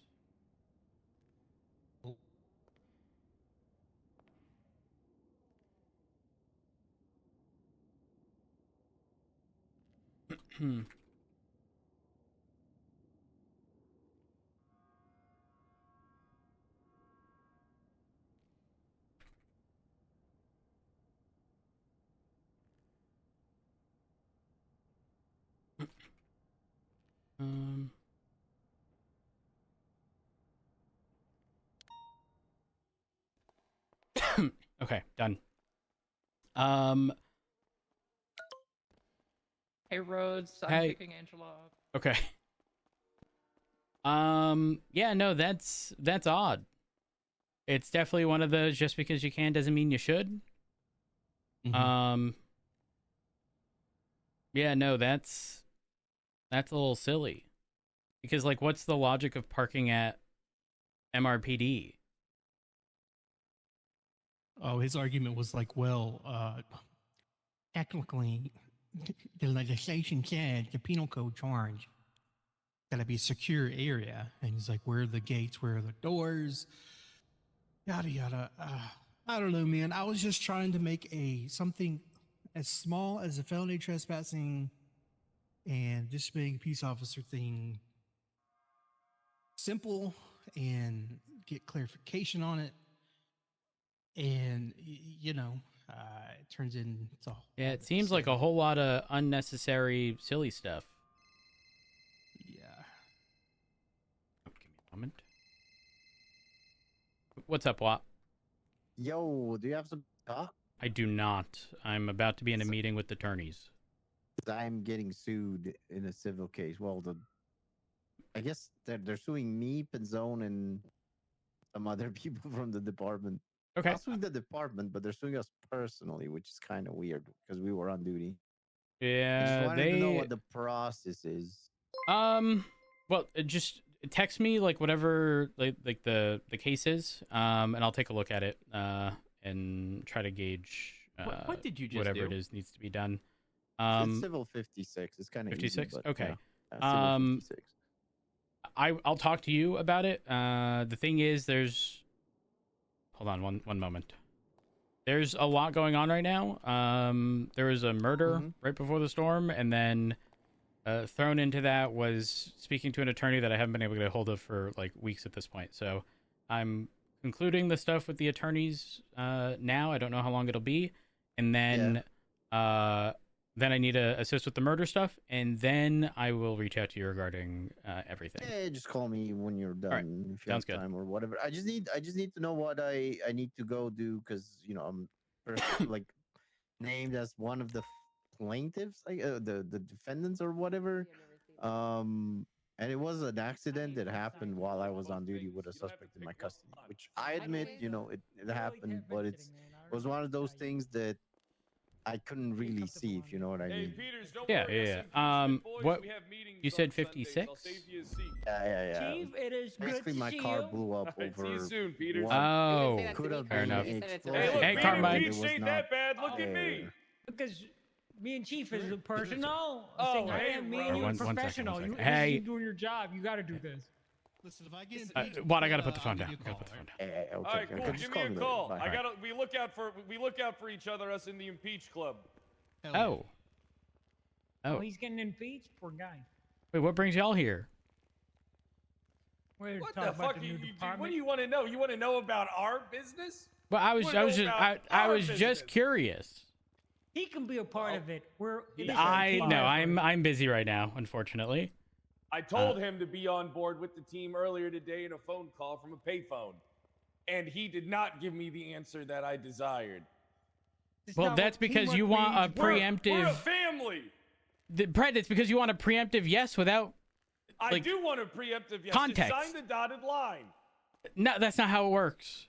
That's exactly how it No, should it work. is not. I would sign the dotted line for you. I know you would, but that doesn't change the current situation. Reading it. Okay, listen, I have to go. I have to go. The people I'm here to speak to have arrived. They're all criminals. They're Thank not going you. anywhere. No, that's not how this works. She's a lawyer. They're all Yeah. criminals. Yeah. Yeah, she's That probably one lady in a did stash shoot a house cop, with though. somebody. She was a magistrate. She was the judge when she shot that cop. Want to go to your office? Yeah, come on. I like your office. I did too. Snow, thank you for the raid. Sorry, we're just caught up in stuff. Hope you're doing well. Hope all is good.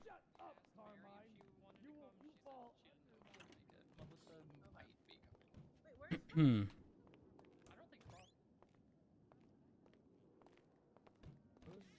Oh, I don't want to. Okay.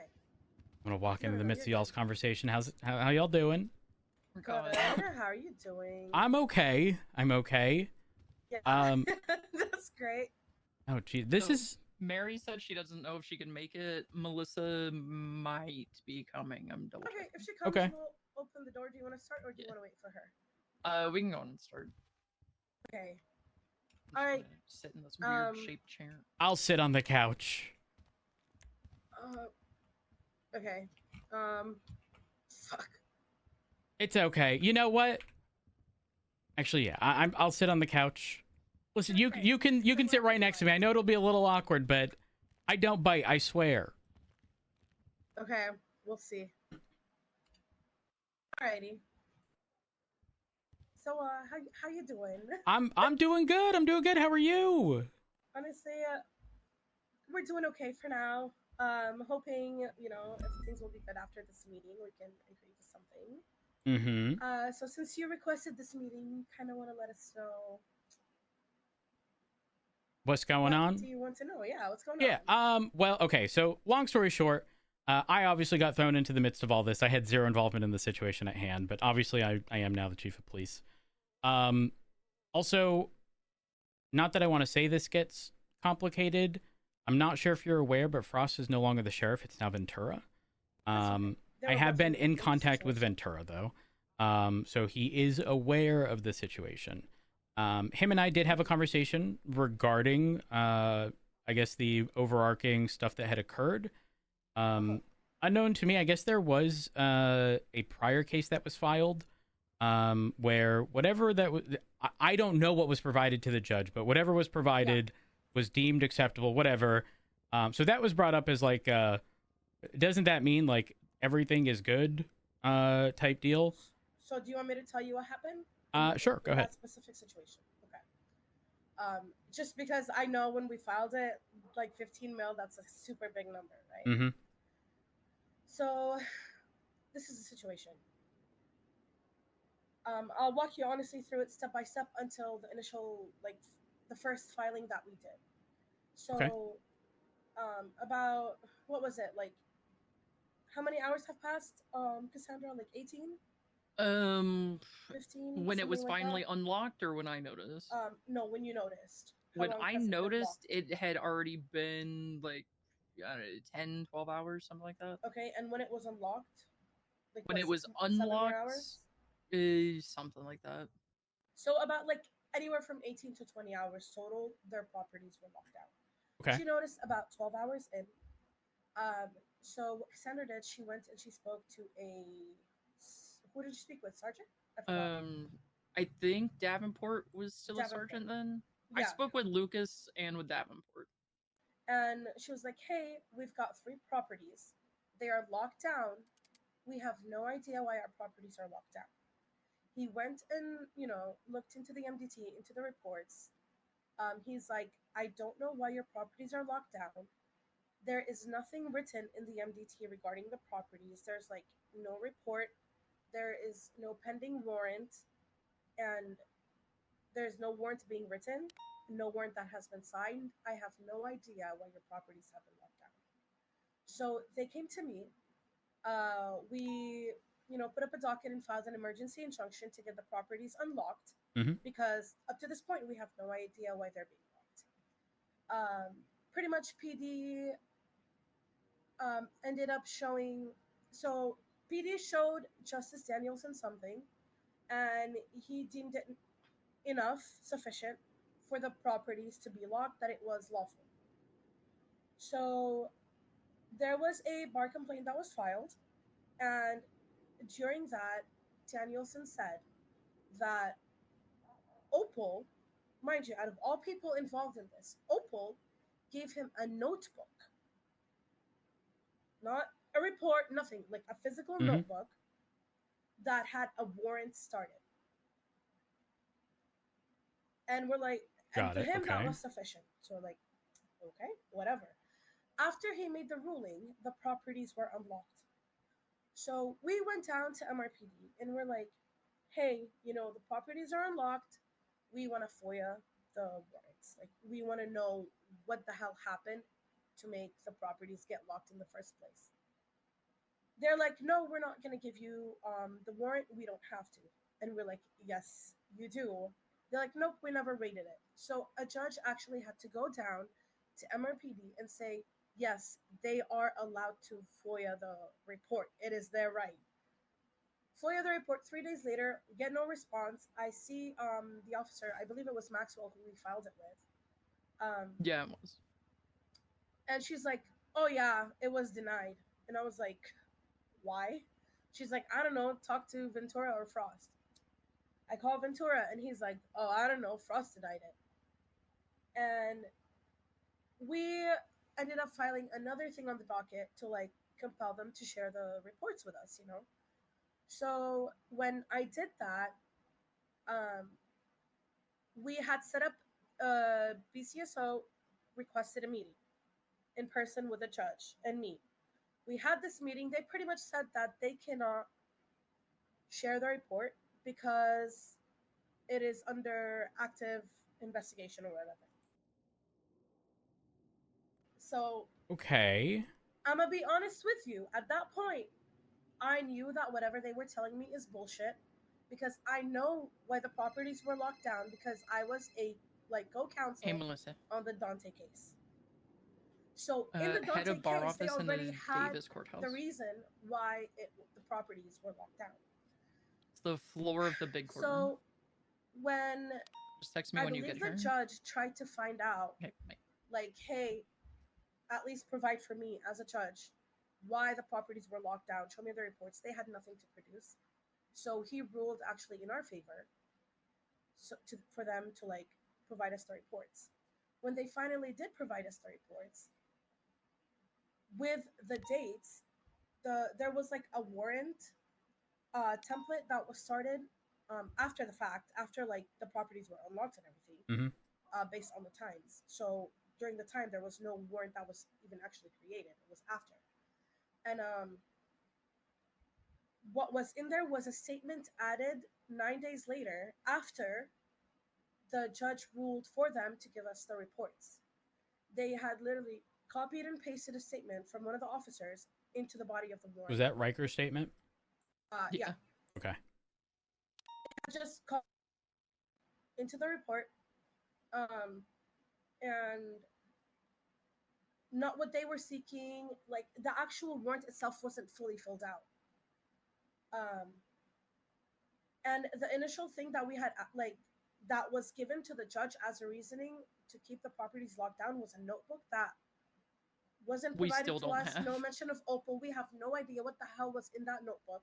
So it's did they actually just make up shit to give to the justice to deem the lockdown lawful? This is kind of fucked up. If we are requesting something, all of it should be given to us. You know what I mean? Yeah. It's like, I get where you're coming from for sure. I mean, listen, I will agree with the thing you mentioned right at the very beginning. Like $15 million is like an egregious number.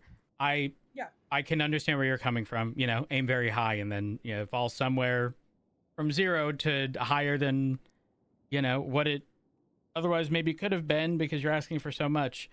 I will tell you this. I've had this conversation with Cass, and I also want to be clear.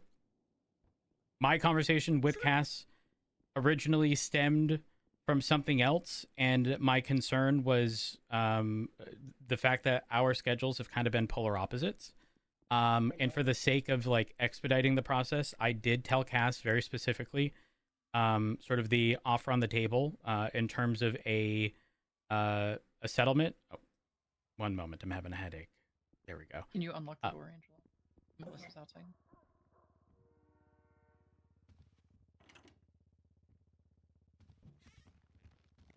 Hello. Hello. Anytime I see that haircut, I immediately think of Eve. Okay.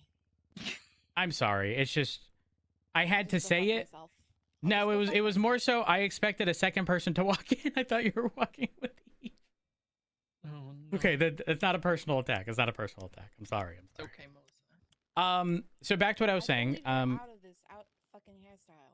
I had a conversation with Ventura, because at the end of the day, we look at this situation. Obviously, again, with the prior ruling of, hey, like we're deeming it acceptable with what was provided. However, moving forward, ensure that everything is on the MDT, which I 100% agree with. I think for the purpose of keeping people accountable and ensuring that, like, you know, we have I guess edit history and whatnot to show that people are actually like working on things actively. I 100% agree. It should be for sake of consistency. All of that should be on the MDT. I do not disagree with that at all. That being said, in the conversation I had with Cass, I pretty much told her, or I gave her an amount. I told her how it was split, and very much so that it's not a negotiation or like a, oh, this is what I'm going to offer now and it's going to change. I don't want it to sound threatening either, because that's not the intent. But we obviously look at the situation. We can acknowledge that the properties were locked down.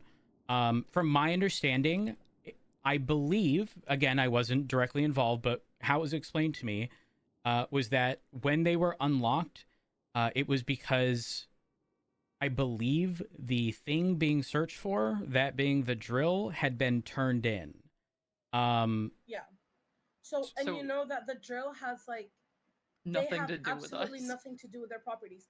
What is mentioned in the report is that they saw a black van outside of the properties, and people were moving stuff into the van, and that deemed it legal for them to lock down properties. Do you know how ridiculous that sounds? You're the chief of police. If I'm outside of my property putting stuff in a van, the cops cannot just go and lock down my property when I have nothing to do with some stolen PD drill. These are Especially three different after properties. They see the van being dumped into the ocean. Oh, could you speak up just a bit? Well, they wrote in the statement for Riker that he witnessed that van get dumped into the ocean. So there was still no grounds to lock down any of my properties based off of officer's statement. And there was no attempt to try and identify anybody or the van that they were trying to find in my property. It also states in the search warrants that they're locking down our properties, but they lock down every single vehicle that we own across the entire island. What do like 3 random people have to do with some other property? Well, where was it? In Polito? That was locked down and searched for a PD drill.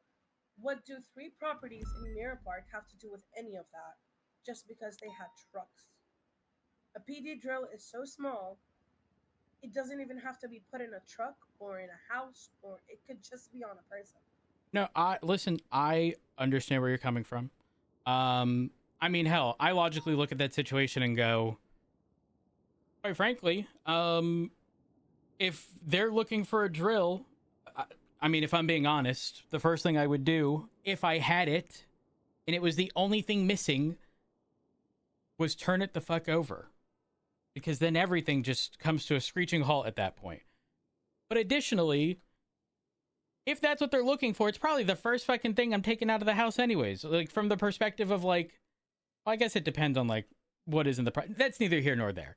At the end of the day, obviously, it very much so does boil down to the properties having been locked down for, was it 18 hours? Is that what was mentioned? About 18 all hours. my cars. But here's the thing. And it's every like the single one of our properties It's in not ours- just my property, it's every single car. So I would have to bum a car from somebody to try and be able to do the job that I'm supposed to do, which is being a doctor, helping people out with food because everyone's dying from food, making a bunch of furniture.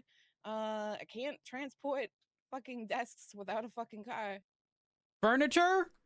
Yes, Yeah, and we sell lumber. furniture. Lumber? I couldn't do lumber because my lumber car was locked the fuck down. Could I put in a personal request? Can you chop down more trees? I've been chopping down trees. Yeah, we'll chop down more trees. Okay, all right. Like Whatever you're doing is very sustainable because there are a lot of trees. There are a lot of trees. I hate it. Okay. Here's the thing, Chief. It's not just about the lockdown of the properties, right? That's not the only issue that happened here. When the properties were also unlocked, none of the 3 property owners, not Mary, not Cassandra, not Melissa, were informed that their properties were unlocked. They were around and awake at the time, but the officer chose to call JJ, a random person, and like, oh hey, their 3 properties are unlocked. That's like literally a violation of privacy right there. But you know what? We're like, okay. But throughout this entire situation, up until our last docket filing that we put, everything has just been trying to avoid giving us these reports, delaying everything that's happening. It's like, just let us know you fucked up and you did not file a proper warrant. You didn't do things properly, and we were fine with it. But the fact that they kept going around in loops, it's kind of like, hey, that's not okay. And for it to be delayed this long, it's like it's been over a month. It's been almost 2 since the situation happened. Yeah, not wrong. It's like, why does it have to be this delayed in order for them to get a fucking answer on anything? They didn't know why their properties were locked down until almost like 2-3 weeks later. Yeah, that shouldn't have happened. Correct me if I'm wrong. Wasn't there the oh gosh, what was it? Was it the I'm a little confused because again, I had 0 involvement, so I'm trying to like mentally piece things together here. Wasn't there the Dante warrant appeal that like The Dante warrant had absolutely nothing to No, do with okay, the got They it. had nothing to do with them. That's the thing. The Dante warrant had nothing to do with them. The Dante case was about the drill itself. They locked down his properties in search of a drill. And But when what they locked about down the his properties- Rikers stuff? Didn't Rikers That's what I'm saying. She copied and pasted her statement in Dante's and said that's why they locked down the properties in Mirror Park. Yeah, they said because they were raiding Dante and Polito, they came to Mirror Park for, saw I 3 think it says vans in and there, locked down his the known properties. association, and then just saw people and vans and locked down every property and every vehicle with no attempt to identify them, no attempt to get plates on the vehicle. It was just a dumbass assumption that somebody was moving illegal things when it's very clear, like, we sell furniture to a lot of people, Like, and even if no you look at the attempt to evidence do anything. pictures. I literally decorated and finished Aaron's Aaron entire Carter's house. Who was the person who called JJ instead of calling me when she knows my phone number to call me because I'm finishing her fucking house. Random question. I did speak with Angel regarding this day before. Obviously I put the reports in the incident in the docket. I distinctly recall being able to open them. I can't even open them anymore. Have you guys had any success in sort of like randomly kind of spot checking as to whether or not you can. I've been trying every day. Okay, if that's the case, what I'm going to do is I will put the export links as a comment. The reason I'm not going to put it as evidence is because I don't want to have a judge to have to go through and manually approve all of them when it's quite literally just exactly what's already there. I don't think there should be any issues. I did ask for directive because obviously the docket system is relatively new and it's probably not common to have this many reports or incidents in a thing. I didn't know if Angel wanted the IT people to look into this further, but like obviously this needs to exist and it be a problem for them to identify the issue. So I would rather. Ooh. And you know what? Sue us again. That's a J, by the way. Angela. I'll keep doing Angela had a headache. Yeah. See what happens again. See what happens again. Bro, it's constantly like this. Yeah, we are suing again. It's a civil right. Now we play the waiting game. Yeah. Cass, did you tell Melissa the conversation I had with Ventura and the amount? So I haven't even gotten to that part with Angela. I told Angela. I don't know if I've told Melissa. Texted it to me. Yeah, I think so.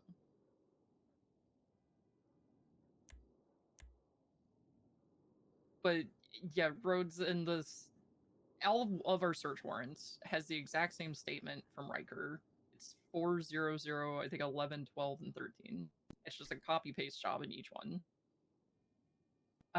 It says in here that Dante Thomas is an associated member, which I don't know if you've talked to Dante before or any of this. I don't believe you'll have a single report in your MDT saying that Dante Thomas is an associated member. And then there is a statement in here that says Joaquin Jimenez attempted to drive up to a property during the raid. There's no proof of that. It's just them saying that he was up there. There's no plate reads, there's no photos of a car, there's no documentation of any kind of conversation that would lead them to believe it was Joaquin Jimenez. And then it's just, they saw vans outside a property and locked it down. And to their own statement, they watched one of the vans get dumped into the ocean, and there's nothing in here about them searching that van. So if you wanted to search a van and you watched it get dumped, you guys can get scuba tanks. You could just go fucking look at it.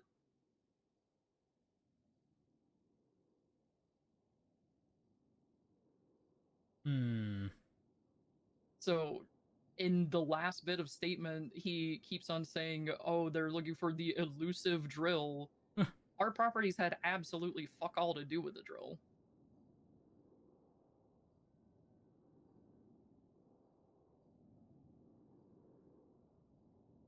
I guess the question then very specifically becomes like, ultimately, did sorry, like, was the timing of the unlocking of the properties in line with when the drill was recovered? Wait, how long? Wait, then what was the timing of it? The timing was about 2 hours or 2.5 hours after Danielson said that the lockdowns were lawful. They just unlocked them.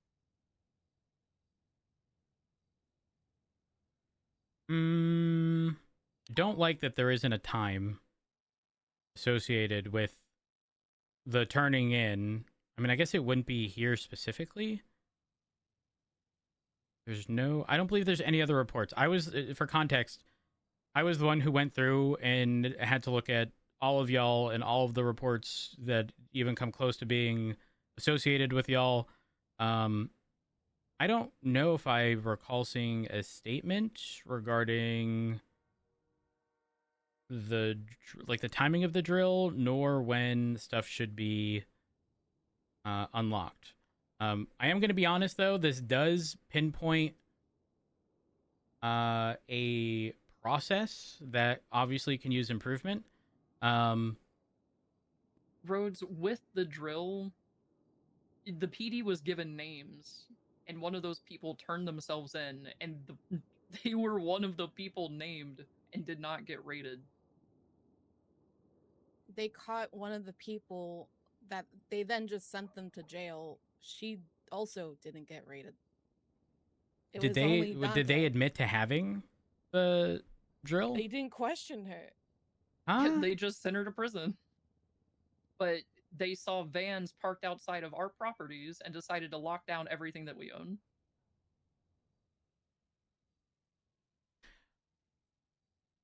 I'm confused. So I guess here's starting to make more sense to you. Well, I mean, yes, I can understand y'all's frustration, right? I can. Here, I'll let Angela sort of come to.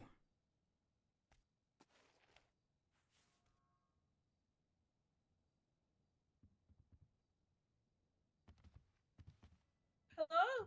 Hello? Hi. Hi. Can you hear all of us?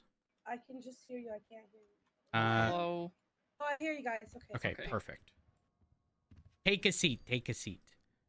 I will. So as I was saying, I again 100% understand why y'all would certainly be frustrated regarding the situation.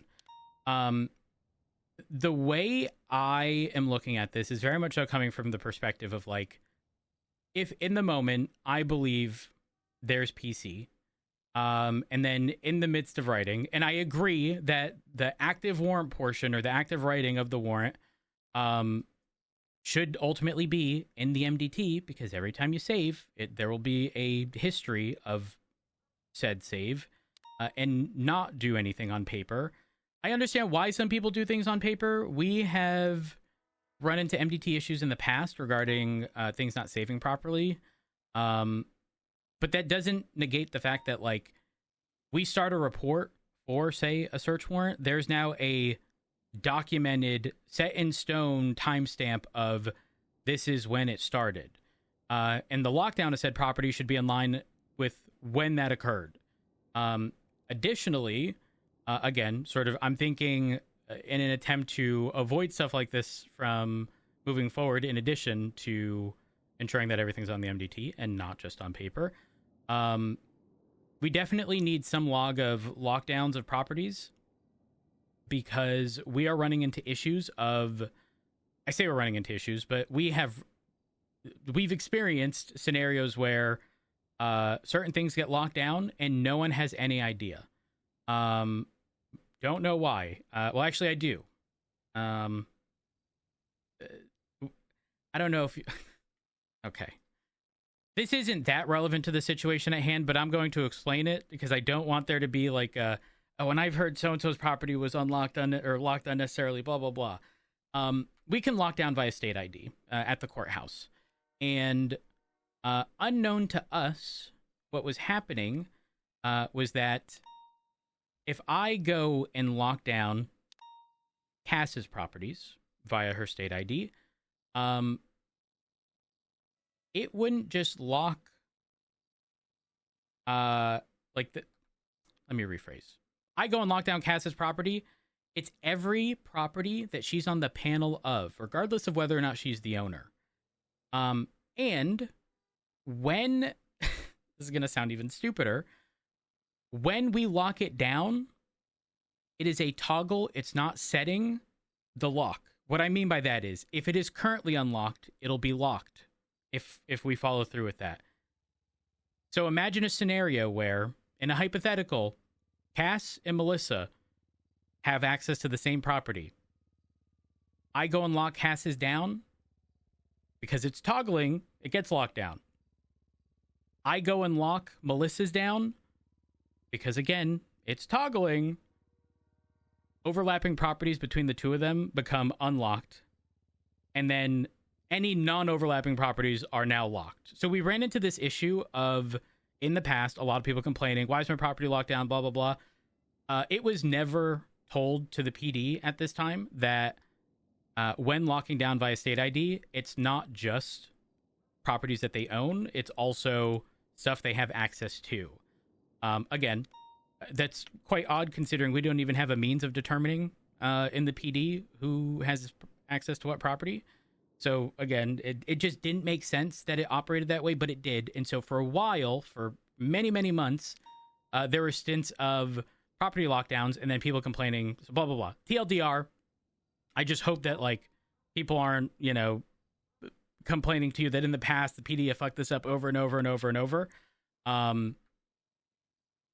Anyways, returning back to all of this, the LSPD and BCSO sort of offer on the table is 200 grand to each of the parties. That would be split 100 grand LSPD, 100 grand BCSO to all three. So 600 grand in total split amongst the three. That's currently where we stand. Rhodes, do you know about the last time my rights got violated? No. So I got caught robbing a bank and asked for a bench trial. And it was about 20 minutes before a storm. Angel back then was still Justice, while she was still in the Marshals and all that shit. And I got told, well, you have to wait until after the storm for a bench trial. I said, okay, that's totally fine.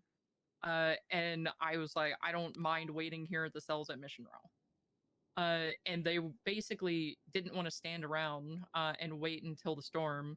So I told them, if you don't want to wait here, you could cut me loose and I will meet you at the courthouse after the storm. And they said, no, we're not going to do that either. So Maxwell sent me to prison while I was supposed to be having a bench trial. Storm happened, pulled me out of prison, and took me to my bench trial after they had already placed the charges against me. The settlement for that was $300,000, and Maxwell had to deliver food to my house every single day for a year and send me photo evidence of her doing it. I would say what happened with this is significantly worse, and it's just getting swept under the rug. You think a property lockdown for less than 24 hours is worse than that? I think you're reducing it to only a property lockdown. It wasn't just the property lockdown. Throughout the entire process, it was inconsistencies across PD, across evidence. What the hell happened to the evidence that was shown to the judge that deemed the lockdown okay? Why wasn't that provided to us? Did the PD just make up something, put something in a notebook and give it to a judge to avoid this entire situation? Why did a sergeant in the LSPD... Yeah, Opal's not mentioned in anything. Why did a sergeant in the LSPD breach our right to privacy by telling an uninvolved third party that our properties were unlocked? Why did I have to go to two separate sergeants and tell them, hey, all my shit's locked down. It clearly states in my profile that certain vehicles with these plates are assigned to the driving school and they can be searched at any point in time. And I had to fight tooth and nail to get the driving school cars unlocked.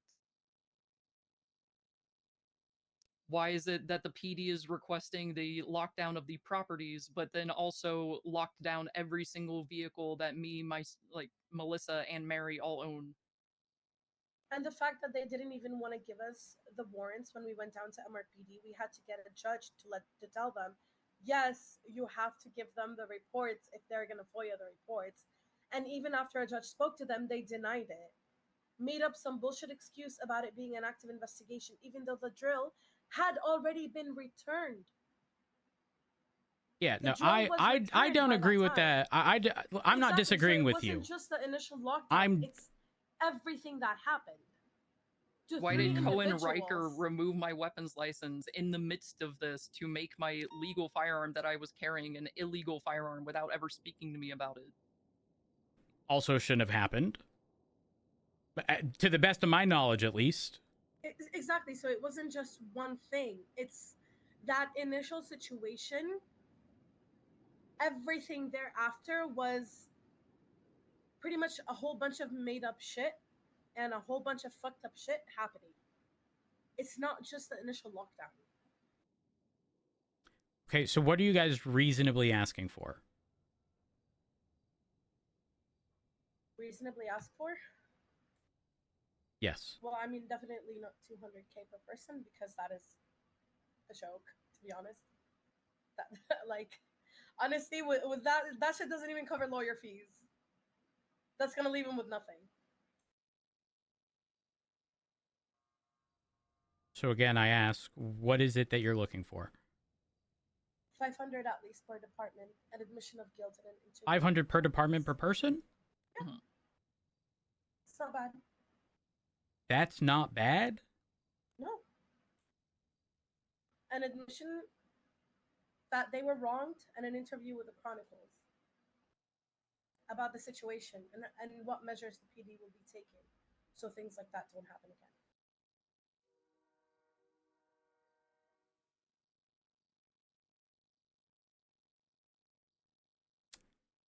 Yeah, I don't know about that one. You mean why? Why not? I think everybody is imperfect, and I think a lot of people have been, like for example, this entire situation, rights being violated like one after the other. I think they need to be held accountable for what they're doing. And admitting that, hey, we acknowledge that like some fucked up shit are happening, but we're actively working to bettering it as a department, as like the UPD. I think that is really important for people to realize, and important for the department to see like, hey, we can't really be fucking shit up. We can't be violating people's rights. We need to do shit right so things like that don't happen again. It also looks like you're getting sued by somebody else for a fucked up search warrant for $10 million for one person. So I think 500K per department per person for this is pretty reasonable. I think it's wholly unreasonable, if I'm being honest with you. Why? Do me a favor. With the 500K per department, attribute liability to each department.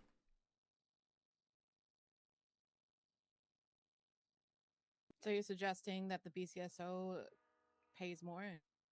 No. I'm just asking you guys, if we're going down the route of like, everyone has fucked up. It's not just one fuck up. It wasn't just the lockdown. It wasn't just this. I want like an actual breakdown and not an outrageous, $5 million per person. Well, that's why we're not telling you 5 million. We're saying 500,000. That is Per person, per department. Significantly, yes. $3 million. Yes, for 3 different individuals. That's gonna cover the lawyer fees, and that's gonna hold people accountable for what they've been doing, for the constant lies, the shifting stories, the refusal to provide us with information. They've directly violated their constitutional rights multiple times to property, to privacy, to due process. They've denied them information that should have been given if, based on what they're saying, that it was about a drill that was already turned in, like, when the properties were unlocked, yet they refused to give us the reports until days later after fighting tooth and nails. There were multiple rights violations to every single person in this.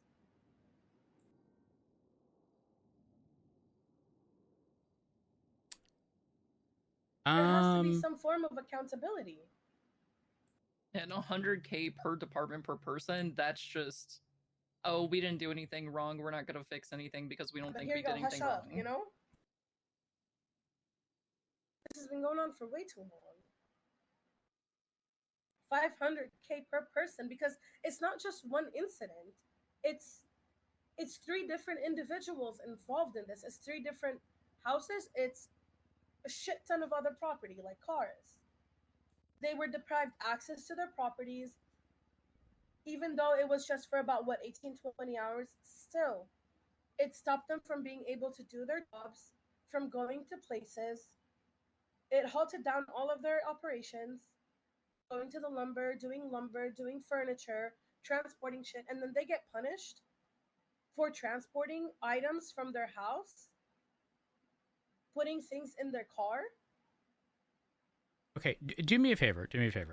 And for all 3 parties, what rights violations are we looking at?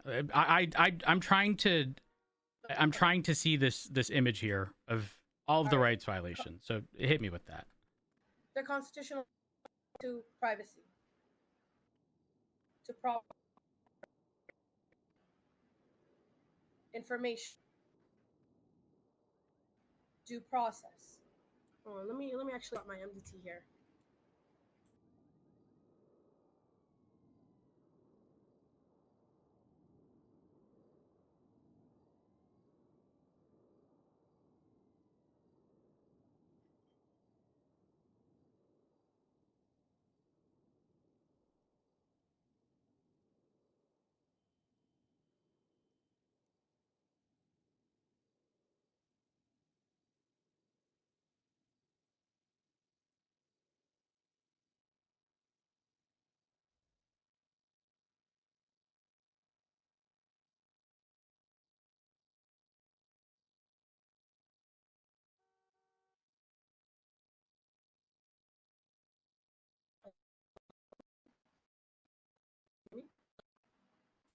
What was that? Kind of hard to hear. If you said anything when you're on the MPT, we didn't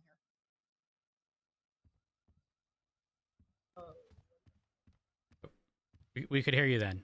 You sounded fine.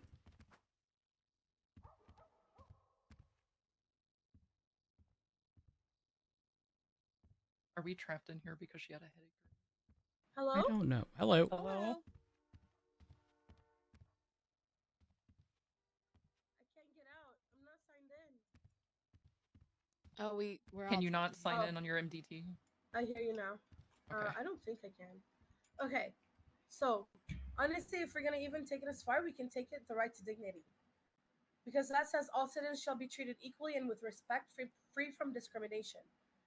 They were literally discriminated against because they were allegedly an associate of someone in Polito. They were not treated equally. That's a violation. Right to information. They were denied the right to information to the reasoning behind their reports. They were denied the information to the right to privacy, their properties. The right to privacy when the officers would reach out to other individuals letting them know that the properties were unlocked instead of reaching out to the property owners. That is a violation of the right to privacy, and there's also the right to property. Okay, I've got a question. And Cass, this is going to be for you. Okay. And Melissa, I guess since you're present. Obviously, y'all are sort of roped in the capacity that, you know, you're one of the three parties involved here, right? It was Mary, Cass, Melissa. If I approach Cass with something, as like much like I did regarding the $200,000 per person, right? If I don't directly tell that to Melissa, are we going to deem that? Like, I understand JJ didn't have specific involvement, right? No, but because they're involved in the case. But JJ had nothing to do with the case. He was never mentioned. Okay, but I feel like we're sitting here being like, I'm going to be as respectful as I can when I say this, but like, was the purpose of informing JJ primarily the fact that he knows all of the parties involved and it was for the sole purpose of communicating something? Wouldn't That you argument look in the is lemon void list? because I literally have worked for Erin Carter. She had my phone number before that. I've contacted her through that phone number. She could have easily used me as the mouthpiece for the other two, because the difference between Cass and JJ is Cass is a part of the lawsuit that I am doing. If you went to Cass and she was like somebody that wasn't even a part of anything, yeah, I would be upset. But since she's a part of it, it makes more grounds of understanding that you would go to her. But instead, Aaron is roping in JJ because he is the most visual person, and the police department has already connected all of us together. Instead of calling me while I was literally around, I was twatting out So the idea that she's incapable of contacting us is literally giving her the benefit of the doubt. And the reason why we are here right now is because the fucking Department of Justice gave the police department a benefit of doubt. You guys are proving that you do not deserve a benefit of a doubt. You need to be held accountable. And this is an accountable thing and an action that we are doing as civilians, because you guys are just walking over people saying, it's not that bad, bro. It's not that bad. Also, she could have contacted their lawyer at any time. Mm-hmm. Yeah, so there's 4 people that she could have contacted and it would have been completely fine. And instead of contacting one of those 4 people, she contacted Joaquin Jimenez. When I checked my phone and guys, I'm going to be entirely honest. I think I'm just going to have to agree to disagree with y'all here. And if I'm being honest, and Cass, again, we've had prior discussions regarding stuff. I'm not sitting here saying that nothing is wrong. Okay, I can't stress that enough. But if I'm being honest with y'all, this is giving we just want another line item. And I know that's going to come across terrible, but that's exactly how it's being perceived. Can you explain we just want another line item? Because I don't give a fuck about money. I don't give a fuck about anything other than you guys actually saying we're trying to fix this and the public knowing, so the public can then hold you guys accountable. Question. Have you seen, oh gosh, was it the 31st issue of the Chronicle? No. Yes. Okay. Let me give you some context. Obviously, I have no control over the BCSO. However, I am the current chief of police. And when I say I'm the current chief of police, I would argue for the first month, it was very much so I'm not going to hold this position very long. It wasn't my intent. But then I started making a lot of forward progress amongst all 3 departments, that being Marshals, BCSO, LSPD. And then I thought to myself, you know what? I'm going to continue going down this route. I'm going to hold, essentially control the LSPD and start pushing for like some very notable change. Because I want well-rounded officers that quite frankly have like general, like, how can I best explain this? Rarely does the PD not ever have to encounter lawyers. But what I've been telling people is I always expect people to be able to articulate RSPC or any action that they did on the job, right? Where things get a little wonky is when officers are then pinned up against experienced attorneys who don't have, not the experienced attorneys, I'm talking about the officers who don't have experience in court, because the formatting of everything changes. I'm not kidding when I tell you that the average officer doesn't understand the concept of scope or what objections are appropriate when. But long story short, I am pushing the PD to change and to ensure that people are competent and to change processes that are currently in place that are pain points. And while you guys may not see that, considering this situation occurred probably damn near, 2 months ago, and from my understanding was also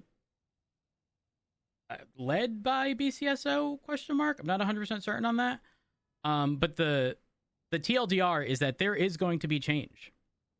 Angela, I don't know if you would have been reached out to, but we've been pushing for mock trials. We were floating the idea of actual attorneys being there, or just having officers being on the opposing side for the purpose of them putting themselves in the sort of mind space or headspace of an attorney to figure out how they are quite literally going to go entirely against people that they work alongside. Point being, again, that these things are going to change. The department's never going to be perfect. Perfect is an unrealistic expectation. That's not what I'm going for. Better, definitely, is the case in just ensuring that people are well-rounded across the board. So the whole accountability thing and making sure that this doesn't happen again, that is what I'm pushing for. I don't expect you to know that. I have a question to come after this. Sure. come off of this. I Go have ahead. a random question that's about me not dying. Does anyone have food? Don't. Okay. Actually, I do. I do. I do have fries. I will accept my death. I will. Here, throws Okay. kebab. You threw it on the floor. Far away. I Okay. get food poisoning. So it's your fault. with people being held accountable and changes and everything like that, don't you think that Aaron Carter, as a sergeant, detective, and I quote SOP Andy, should know better than to do everything that she did in this situation? I mean, aside from the reaching out to JJ, I don't really know her involvement in the situation. She's the one that posted the completely empty search warrants saying that she was locking down our properties, and then it was all of our vehicles that were also locked down. And then Opal was supposed to be the one writing the search and seizure, and she's a lieutenant who should definitely know how to do these things. Like, I understand why you're saying that this was led by the BCSO, but it was the LSPD that took the initiative to write these things and make the actual document. Because as a doctor, I can understand where, yeah, the MDT doesn't always save everything. I have written stuff for brain surgeries, for autopsies, while I'm just trying to note down stuff while I have to go do another brain surgery and autopsy, and it's looking back to back. I get that. But I make the report. It takes 2 seconds to make the report and then put in a title. So I have a general idea of, hey, this is something that I need to do later. And then when it gets a little bit quiet for like 2 seconds, I fill in the basic of these were the injuries. And then when I have more time, I fill out the rest of the summary of what exactly happened. They had more than enough time to fill everything out. The fact that nothing was created until almost 18 hours later is ridiculous. That's more than enough time to start a report. And we still don't even have the notebook that Opal was writing in. Yeah, we have no idea what that was given to the judge. At bare minimum, whatever Opal had started could have been copied into that search warrant, but nothing was in there until 9 days later after an order from a judge.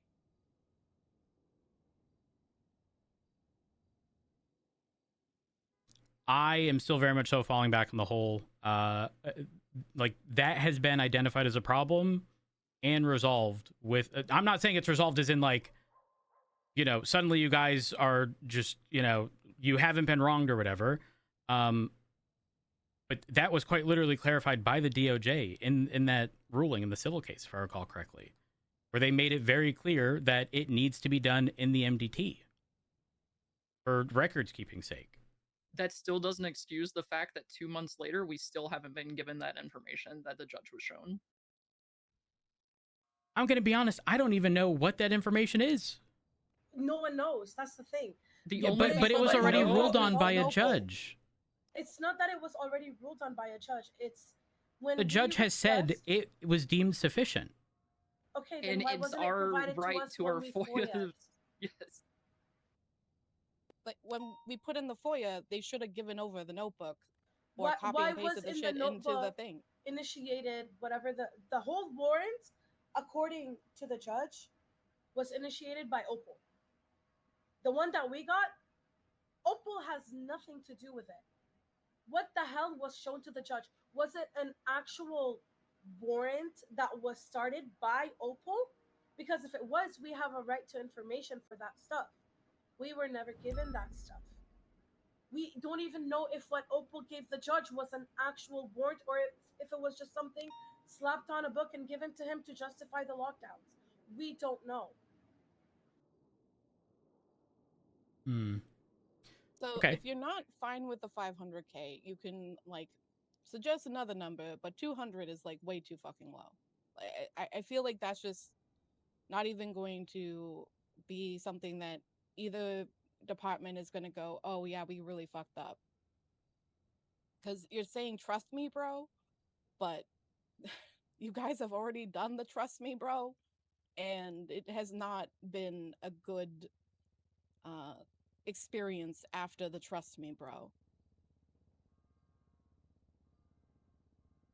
So here's the tricky part.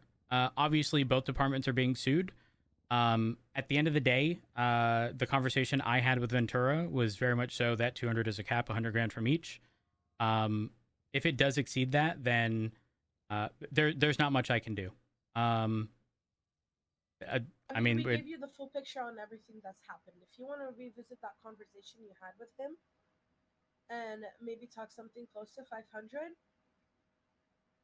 and an interview again with the Chronicles where you guys can talk about, yes, we fucked up and we're actively working on this change, then we would be more than happy to revisit this conversation if you want.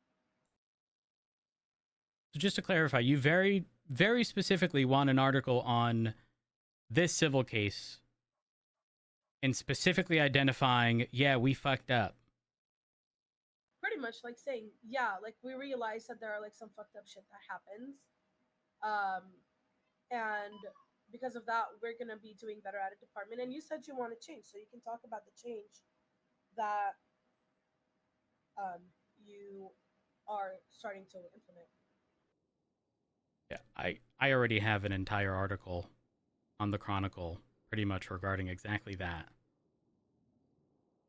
Not specifically search and seizures, and it's rights once again violations. Still a issue. If you want to protect when you certain say still an officers- issue, what do you mean? Like, what has occurred since then?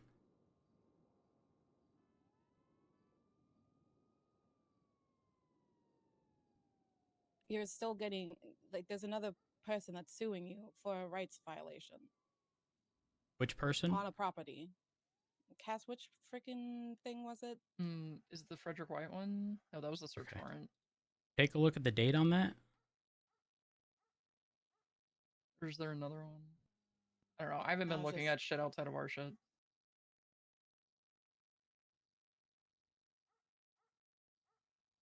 Okay, I retract that. It's still I do not trust me, bro, with the police. I'm going to be real. I would like to actually have a written down thing of how you guys are actually going to make this better.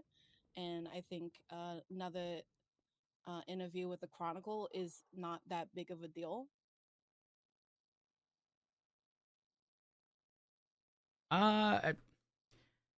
Here's the thing. I intend on having far more frequent interviews with the Chronicle, but they're not going to be this like, oh, hey, we fucked up. Like that. While yes, accountability is definitely key and transparency, which is why I do want to schedule, meetings with Nora regarding these situations, not these situations, but like just the PD status in general. I don't, I'm gonna be honest, I don't like the idea of this like we want a bunch of money and we want you to admit fault despite having no involvement. Well, 2 members of your command structure were intimately involved with the start of this entire process. And do you think I, as the chief of police, are going to want them to interview and say, yeah, I fucked up? I think you, as the chief of police, should want them to be held accountable. And we have an internal process for that? Yeah, they don't need to be interviewed. It's you just talking about how the search and seizure process is being looked at from your side and how you are actually going to fix it, because in the past it has not worked. That's it. It doesn't have to be like super specific. It's talking about like the search and seizures, like what she said. Because you, while yes, weren't involved, you are the chief of police. You should be overseeing people's actions inside of your department. So you are responsible to make sure that they are doing things properly. Yeah, I'm going to be real. I'm not going to kick someone while they're already down. That just sounds entirely unreasonable. No, but that's the thing. We're They're not being asking you to interviewed. name It's them just- or to interview them. You said you want to do more interviews with the Chronicles. We're Uh-huh. asking that you do one where you're talking about the search and seizures and how, like, in the past there has been like some shit that's been done that you like that department can be improved on, and the changes that you're gonna implement. We're not asking you to name anybody.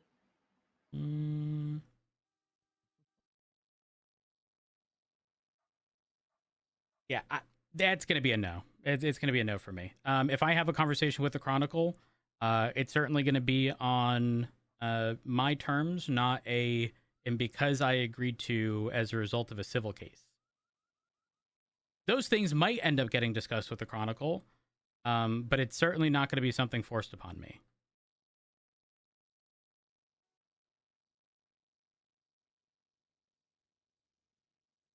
I mean, from the sounds of it, it sounds like nothing is going to be forced upon you outside of 100K per person per department. So, Well, no, even that's not forced. I mean, you guys have, I mean, you haven't very specifically said no, but you have said that it's not good enough. So the TLDR is obviously, there isn't going to be a conclusion here. I can speak with Ventura, but realistically, I don't see that amount going up much at all.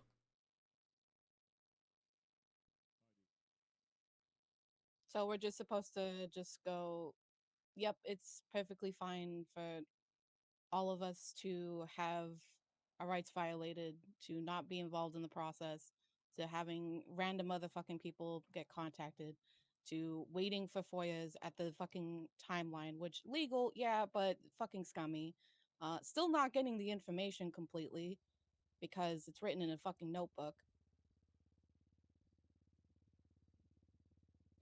Like, I get where you're coming from, where you don't want to be forced to do something, but we were forced through this process, and if the amount of money is the issue, then I don't personally give a fuck. I will take whatever. I'll take fucking 50K, and it's 100K for me in total. I don't care about the fucking money. I care about making sure that this doesn't fucking happen to other people, because it seems like through the entire process that the police department's only bitching and complaining about it, because Erin thinks that we're running her name through the mud, but it's her actions that ran her name through the mud. It wasn't us. We're just standing up for ourselves as civilians because we cannot trust the police department in actually doing things properly. And hopefully it does change. I hope you do change everything that's happening so far, and people are doing better. But it's not them going into a courtroom, it's them doing a search and seizure. we don't care about money enough that if we wound up going to court and getting the 15 million, we would put it in a dumpster and light it all on fire. That's how much we don't care about getting paid. We care about the PD recognizing that they fucked up and actually having to deal with it and not just sweeping it under the rug.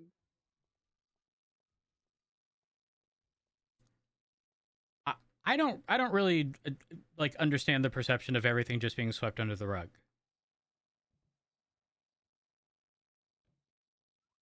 Because 100K feels like you guys are just trying to sweep it under the rug.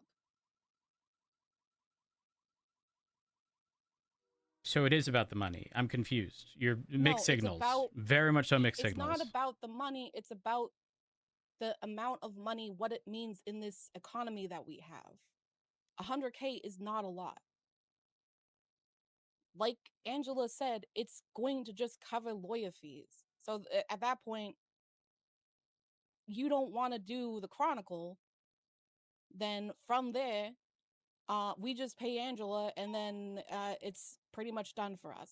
Yeah, but that's not even what was discussed. I was very much told 500 grand per department, per person, and the situation with the Chronicle. Okay, 200 grand, 100 grand per department for me, plus a thing in the Chronicle. I don't know if Cass wants to do that. Just adding the Chronicle to your already put on the table offer. Which he's not going to say yes to, because he said that he won't be forced to talk to the newspaper on other people's terms. Yeah, that it doesn't sit well with me. I'm going to be honest. With the conversation that I had with the Chronicle, I very specifically spoke with Nora regarding having follow-ups with sort of new sort of directive of the PD. Number one, and this is going to certainly get tricky, is that obviously there was some involvement with both departments in this situation. I can say whatever I want about the LSPD, but that doesn't necessarily apply to the BCSO. I don't mind in a follow-up with the Chronicle pointing out like areas of improvement for the PD. But again, I'm not doing that from the perspective of essentially being forced as a result of a settlement in a civil case. As much as you say that this is part of the BCSO, it was your LT and your sergeant that were involved in our properties. It's just a BCSO person's statement that isn't our entire search and seizures.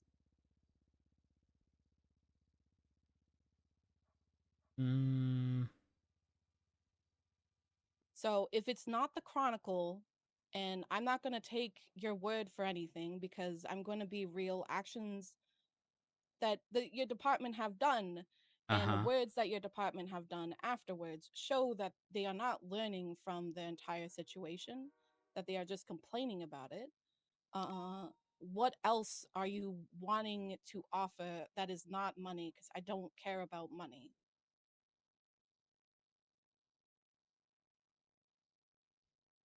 I mean, I guess it's a little difficult when you say my word means nothing, and the money doesn't matter, and the Chronicle bit, because I don't know if there is anything. Because if I promise you something, you're not gonna trust my word, so it's kind of pointless.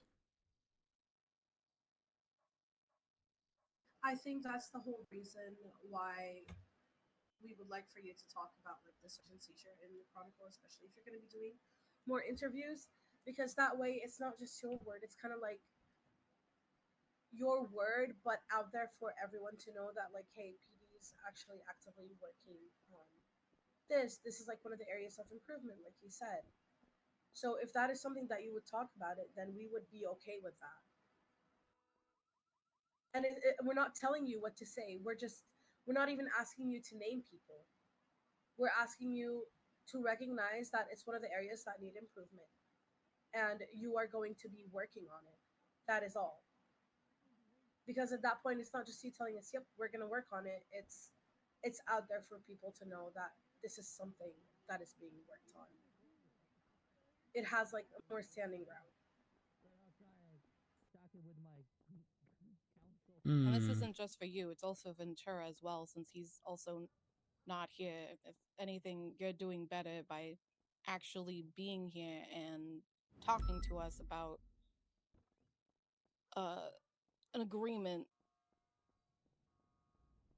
I mean, I don't know. I've obviously run into Mary in the past. Mary's obviously not here, so she could just say, fuck you. I don't care. You know, no settlement, whatever. Considering I've had conversations with Cass in the past, I would expect that me saying that I'm going to do something, I will very much so follow through with it. I will not agree to essentially, I don't want to say being forced, because I know that's not the way that y'all are wording this, but like obviously if it's part of a settlement, I should rephrase in that, again, I'm not opposed to having this conversation with the Chronicle. It's just not going to be like forced upon me, because you're not wrong. Search and seizure stuff is very much so a point of contention in general, but in just our general dealings with the DOJ as a whole. I've been trying to mend that relation between PD, or at least LSPD, and the DOJ with Angel. I've had quite a few conversations with Angel. And I don't know how best to explain this other than, while yes, I was previously the assistant chief of police under Pred. Pred was obviously the very loud, outspoken, often obnoxious person. I'm not that person. I am the much quieter, considerably more methodical and logical thinker than Pred. So I have been trying from the moment I sort of formally took the position, and actually, quite frankly, this sort of stems back to when almost immediately after Angel got selected as the Chief Justice, have been pushing this, not narrative, I don't know what the term I'm looking for here is, but essentially, like, regardless of what has happened in the past with the DOJ, like, treat them with grace, fresh slate, because if we do not provide the DOJ that, and we keep treating them the same as we have been shafted many times in the past, then quite frankly, nothing is going to change. If we're going to treat them the same way some really shitty judges, I don't want to say deserve to be treated, but sort of shafted us. You can say then, they deserve to be treated that way. They hired me without asking me any questions or giving me a bar license.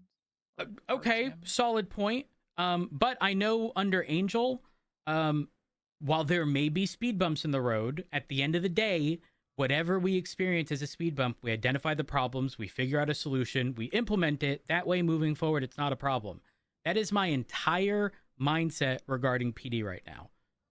If there are points of contention, I'm going to try my best to ensure that procedurally, it is not an issue moving forward. Not this, like, we're just going to complain about something and then nothing's ever going to happen.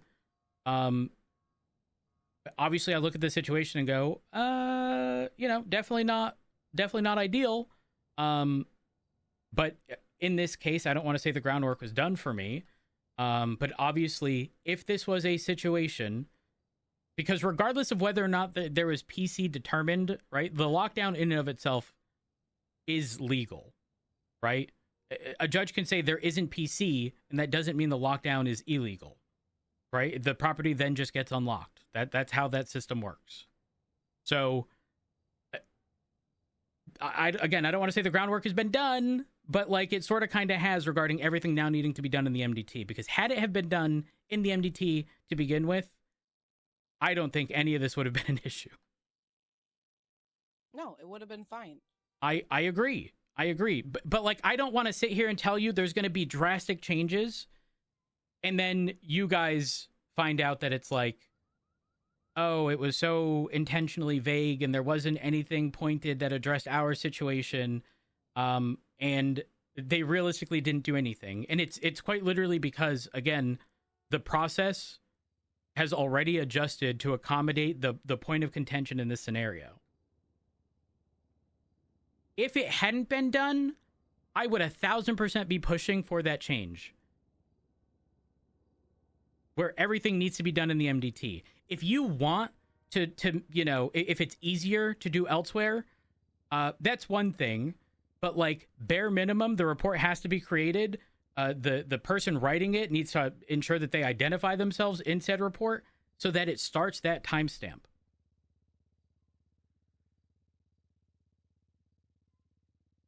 Because I know that, obviously, again, one of the points of contention being whatever Opal had shown to whichever judge it was. I have no idea what the context of that was. Quite literally none. Zero. And I know you guys don't because it obviously hasn't been provided, but it's because it's not a report. If it was a report and I found it, I would have provided it to you. So you see where we're coming from, when we're like, yeah, something was provided to a judge that was but not provided necessary, to anyone but not else. provided for us when we requested that information. What happened to that? What is Opal's involvement? Why was she the one who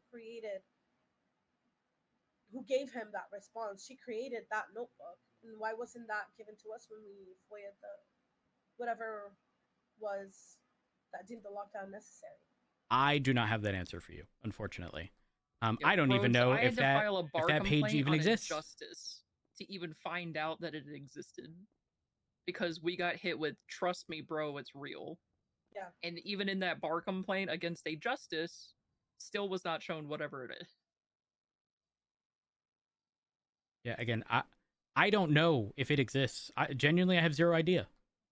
Well, it has to exist because Danielson was shown it, and I know Norman Adams has been shown it. So it exists. It just hasn't been provided to us. It hasn't been provided to you. It's not in a report, according to what you just said. Not that I could find. And as the one, I say tasked, but like, Frost didn't respond to that docket post at all, so I very much so had to go through and look for all of the incidents. One moment. Oh, okay. We're good. I don't know, guys. I just don't want to set like this unrealistic expectation and fall short. Who's out there? I'm not late. I mean, the expectation is you guys are gonna at least try. You're late now. Oh, 1,000%. But again, because it's not like a change in addition to what was already instructed by the DOJ, I don't want you guys to perceive that as we didn't try. I don't know. Maybe I'm like being overly cautious dealing with you guys, primarily because most people have conversations and expect the fucking world. And like you guys are asking. I mean, don't get me wrong. The money is a large ask, but your primary goal it sounds as though it's just we really just want the process to change. The thing is, with the civil case ruling, it was deemed at that point in time like this is the standard moving forward. You essentially can't just provide us what Opal provided us, which I'm with you. I don't even know what it was, but because that has already been handled, I just don't want. I don't know if it's unrealistic for you to expect to be held accountable for the multiple rights violations. I don't necessarily like care too much about the process changing because, like you said, it's already been stated in the original thing that everything has to be in the MDT, which is mind-boggling that it needed to be stated by the DOJ to fucking begin with. But there's been multiple rights violations that the people that committed them need to be held accountable for.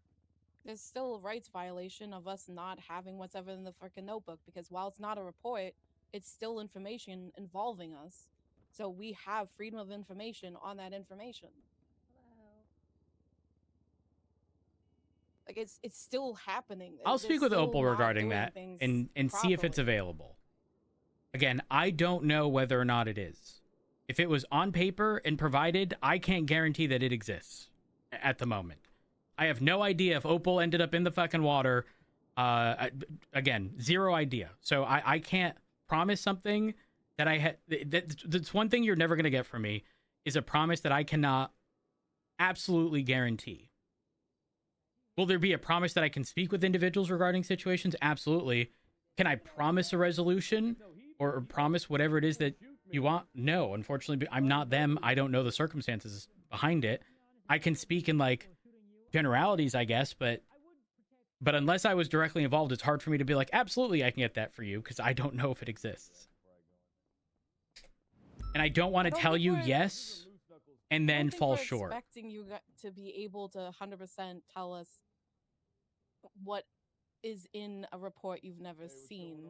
We're also not expecting you to move mountain and earth because that is something that's never going to happen. There's always going to be fucking problems. It's not just going to be, oh my god, I can't believe he did this. Yeah, but I don't. Perfect is not my expectation, right? Because listen, I heard something the other day and I firmly believe it. Like, perfect is the enemy of good. Good isn't always just like sufficient because you know they're sort of like there's different tiers of good, right? You can be like above average, you can be below average, but like still okay. I'm not aiming for perfect. I never will. It's an unrealistic expectation. We're human at the end of the day. People make mistakes. But Chief Rhodes, what's up? I don't think any of us here is expecting perfection because perfection is very hard to attain. And we are asking for some form of accountability. And whether that is monetary or whatever it is, it's just we need some form of accountability. And you already said there is change and change is being promised, whatever, which is amazing. I'm glad that it's starting, but that doesn't change the fact that 3 individual rights were violated throughout an entire process, which could have ended a long time ago.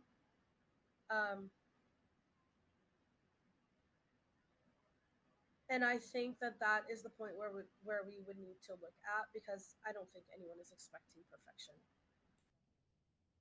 I think we just need to come to an agreement on something that can be done, but that both of us can agree on.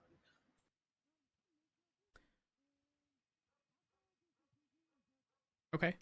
Like I said, obviously today is certainly not going to be a day where there's any agreement. Just because of the amount discrepancy, I guess. Yeah, I mean, we gave you all the information from our end on everything that has happened.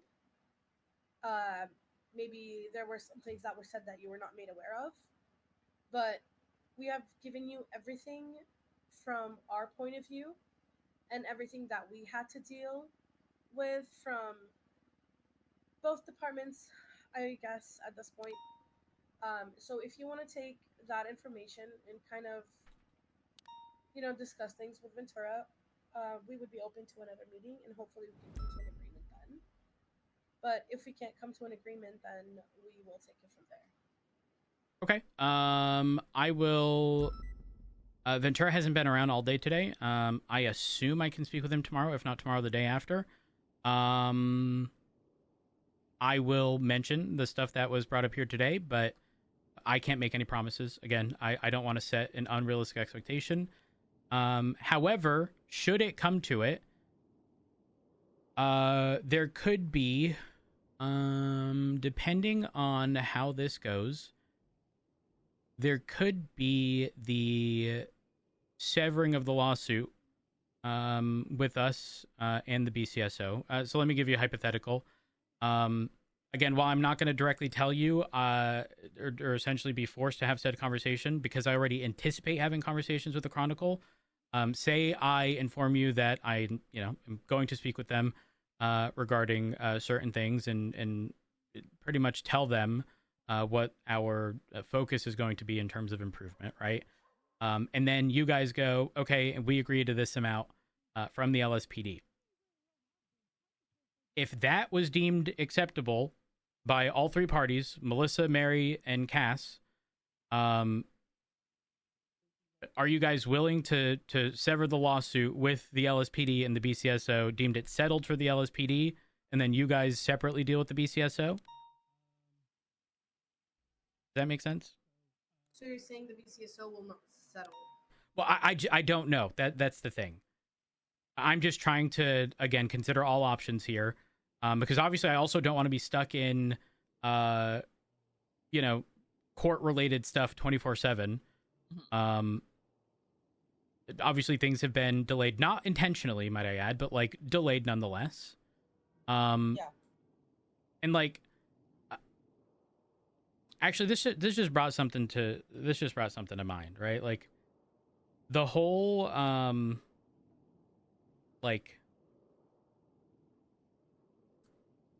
JJ involvement thing and like the right to privacy then leads me down the route of like, hey, he was in a meeting with me and I straight up asked him, like, do you have Angela's number? I'd love to have a conversation with her regarding the situation because I don't want it to be delayed. But like, it wasn't because I was like, it was for the sole purpose of trying to like expedite the process. I know it's a little different regarding house being unlocked, but the difference is it's not that there was bad intention.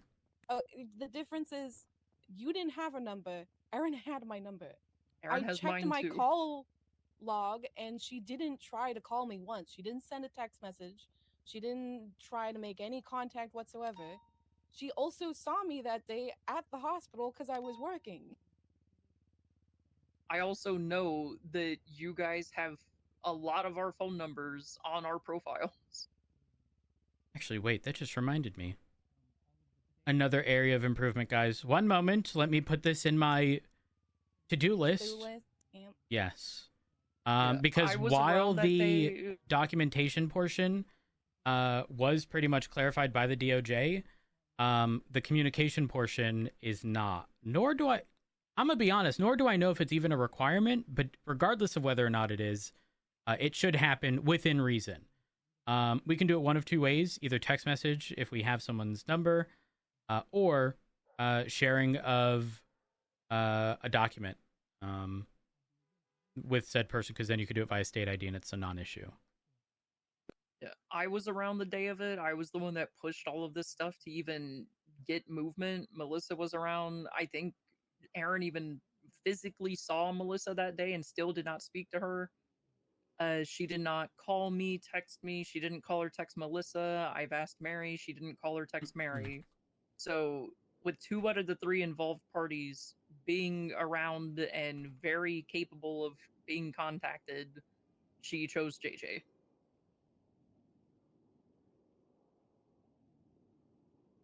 That's where it's different, where you don't have Angela's number. You asked JJ for her number to get stuff going, and Angela, I don't think, was probably around that day. We were. Aaron just decided to bypass us. Oh, yeah. And then to make matters worse, JJ texted me what he was supposed to text Angela. So he texted me my number and my name and said I wanted to talk. And then in a follow-up conversation, I informed him of that, and then that got corrected.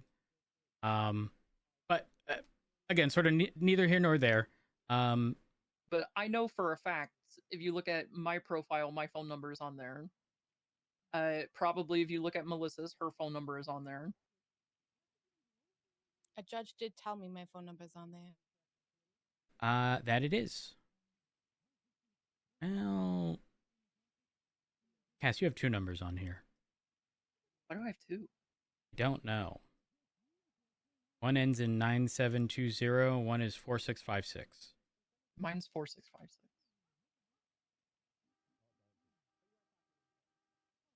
Yep. I don't know why you have another, but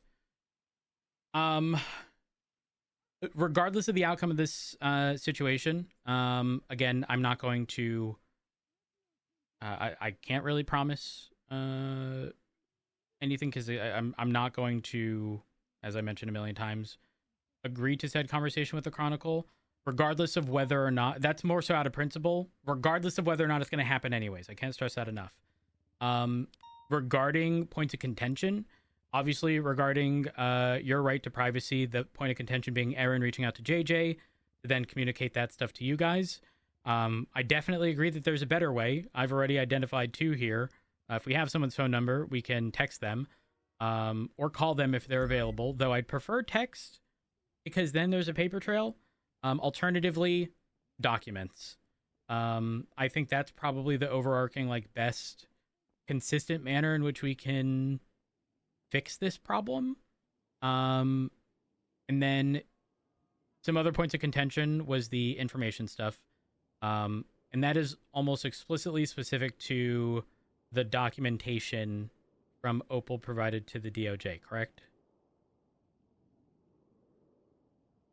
Yeah, the fact that we still don't have that documentation. Got it. Okay. I will try to speak with Opal regarding that. Again, I can't really make any promises. I don't know if it exists. Again, I have 0 idea as to what was provided to the DOJ. So, the property stuff, that one, again, I'm just sort of like,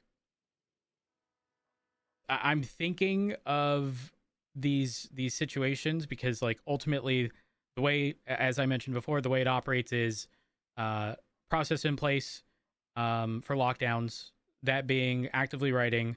It was eventually told in Riker's statement that the stuff was turned in and then the lockdown was undone. Even if there wasn't PC at the end of the day, like, the property then just gets unlocked. So I don't exactly know what would end up happening there. Doesn't exactly change the fact that I'm gonna not say that here. Never mind. What other processes, I guess, would help alleviate some of these issues? Because again, regardless of the outcome here, it doesn't change the fact that there are points of contention. So obviously the communication portion that I just discussed, obviously ensuring, much as the DOJ has directed in that prior civil case, moving forward, everything be done on the MDT. What else do you guys think would work? And again, I'm approaching you not as a, please identify all the problems and provide all the solutions, but because I was not directly involved, and I don't have all of the full detail regarding the situation, let me know what points of contention there are so that we can come to some resolution. I don't know if it's widely been spread within the PD, but when we tried to FOIA the search warrants after the properties were unlocked, that was when Maxwell told us that Grayson, when he was the justice, said that the PD did not have to give search warrants or subpoenas that were never submitted. And she was like, oh, you're not going to get that because Grayson told us that we don't have to give that to you. And Roman Atlas had to go to the PD and tell her, no, you have to give that to them. That's their right. So And I don't regardless know. of that, they denied it. Yeah, and they also denied it. But And didn't so even the inform PD us that it was knows. denied. We had to go find them and ask them about it after the 72 hours were up. They didn't reach out regarding the denial? No, they didn't. I had to go and reach out to them. Yeah, no, I certainly don't agree with that. I mean, isn't it written? Hold on. Yeah, another thing It with got the denied. We FOIAs. were just never informed. Yeah, they just decided to deny it, and Angela talked with Maxwell about 68 hours into the 72-hour deadline, and then that's when Maxwell was like, oh, they denied it. So the people who actually denied it had no intention of actually telling us that it was denied. And when I asked for the reasoning of the denial, Maxwell couldn't provide it. Ventura couldn't provide it. And he's like, oh, it has to come from Frost. We had no idea why it was denied. Frost never informed us of the denial. And that's when we had to put it on the docket so we can actually get a reasoning for the denial, which was told for investigative purposes because of the drill that was returned days ago.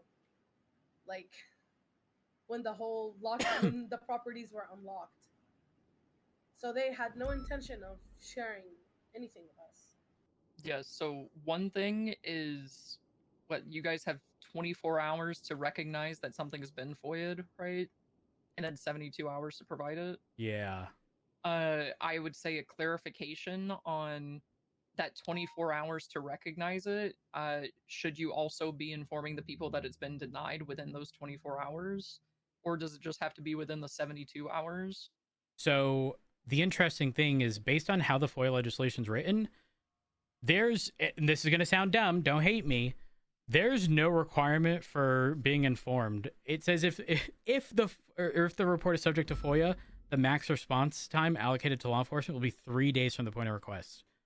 There's no mention of communication upon denial. So in my sort of to-do list, I very specifically have a speak with Angel regarding FOIA legislation, regarding denials, because listen, I can tell you, really talk to Angel I can tell you, I sent a, oh gosh, it was to Robin. I hate that I can't search names in text. It just doesn't work. Contacts, message. So there's a scenario where a FOIA request was put in and it was denied. And the request was for all 3 departments. But ultimately, my response 2 months ago was like, we believe the documentation attempted to be FOIA'd, and I list the report number. Blah, blah, blah, the reason. And then I even said, if you believe this is done in error, please don't hesitate to follow the appeal process outlined in the FOIA legislation. So if I were provided something and told, hey, this is the FOIA request, and I look at it and I see that it falls under one of the categories, you're going to get communication from me, especially because in order to provide it, we need a point of contact.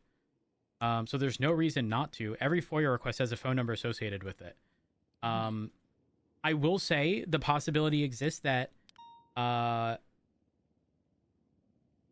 for example, it states a FOIA officer will acknowledge receipt of your request within 24 hours of formal receipt. However, that is rarely, if ever, a message to the attorney, we have an internal sort of channel of communication for FOIA requests, and that's where it's acknowledged. I'm assuming that primarily has to do with sort of just availability. Someone may not be around, but you know, responding to a quick email, not that big of a deal. But it at least informs PD as to whether or not we're staying on top of shit. I do agree with you guys that there should be a denial message provided, and the reason just quite literally needs to be the exclusion reason. If it's an active investigation, it's an active investigation. And if you guys don't agree, then your recourse is bringing it to an appeal. Listen, I agree with what you're saying. If the drill was already returned, how can it be an active investigation? No, it's not even that. It's even when we put it up on the dockets, they could have just said it was denied due to active investigation, but they had to set up a meeting with me and the judge just to tell me we're denying it for an active investigation. Like, it made absolutely no sense. Like, okay, just let us know on the docket instead of it being on there for days and days before we get a response, you know? Yeah, I don't disagree. I don't disagree. But again, identifying a point of contention, and I think legislatively this needs to be resolved. Because if I set this standard in the LSPD and then someone in, say, the Marshals gets a FOIA request, I don't like the idea of inconsistencies there. Whereas if the FOIA legislation changes, and it'd be a very simple one, for me, I think it would just have to be like the denial has to be communicated in that same 72-hour period, and not just the 24-hour. And the reason it can't be the 24-hour is just it's a logistics nightmare. You know, if you send in a FOIA request today and I take tomorrow off, like, we're going to be in violation of that if the answer is no. Yeah, that's fair. The other point of contention is like what led to the denials in general, with Maxwell saying that they were told previously by a justice that they don't have to provide that. As far as I don't know if that's been communicated within like the PD that you do have to provide that, because they were all just, oh, Grayson said we don't have to because it wasn't ever submitted to a judge. And because they never raided the property, therefore they didn't have to provide us with the reasoning for the lockdown. I have a question for the two of you. Just to sort of pick your mind on this, because I'm thinking of hypotheticals that could occur. Say in this scenario, I start writing a search warrant. And when I say search warrant, I mean, like, I'm not even locking down a property, right? We don't have to lock down properties. We can, but we don't have to. I'm writing a search warrant, and in the midst of writing the search warrant, I go, you know what? Screw this. I'm not going to bother with this. I'm dealing with too many other things or whatever, right? I delete the search warrant. How should that be handled? I mean, the person that you're writing the search warrant against, if you've never locked down their properties, then they wouldn't know that you were even writing a search warrant. Yeah, but I don't think knowledge of the search warrant changes this, like, the circumstances, right? Because if you end up making a broad, like, FOIA request, or let's say you motioned to compel us to produce records or something, right? Similar to this case. How should that be handled? If I know something did exist and was deleted, it wasn't deleted for the purpose of hiding something. It was just in that moment, like, I realized I'm not going to have the time to pursue this, blah, blah, blah. Whatever the scenario is, what are the, like, legal issues with that? I mean, if you wind up actually deleting it, then I would say if somebody motions to compel, you just say the report was deleted because the attempt was abandoned, and that's it. Like, if nobody's properties were only locked down, then, like, no one's rights were violated.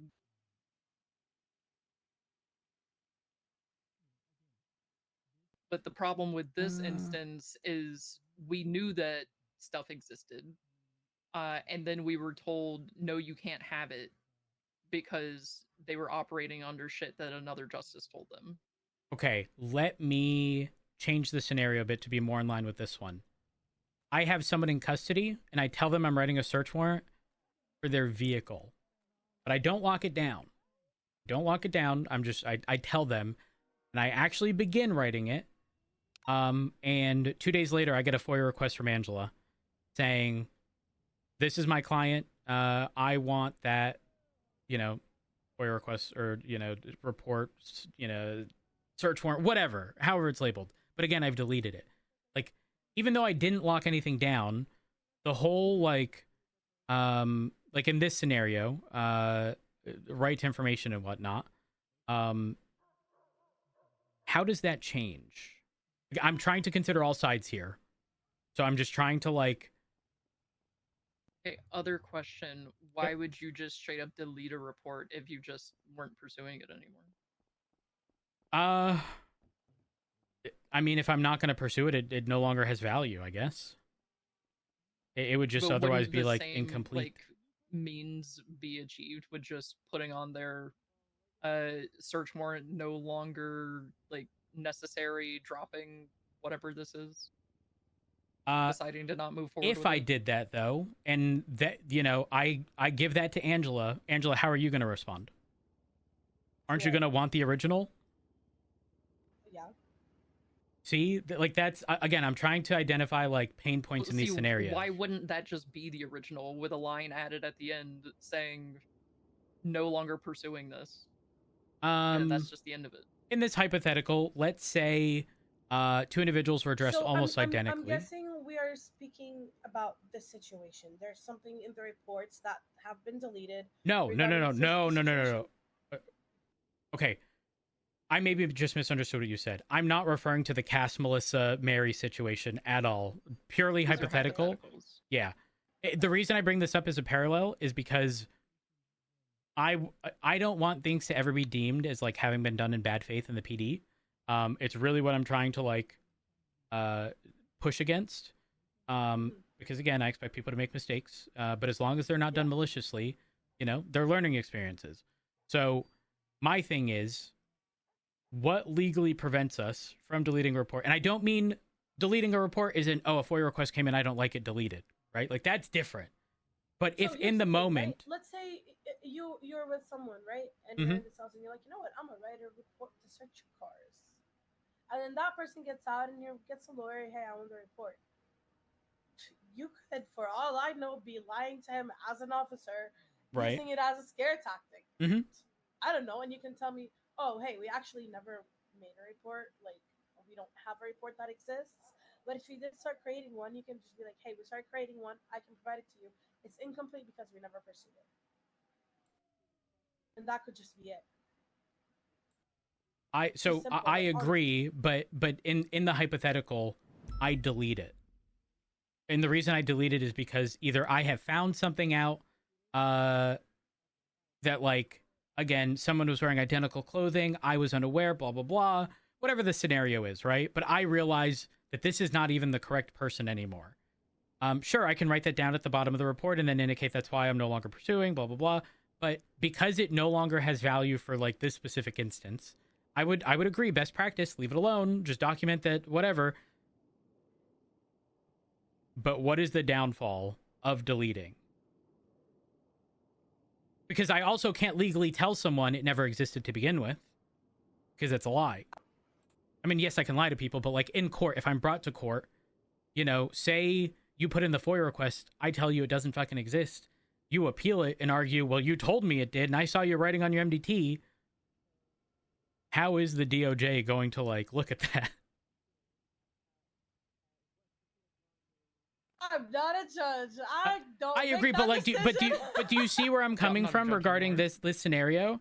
And obviously, again, I don't have context behind all the Opal stuff, but if this was something on paper that she no longer has access to, I fear that we're gonna end up pretty much back at that exact Yeah, but then again, see that is on her, because if she is using information to provide to a judge as a reasoning, it should have been retained. I agree. Of 3 properties, at least make a copy of that paper and attach it to the warrant that's gonna be put into the actual MDT as proof that you guys were actively working on it at the time and it was provided to the justice.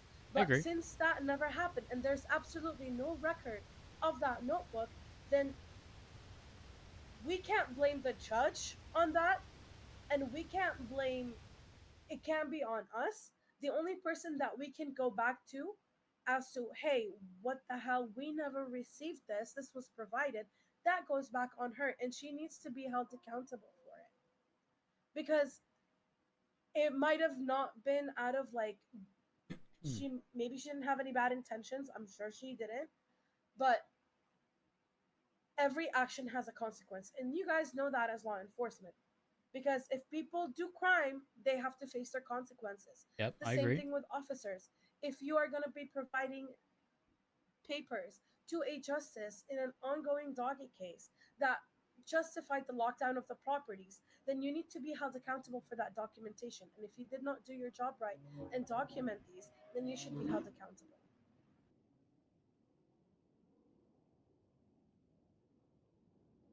All right. Yeah, I think to avoid what you were bringing up as the hypothetical, it should just be best practice within the PD should just be don't delete shit. Like, if something happens, then I know when I was a magistrate and we had access to like all the reports, I saw some that just like had delete in the title or something that I'm guessing were like duplicates or whatever. That kind of stuff. It's like, sure, delete it, it's fine. But something because that I'm gonna be honest with you too. If we do take it to court and like we question, like, because we do have Danielson as a witness, if we were to question him about it and the whereabouts and stuff, and based on the information we have now, I don't know what his response would be. So he could have been like the judge, like, yeah, he ruled on this, but the evidence that he was shown cannot be provided. And it cannot be produced. Like, do you see where the issue is? Yeah, I get where you're coming from for sure. Again, I was just trying to look for pain points. So just to sort of conclude, I will speak with Ventura, regardless of whatever the outcome is. There will definitely be further clarification for lockdowns or unlocking of said property to ensure that people are being communicated during these scenarios. Additionally, the denial of FOIAs, I am also a firm belief that should be communicated. I 100% believe that should be a legislative change because it does not in any way, shape, or form address communication of those FOIA requests being denied, at least. There's just a time period of delivery. And I think a very easy text message to the person who requested the FOIA alongside the reason. The reason does not have to go into detail aside from one of the like exclusion categories, and that is it. If you disagree, you bring it to court. That's your recourse. And then obviously the thing that's already been addressed by the DOJ, which is making sure everything's in the MDT. So that has already been done. The other two I will be pushing for. I'll have a conversation with Angel specific to the legislative change portion. And then the SOP related stuff I can address with Ventura. And again, that is separate from any, settlement or whatever the case may be regarding the situation. I'm trying.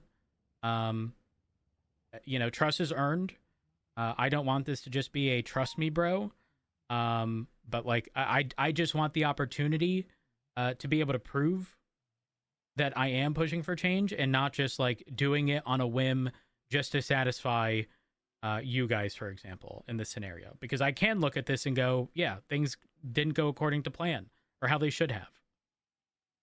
So again, I just ask that you be mindful of the fact that there are hundreds of people in the PD. Change is never easy, especially with all the legislative changes that have occurred recently. Hell, I've been around for damn near 2.5 years, and I only found out the other day that speed limits changed. When did they change? Girl, your guess is as good as mine. What's the speed limit? It's 100 on the highway now. Oh shit. Used to be 90. But like what the point I'm trying to make is like there's a lot of things that change. Some people aren't going to be up to date, but the other thing I'm trying to push is anytime you're interacting with any point of legislation, the moment you even think about a lockdown because you're writing a search and seizure, you should be busting out the search and seizure legislation and reading everything that applies in that scenario. Because at that point, if you fail at that, that's obviously an issue. But you likely could have avoided said issue had you have just read the legislation you're currently interacting with. And that's not a tall ask. But that is also how I'm trying to ensure that the PD doesn't fuck up. So, and I know earlier you were asking about like if you have whatever talk with Ventura and it doesn't go well, if we would be like open to just settling with the LSPD. Me personally, I'm okay with that if we can come to like some kind of agreement. If you and Ventura can't, but I wouldn't say like a definitive yes we would until the three of us and Mary can like talk about it more. yeah, fair enough. Yeah. That's understandable. I do appreciate you actually requesting this meeting and having this conversation. Trust me, I would much rather talk things out and hear the other side. Sometimes I'm busy and sometimes I can't hear the other side. But I think Kaz can vouch for me regarding like I'm willing to give people the time of day to express concerns and try to get them addressed before things escalate to like unnecessary levels. I mean, obviously, I wouldn't be surprised if officers involved in this feel slighted when they see the $15 million figure. Doesn't change the fact that obviously things did not go great for you guys. So like, yeah, they're probably going to look at it and be like, what the fuck are they thinking? $5 million per person. But at the end of the day, regardless of that, I just want you guys to know I will try my best to ensure that all of those bumps in the road get flattened down to normal pavement so that they hopefully do not happen again. And even though there is a monetary aspect to this, it sounds like the bigger aspect is making sure that shit doesn't happen again like this and essentially fixing the problem, I guess. Yeah, because It's monetarily, just accountability. That's the main important thing. because we want the accountability, but where money doesn't really matter to us, money matters to other people, and that's where a high number will make somebody else hurt. We personally don't really give a shit about it. Fair enough.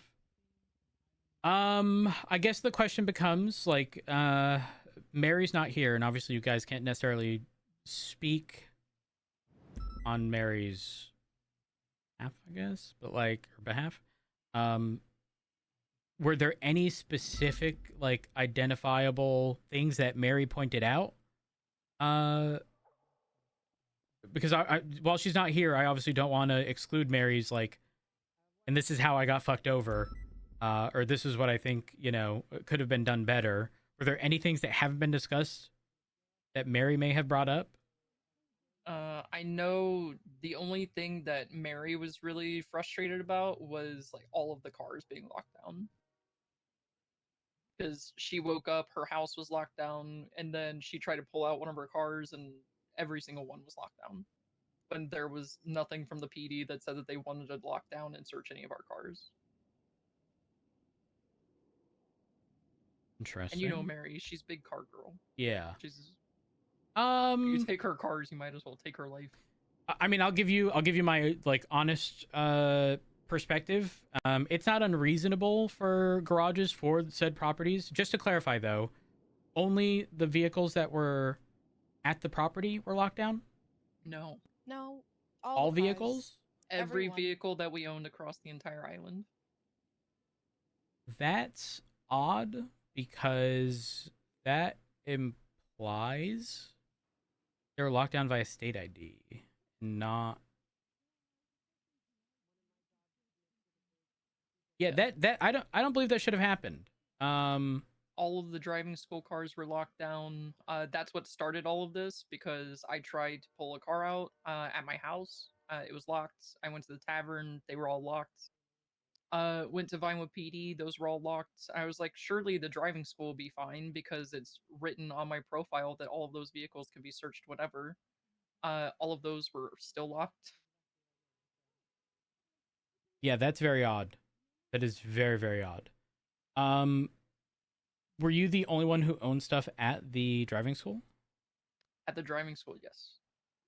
Um, If anyone else parks vehicles at the driving school, I will be smoted. So the reason I'm asking is because I'm trying to find if there was a garage that multiple people had access to where some vehicles were locked and others weren't. My house. So not all your vehicles were locked? All of my vehicles were locked. The But other others person weren't? that has vehicles were not locked. Yes. Oh, that's so fucking confusing. Yeah. So if it was just my property that was locked down and then all of the vehicles that were parked at my property would be way more understanding. But it was like 2 vehicles at my property locked down, 4 vehicles at my property not locked down, and then every vehicle that I own across the entire state of San Andreas was locked. So just to clarify though, other people, so your house in this example, let's say you had 5 vehicles and there were 10 of them, 10 vehicles in total parked, other people have access. Only your vehicles were locked and the other ones were unlocked? Yes. I'm so confused. It doesn't make sense. It makes sense and that it was locked down via state ID, but that shouldn't have happened. It's going in my notes. Another one of the issues. Going in my notes. Going in my notes. Because like I one said, of my properties were locked down, but my other 2 properties weren't locked down.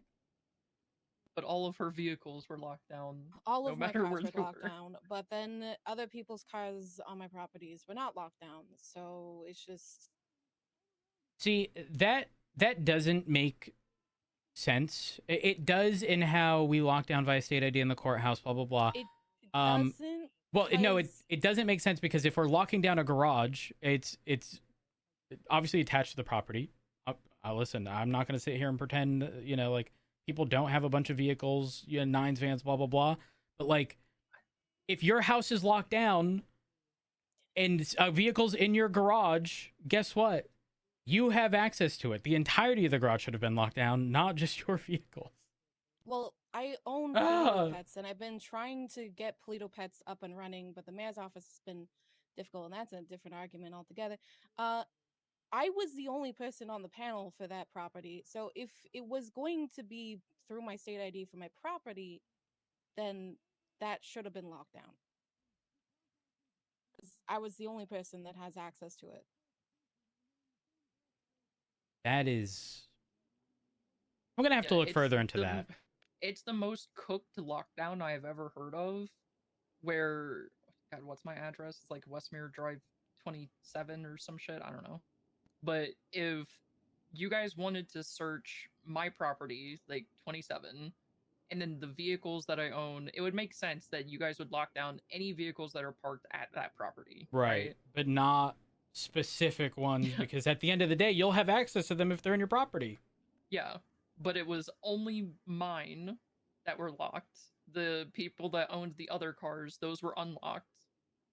And then every other vehicle that I own, all locked. This means I'm gonna have to test a few things with lockdowns. But like realistically, just the entirety of the garage should be locked, and that be that. Just end of story. Oh my gosh! Wait! Hold on. Now, how the hell is that gonna be? Oh my gosh! I'm now thinking. In your scenario, assume all of them were locked down. Mhm. And let's say the search warrant got approved for all the vehicles that are there. We're going to have to run the plate of every fucking thing and text each owner of each car? Yep. That's your job. Yup. Guys, I quit. I quit. But I think did I you quit. see where, like, I said it's not just a simple lockdown. This is something that Yeah, I was get where you're cooked coming from. across the board. Yeah.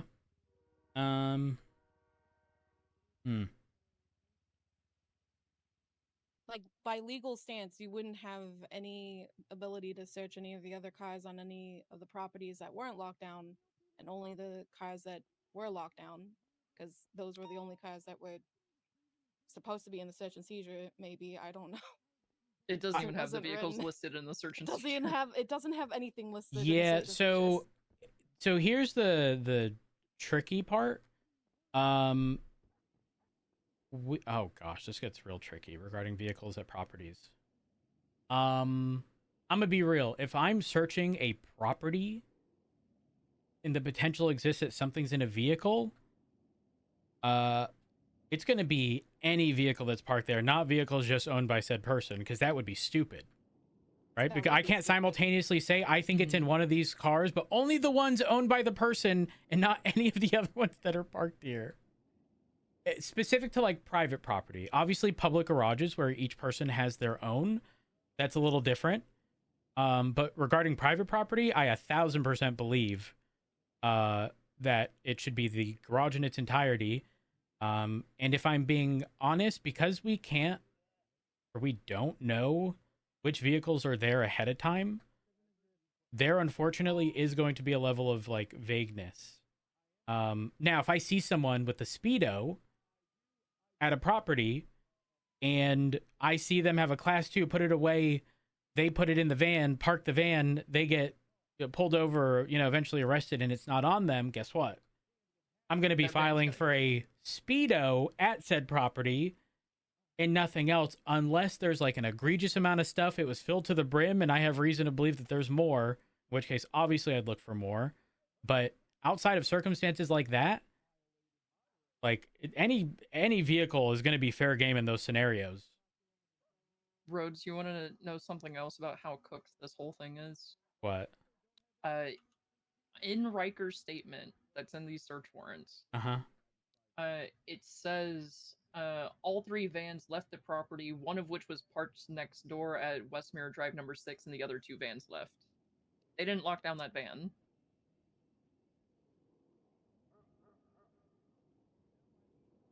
Oh my gosh.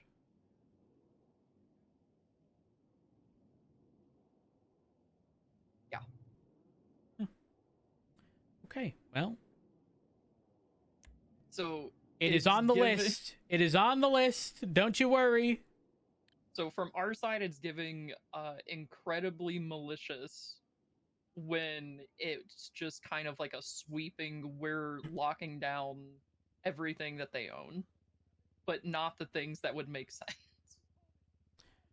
I would assume that to be more in line with people. Oh fuck! I'm cursed by James Balding. Fuck. Oh fuck. I'm not gonna lie. We have multiple ways to lock garages. If it is done via state ID, I'm assuming the issue becomes it's only locking the ones owned by that state ID. When we go to a garage physically, we can lock down the entirety of the garage and no vehicles can be pulled out. So I'm assuming it's the difference between that and people potentially assuming it is the same whichever way you do it. And it's not. I am going to double check and clarify though, but I will make sure that that's clarified. The lockdown stuff that I'd mentioned before was specific to property lockdowns, not garages. Garages haven't exactly been a point of contention in the past, but obviously this has outlined that there's room for improvement, so I will try to ensure that that gets addressed as well. And I will do so, but I will need other people's vehicles in. I don't have a garage at my house actually, so I will have to find someone with one. You can use the driving school garage for whatever you need to. Yeah, but in this scenario, I need a homeowner essentially, and I need multiple vehicles from different, like from at least 2 people, if that makes sense. I'm trying to replicate your scenario, and then I need to pretty much try to lock down the homeowner's garage and see if it's just their vehicles that are locked, and then do it, physically going to the location to lock it down and see if, you know, the non-owners can pull out vehicles. I'm trying to... Hey, whatever car you want to use today, just pull it out of the garage. I'm gonna let Rhodes figure out something with our garage and house. I mean, he can use my house. I have like Oh. one car that's not mine, and then Okay, never mind. We'll use Melissa's house. Okay, bye. Okay, you can use Melissa's house for whatever you need. Perfect. I will... I think after this, we're probably both going to sleep anyway. So. Yeah, me too. I will need you at the property. But for context, what I will do, if I have your permission, to be clear, is lock down your garage, and then have you see if you could pull a vehicle out, and then keep it locked and see whether or not you can pull out that other person's vehicle that isn't in your name. And then I need to pretty much do the same thing, except I need to be at your house to lock down the garage in its entirety and see if you can pull out that, you know, vehicle that's not actually owned by you. yeah, I'm down. It's easy. Perfect. Okay. Well, y'all know what I'm going to be doing. I will head downstairs. What is your state ID, Melissa? 2365. 2365. I'm gonna perish in 7 days in a great fire anyway. So. Which property should I be locking down? Probably the Nicola Ave one. Nicola Ave. Yeah, Nicola Ave 1. You can lock down. Okay. I will go do that. I guess let's figure out how the hell this is gonna operate. All right. I'm gonna let you guys do that. I need to head out. I think we're trapped in here. Understandable. Understandable. Yeah, I can't unlock it. I can't. I'm not signed in. I can't unlock this door. Break it. I'm calling Angel. Does anybody vape? Is this why we're gonna? She hung up on me. Fuck. Also, so will you just for today's meeting? Will you be speaking to Ventura? Yes. If I see him around tomorrow, I will reach out to him, let him know the context of the conversation, let him know all the points that have been brought up. And if anything changes, Angela, I'll text you. It's probably easier instead of trying to get a meeting. But again, just know, regardless of whatever amount is determined, the aspect of trying to, you know, procedurally change certain things isn't going to change. That is going to happen regardless. Yeah, and we appreciate that. Chris Peters isn't answering me. I have a shotgun. I think you're gonna have to blast You're the gonna door. shoot it? Okay, but don't kill us. I don't know. There's another judge. I will die. Don't die. How are we stuck?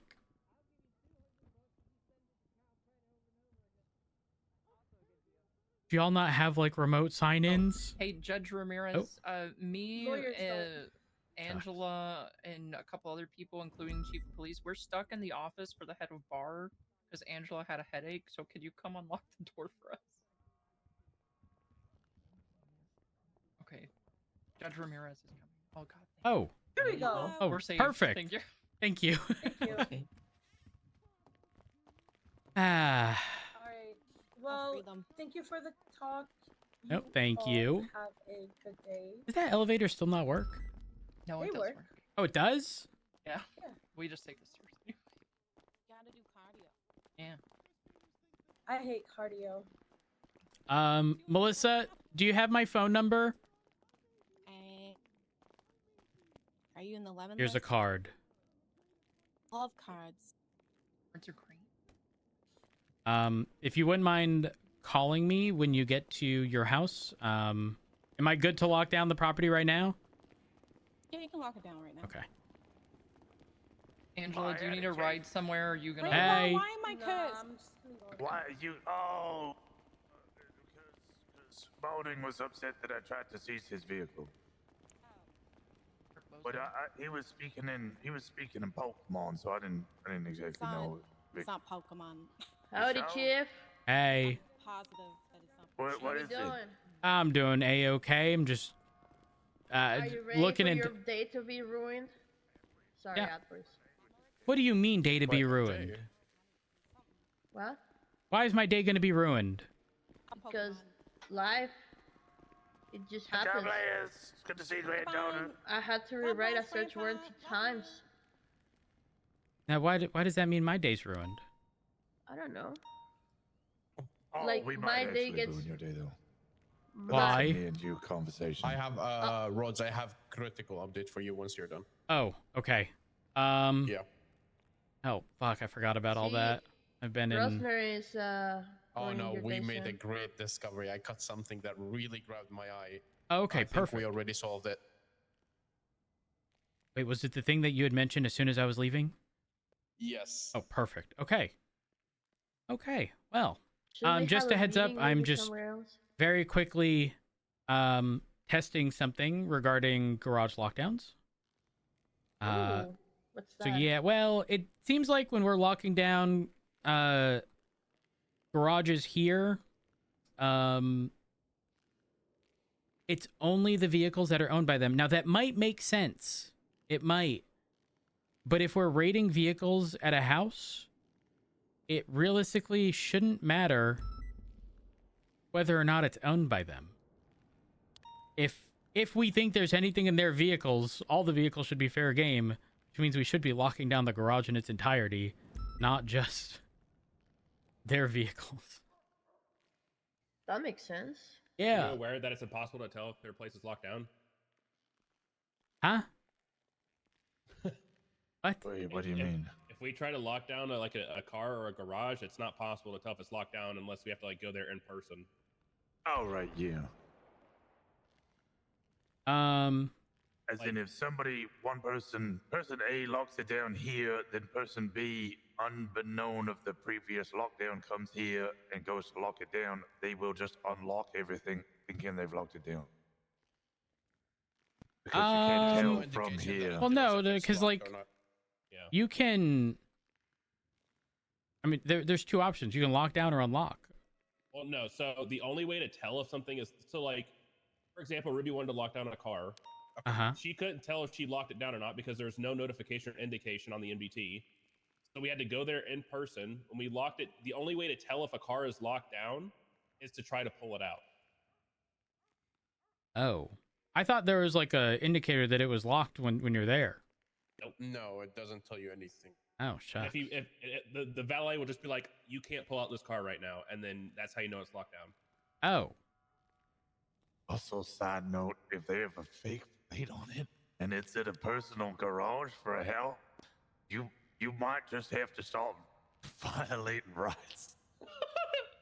Because you have no idea what the plate is. So if I pull out an Amaggio at a house that has 2 Amaggios and I'm raiding only one of the Amaggios and it has a fake plate on it, I just have to get in the car and start checking all the VIN and searching it to see if it is a fake plate on it. And I might just pull out the wrong Amaggio. I stand by what I said.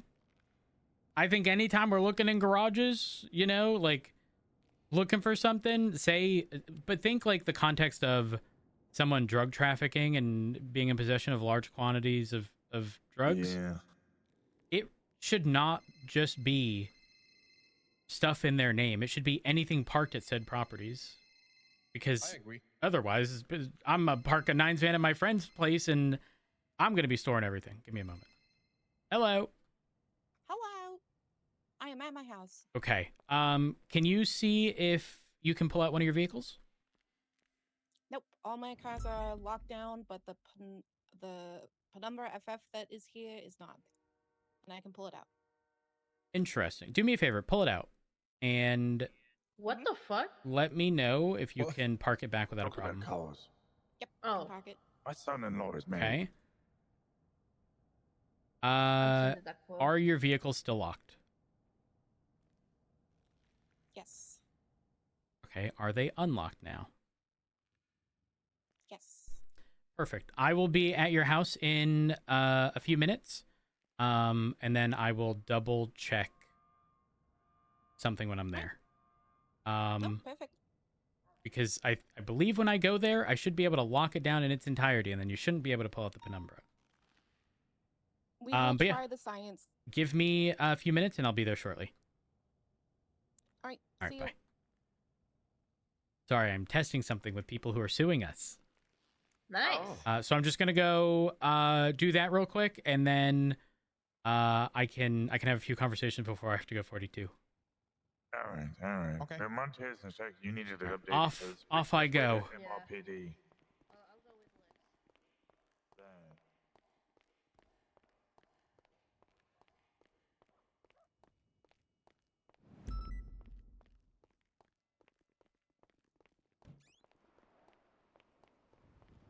Oh my god, everyone's vehicle.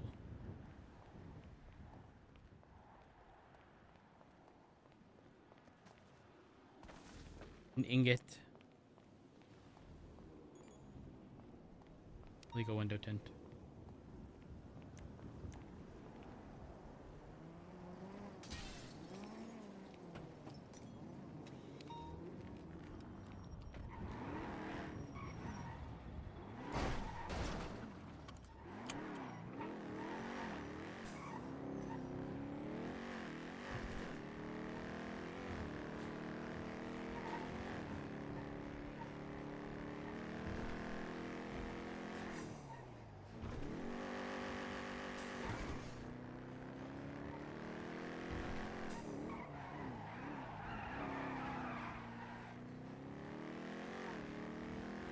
Who sings this? Got it. Couldn't even find the thing. Okay. Don't try to pick music and drive.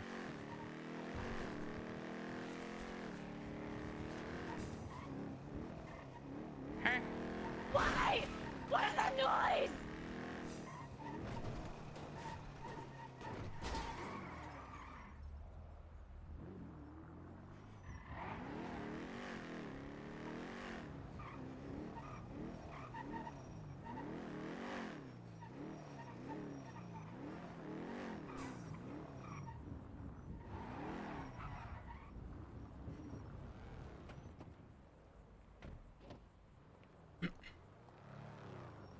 All right.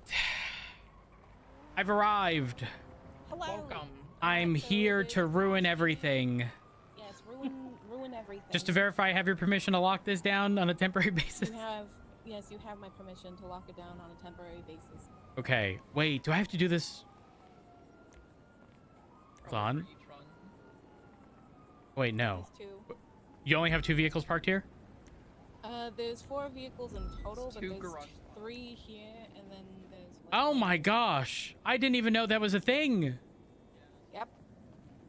Oh, that's ass. Okay, which one has vehicles that you don't own? Is it the Penumbra one?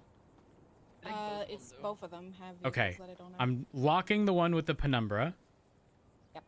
Okay. Can you pull out the Penumbra? Yep. Okay, then quite literally, we have no means of locking down vehicles not owned by you. Huh. That sucks for you guys. I'm gonna snap! Oh god. I'm going to snap! Just to verify, you can't pull out the one owned by you? I can pull it out. Is it still locked down? It should be. Yes, it's totally locked down, bro. No, like your car. Oh yeah, my your car's car, no, your I car. can't pull out my cars, but I can pull out the penumbra still. Oh, well, I think I can now see why whatever happened happened.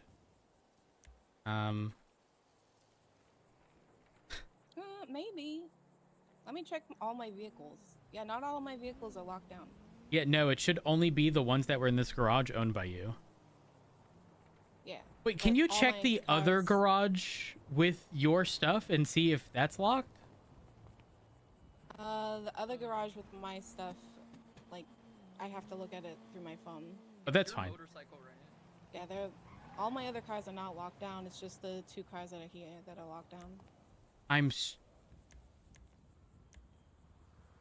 Everything's fine. I can get my Everything's fast fine. food taco van. Everything's fine. Everything is a-okay. Woosah. I love how it's always us. It's unlocked. Hey, it should be unlocked. It's always us finding these problems. I'm just so break things. confused. Yep, it's all good. Can you just double check your phone to make sure that there's no things that are locked? I will pull out my beautiful Frontier. I chop trees with. Beautiful front. You did the wood paneling? It was you? Yep. Well, it looks good. I did the wood. It looks fucking beautiful. It carries Okay. so many trees. I appreciate the assistance. If you don't mind, I'm going to leave and lose my shit. Okay. Okay, have fun losing your shit. Okay, why? Why? Why?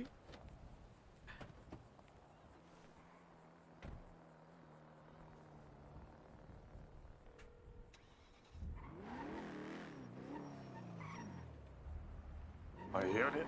Hey, how are ya? I'm doing good. How you doing, Rose? I'm about to lose my shit, Rosner. Oh, what happened? Well, I was testing with Melissa. We're being sued, obviously. Melissa, Cass, and Mary for the whole warrant situation or lockdown situation. But anyways, neither here nor there. They then tell me they were like, yeah, and like during this, my vehicles were locked down, but other things that were in my garage were not locked down. So I thought to myself, that's odd, but like, you know, will you allow me to lock down your garage right now so I can try to figure this out? So I do it at City Hall. I do it at City Hall, and it locked down every vehicle that they own, regardless of garage. However, when you are there and present, when you lock their garage, it's only locking the owner's vehicles. The other vehicles are entirely unlocked. The owner of the house's vehicles. Yes. Oh, God.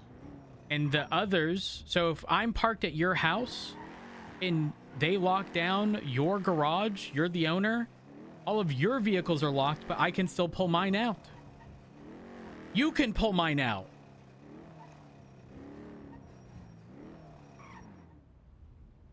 And do you want to know the tricky part? It's not like we get a plate of those vehicles to even figure out who owns them. Yeah, that was my issue with you might have to pilot rights if there's 2 vehicles there and they're both the same vehicle and you're trying to raid one of them and they have fake plates. I mean, even if they don't have fake plates, Rosner, like, we don't know which one we're pulling. Yeah, you also can't park it back there because you don't live at the house. You have to call it impound. It's fine. It's fine. Everything's fine. Everything's fine. Everything's fine. What did you want to talk about, Rosner? What's going on? There's probably an in-person discussion. Okay. I don't want anybody listening over the phones. Yeah. I'll be at Striker have the best information in regards to that. I will be at Mission Row. 10-4. I know Key has been contacted about it already. I don't know if he's had the opportunity to speak to you about it. I haven't spoken to Key in a few days. Yeah, it's kind of a serious one. Oh gosh, what's it in? Never mind. We'll talk when you get here. I'm here. I'm in the meeting room with the. Oh, I'm not even. I'm pulling up. Chief's office. It's soundproof. We'll see you in the Chief's office. Okay, 10-4. See you there. See you soon. Bye. God bless.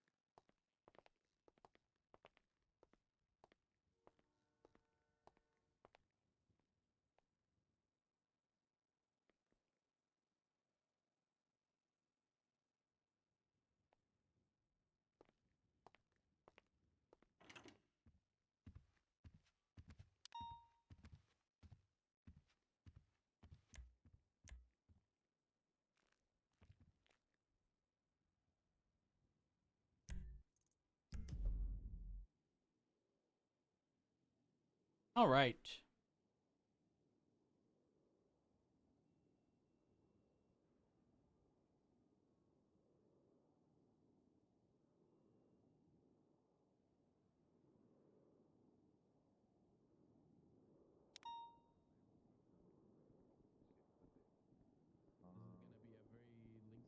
So you guys will probably have to sit down and pay very close attention. Okay, I'm good. Howdy, Chief. Hey, how are you? Oh, good. Hear about the book about rivers? Huh? You're gonna have to tell him everything. Is it okay if Rosner stays? Are you asking me if? Yeah. If the Of course he can. Okay. Have a seat under, Sheriff. I feel slightly disrespected. No. It's nothing okay. related to It's. I'm the one who told you to come speak to your chief. Hold on.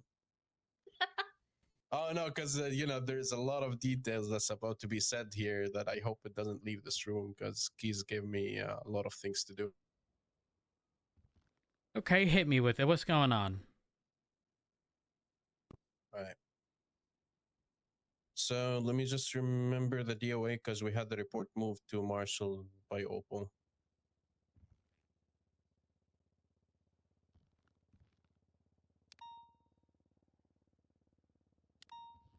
Okay.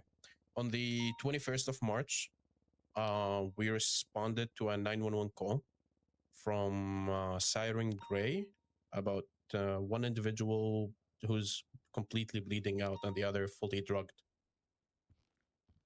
We went to the scene, me and Fisher, dealt with the situation there. Siren Gray is V. Gray's wife. She was on top of the person that was bleeding out. She was trying to provide first aid, as far as I'm aware. He was bleeding heavily from his stomach. We took them to the hospital. V. Gray was off duty. He came to the scene, covered his wife's hand with a hoodie. And then we moved it to the hospital. While on the way, before we went to the hospital, V. Gray told us to send units to his house to check it. So Opal and Montez went to the house and documented the whole house about someone breaking in. And we went to the hospital. We went through everything. It looked like I guess, accidental death, you want to call it. The person who was bleeding was hit by a vehicle, which came back to Siren Gray's vehicle. And from her statement, it looked like just unintentional accident. There was people crossing the road. She swerved the vehicle and she ended up heading river. Okay. After I Wait, made all did of you that, say you said River? Yeah. River who? River Windsor, which is the ex-husband of the fully drugged individual, which is his name is Sayer. Okay. So we finished the whole thing at the hospital. Everything was good. I returned to MRPD. Remy read the report and she told me good luck dealing with that. It's not the first time V. Gray and Siren cover for each other. And I was like, okay. And I went to sleep and the whole idea was just eating me. So I returned back on duty and couldn't sleep. I wanted to see what she meant. Sorry, before that part, along that part, before like Remy told me all of that, I went out with Muir on a normal patrol. We were chasing someone. V. Gray calls me about 45 to 50 minutes after the incident and tells me, hey, me and Siren were at the airport. We found a book. It belongs to River. We both touched it and we both read it. I was like, okay, I'll have Fisher What go did you down say? and pick it up. The book looked what? Belongs to River. Oh, okay, got it. So I told Fisher to go down to the airport because I was inactive to pick up the book from him. Me and River spoke after a while. I told him like, I swear I don't remember seeing a book there, which he also confirmed he didn't actually see a book there. and the area of where the book V Gray showed him is nowhere close to where River died. River died like on the sidewalk by the road. The book was underneath the staircase on the lower part of the airport on the right hand. Okay. When Remy told me all of that, I went to evidence. It's a dead person. I don't need a subpoena to go through a dead person's belongings.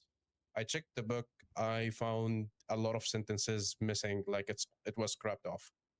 I documented the book immediately. The only DNA on it was V Gray's. There was dates. It was a journal that belonged to River on the 16th, 17th, and 18th. I'm not sure about the 19th. I can't remember it at the top of my head, but there was a lot of sentences missing from it. The more we looked into it, the more fishy it became. I spoke to Muir about it. He told me to bring it up straight to higher command because this is a bigger issue. So I 25'd with Key and I told him the whole situation. He told me he didn't like the snarky comment Remy made and told me to ask her why she said that and what's the reason. He told me to speak with Opal and decide how we want to go with it. Told me to subpoena Siren and V Gray's phone and get a statement from Gravy about where he found the book and what state and where, which Fisher already did that. And for Remy, I already because Key already told me to speak to a marshal too about it.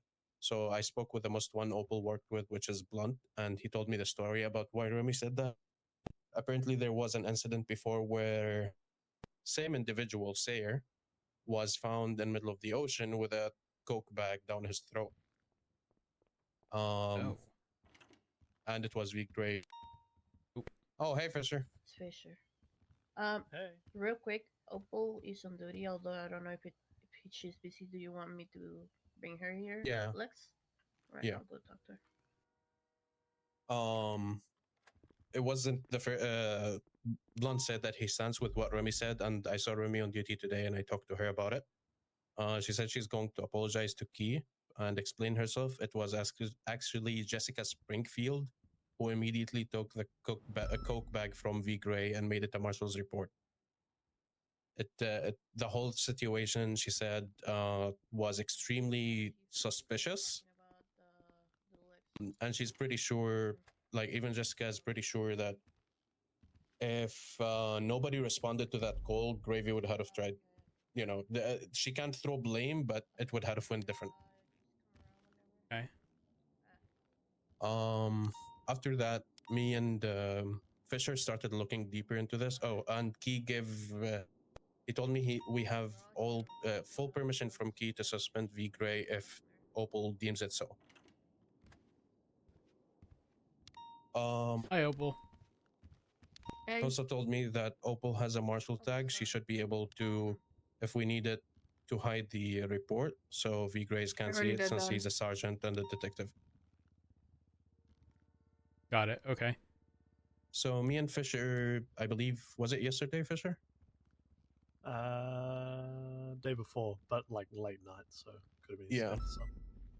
We started digging deeper into this, and the more we dug, the more it didn't make sense with the statements they gave and how it was handled.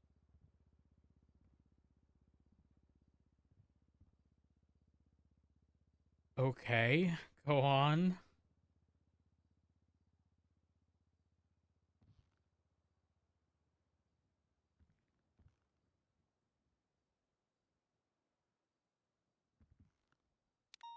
I think this is the part where you go on. Yeah, if you ain't saying nothing. Oh, sorry. The one of the victims, which was Sayer, right? Was according to the statements given and the toxicology report, he was overdosed with midazolam. After speaking to Dr. Perry and the EMS that was on scene, this is a drug that is used before a medical procedure, which helps and causes a drowsiness, and comes anxiety. And I asked her more about it. She said it's basically a prescribed drug. You can't basically just get it from anyone. What's it called? Midazolam. Midazolam. Okay. Then I asked her, like, can anyone get their hands on it? She said no. I was like, can psychiatrists normally grab it? She said normally they go through them, but they can still go to the local doctor for the medicine, which I asked Rumi today about it, and she said it's, therapists have given her medications before without going to the head pharmacist. Okay.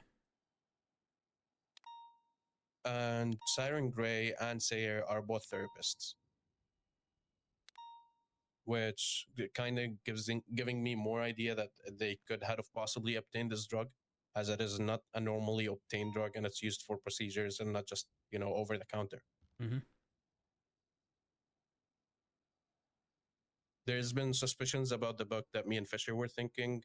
A detective, a sergeant, someone who's been to endless amount of court cases would know not to touch any evidence, especially when it's, a murder. He said he read it too, right? That's what he told me. Yeah, he read it. He told me and Fisher he read it with Siren, and they touched it, and he gave it to Fisher. He moved it from where it was, which I doubt it was right there, because it is definitely far away from where River died. I looked into River's phone. There was four phone calls on the 16th, a minute and a half between him and Gravy. Between him and Siren and Sayer, but Sayer both times didn't pick up. There are text messages between Sayer and Siren and River. It seems like Siren has threatened River's life.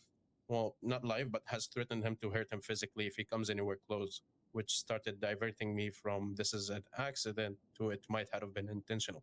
Right. And now we're here. Opal just got on duty today. I talked to her about it and filled her in yesterday. We're still waiting for her to see how we want to proceed with this. When did this occur? Like the murder? 21st, what time? On Friday. What time during the day though? Like was it shift 1? It was shift 2. Okay. He was like in the middle of changing shifts.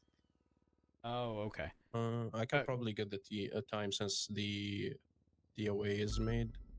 And just to verify, you were instructed by Key to speak with Opal about the situation? Yeah, I was gonna head to Opal straight up, but Muir told me that this is definitely a high command issue, so I brought it up to Keys. Got it. When you're just too good at your job, what can you do? Well, I'm just more so like, I look at the situation and I'm confused as to your involvement, Opal.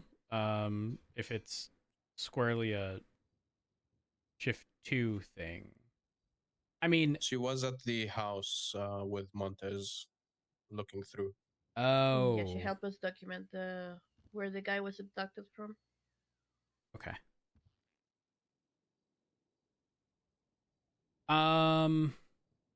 Well, I mean, things are looking awfully suspicious. It sounds. Now, don't forget, not everything is as it seems. So, like, obviously, we don't 100% know, but it certainly doesn't look good. Face value. So what's the game plan moving forward? After talking to I guess Remy my today, first question, actually, real quick, was this report made into a marshal report before Gravy would have ever seen this, or would he have seen it? I'm trying to remember. I made it was a normal it into report. a marshal report yesterday. Yeah, I don't know if Gravy ever got on duty after that whole thing or not, but he would definitely see the DOA report about Rivers, but he's not going to see the DOA the full report about it, so he's going to be suspicious about it. Okay. So hit me with the what's happening moving forward regarding this. What's the game plan? Since I already spoke to Remy about why she mentioned that, and she directed me to Jessica Springfield, I want to speak to Jessica Springfield about that situation that Blunt told me about with the cocaine. And moving I from have that there, report. yeah. Moving from I want to also speak to Jessica because Remy said that the whole situation just was sus as fuck. I want to try and get subpoena for Siren and Gravy's phone to see if there was any texts about it, because this has been going on since the 16th. I tried to look at any report about it or incident about all of this. Nothing happened. There's no any reports from Siren, Sayer, or V Gray. One moment.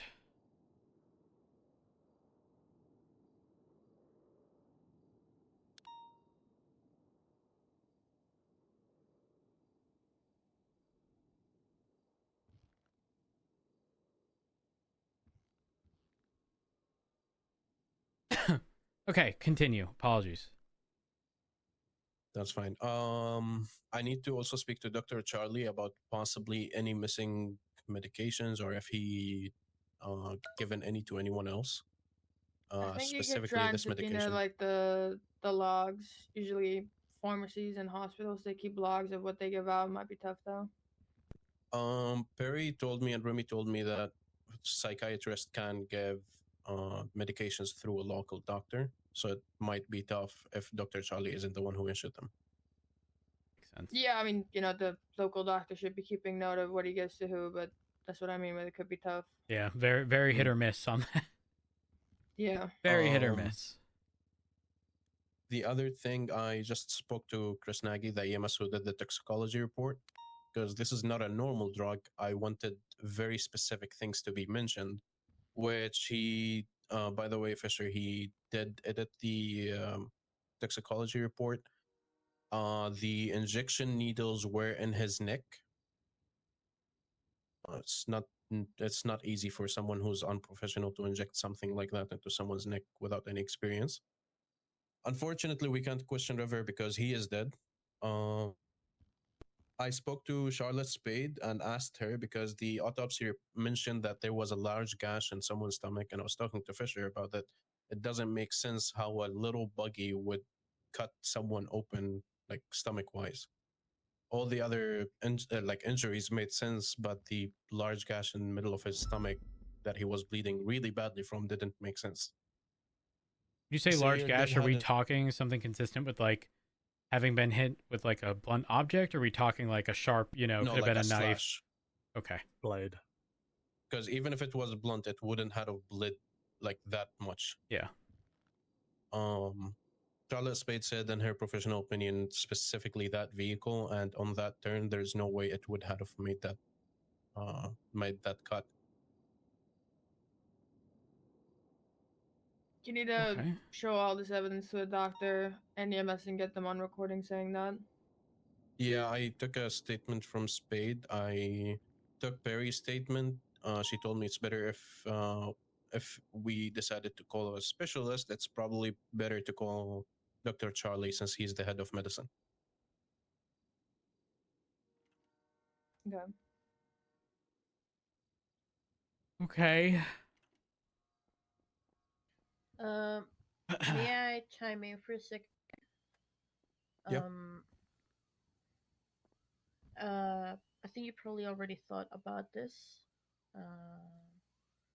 but I think it's worth noting that we need to get Gravy, Siren, and Sire on interrogation ASAP.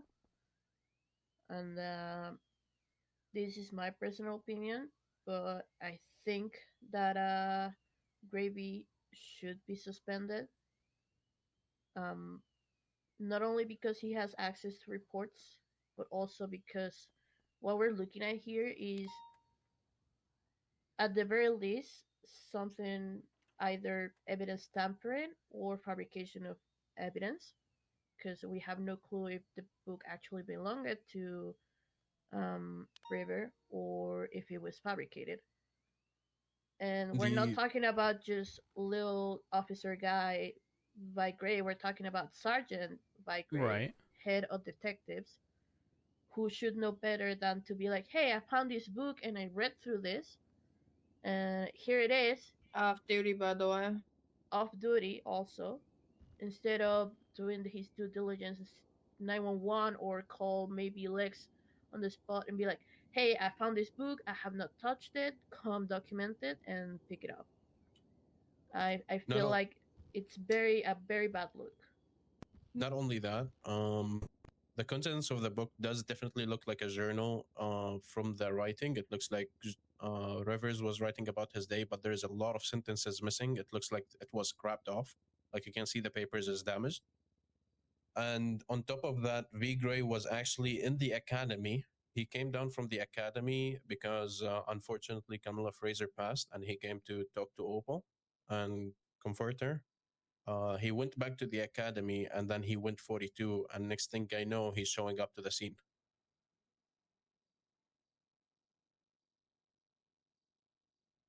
Okay. Opal? Huh? Sorry for your loss. Sorry, what? I'll have a conversation with you.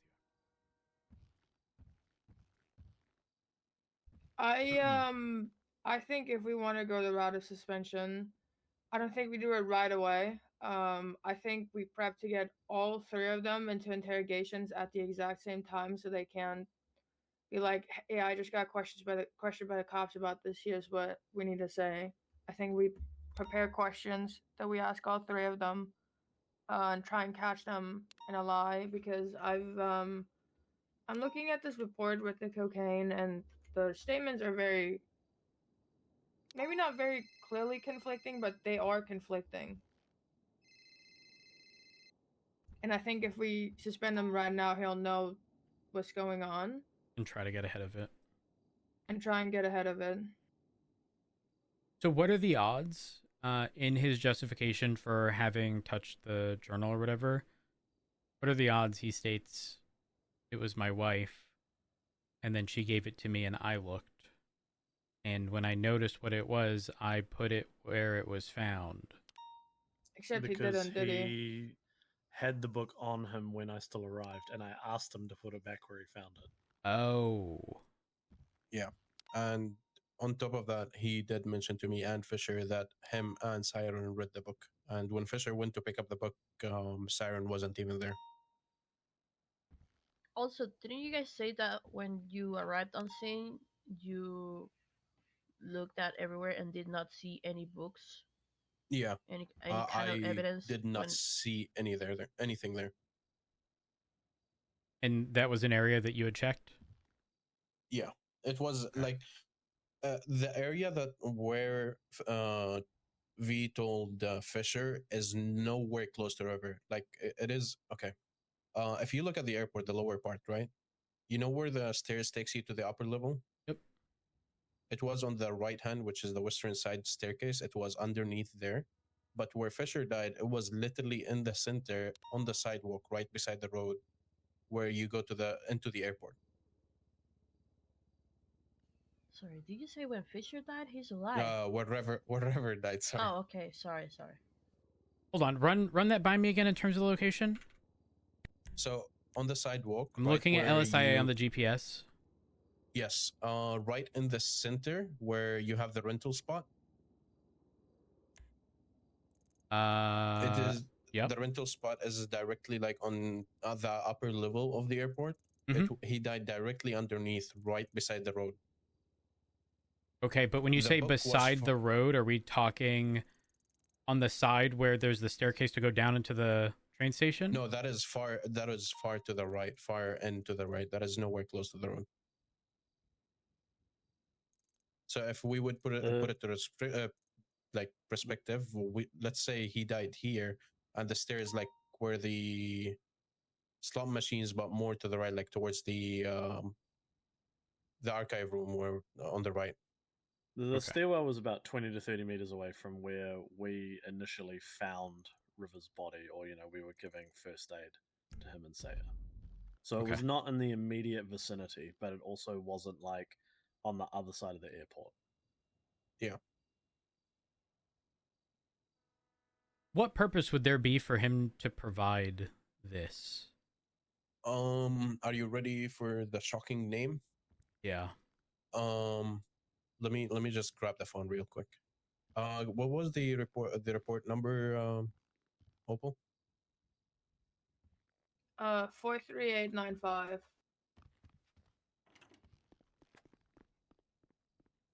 Have Guys, you I'm read the not- Notebook? I'm not much of a drinker, but I'm about to. There's a whole lot in the corner over there. I I know. told you your day was gonna get ruined. Sorry. It is what it is. What were you saying, Opal? Have you read the Notebook? You asked me No. why would anyone provide that notebook to us? Was that the question? Did I understand that correctly? Mm-hmm. Yeah. Well, if you read the Notebook, if it's written from quote unquote River, I think a story of self defense could be spun because he's talking about, if I understood correctly, hating Gravy for taking Siren. Sayer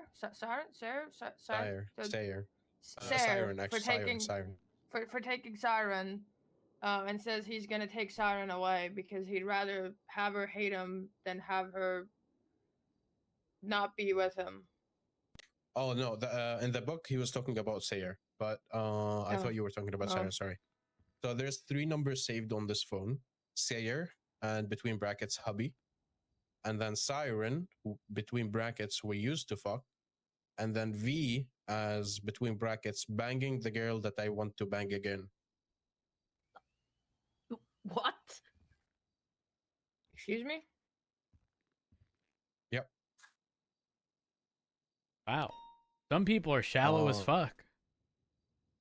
So he had a phone call 6 days ago with V for 1 minute and 50 seconds, a call with Siren for 3 minutes and 55 seconds on the same day, 2 calls to Sayer where he didn't pick up, and texts between Sayer and him. Nothing much is said from Sayer beside sending him 6,000 and canceling and asking him how much money he needs. That's it. But there's a lot of texts from River. There's a lot of back and forth between Siren and River. And along one of these texts, she said, I won't hesitate to fuck you up if you care about your face, and I know you do. Keep that in mind. Wait, who sent that to who? Siren sent it to River. So Gravy's wife sent it to the person that is dead. who hit River with her car.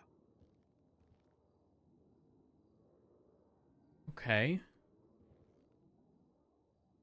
It was a pretty normal conversations, a Siren telling River to stay away from Sayer. A lot of bit of mockery and just stating stuff about that. Don't have to get into explicitity here. Also, correct me if I'm wrong, Lex. Did Siren not have this phone as she gave it to you? Like, we didn't find it on River's body, right? Siren had Sayer's phone with him. Had Sayer's phone. Okay. Yeah. Okay, never mind then. That's how she found out he was going to the airport, because River texted Sayer, we are going home. So she went to the airport thinking that River is taking Sayer home. That's how she found them in the airport. So let me get this straight. River is dead. River used to fuck Siren. Yep. Siren is Gravy's wife. Yep. Yep. And Sayer is River's ex-husband.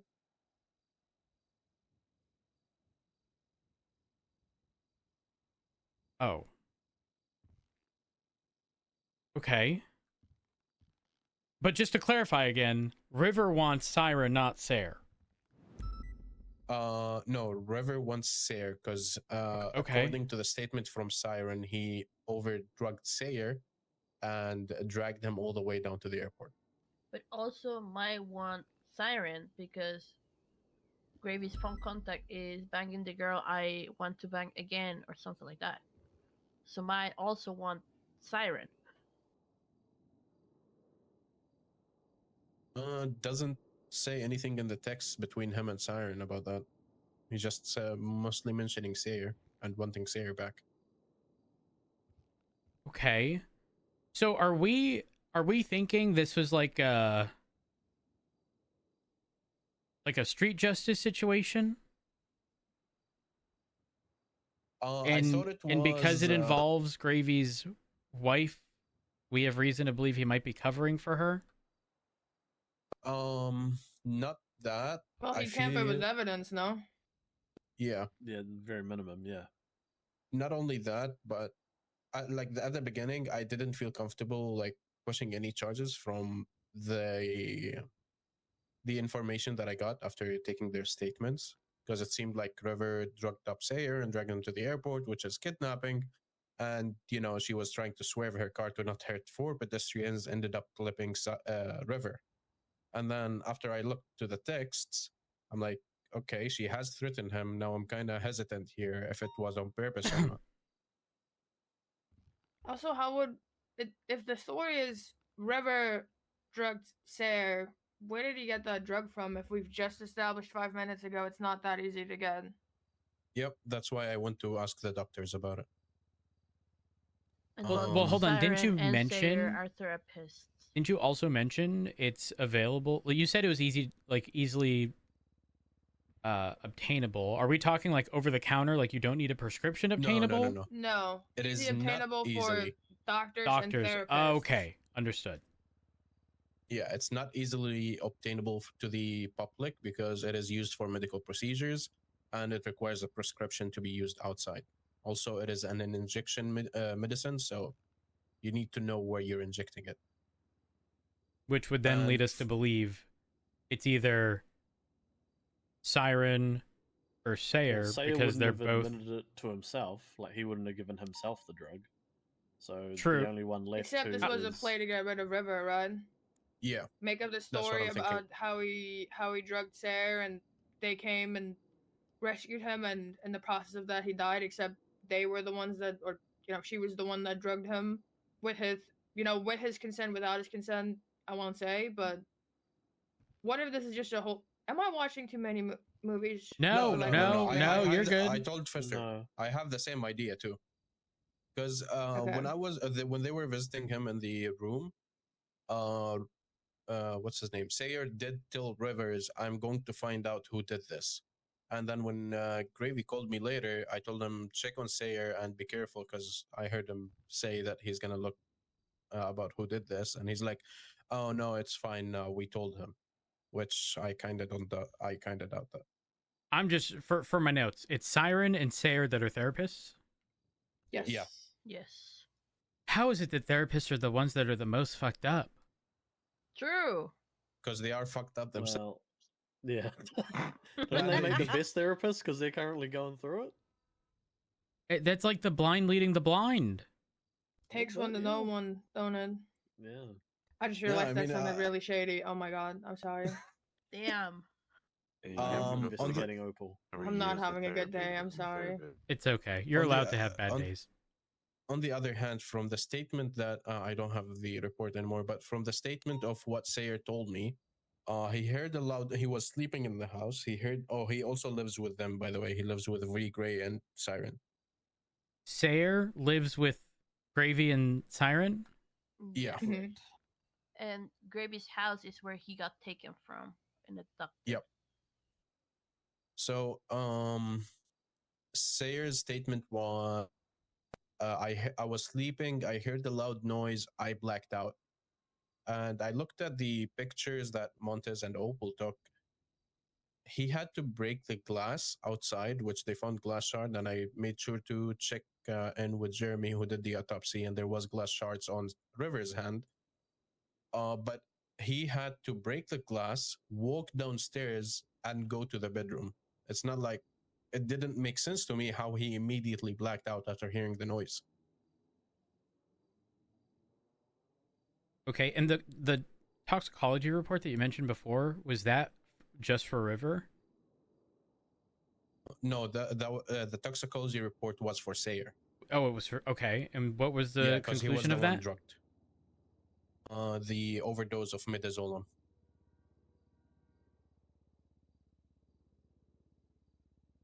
Which is the injectable. Yeah, the one for procedures.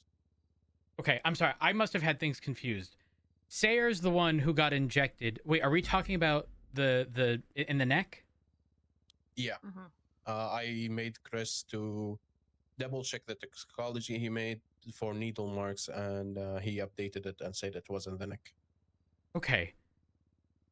River kidnaps Sayer from Gravy's house. They then end up somewhere, and River ends up dead? Yep, River ended up dead and On Sayer accident? extremely, Quote unquote? on accident. And Sayer completely drugged out. Oh, honey, the Arriving math on ain't scene- mathing on this. Yeah. And arriving on scene, I find Siren on top of River. I also have something very that it's kind of like banging in my head. What are the chances that Siren found them at the airport? Like, this guy could have taken Sayer anywhere in the fucking city. And Oh, it's because she got his phone, no? Didn't Yeah, like it's didn't you 'cause say she They had got the Sayer's text phone? saying we're going Yeah. home now, so she went to the airport. Yeah. Oh, okay. I didn't recall The that, thing sorry. that's not adding up to me, right? You need to inject someone in the neck. Sayer's statement is, I heard a noise, I blacked out. From the But if you pictures heard a that noise, Obo you're and Mont- awake, though. Yeah, no, like he woke up and he blacked out after hearing the noise. What's the name of the drug again? Hey, honey. howdy, son. Midazolam. Hey, folks. That's my husband. Hello, What's Sergeant. going on in You're allowed to be here? here. Well, I mean, we're pretty much it's not a good situation. It's a disaster. It's not looking good.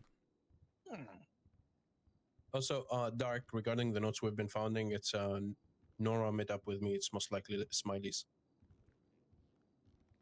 Really? Yeah, she saw Interesting. Tad putting notes in the golf course. We'll chat about that after. Okay, so what's the running theory here? And if you have a different running theory than someone else, I definitely would like to hear it. My theory is Siren possibly could have injected Sayer beforehand in the house. Because he was still wobbly at the airport. If Sayer indeed, like he's saying, he woke up, heard the loud noise, that's what woke him up and blacked out. That doesn't make sense because from the pictures, bedroom is downstairs, and he would have seen River directly in front of him to be able to be injected in that neck. Agreed. That part only makes sense if someone was already in the house. Yep. 1000%. And she does have access, so.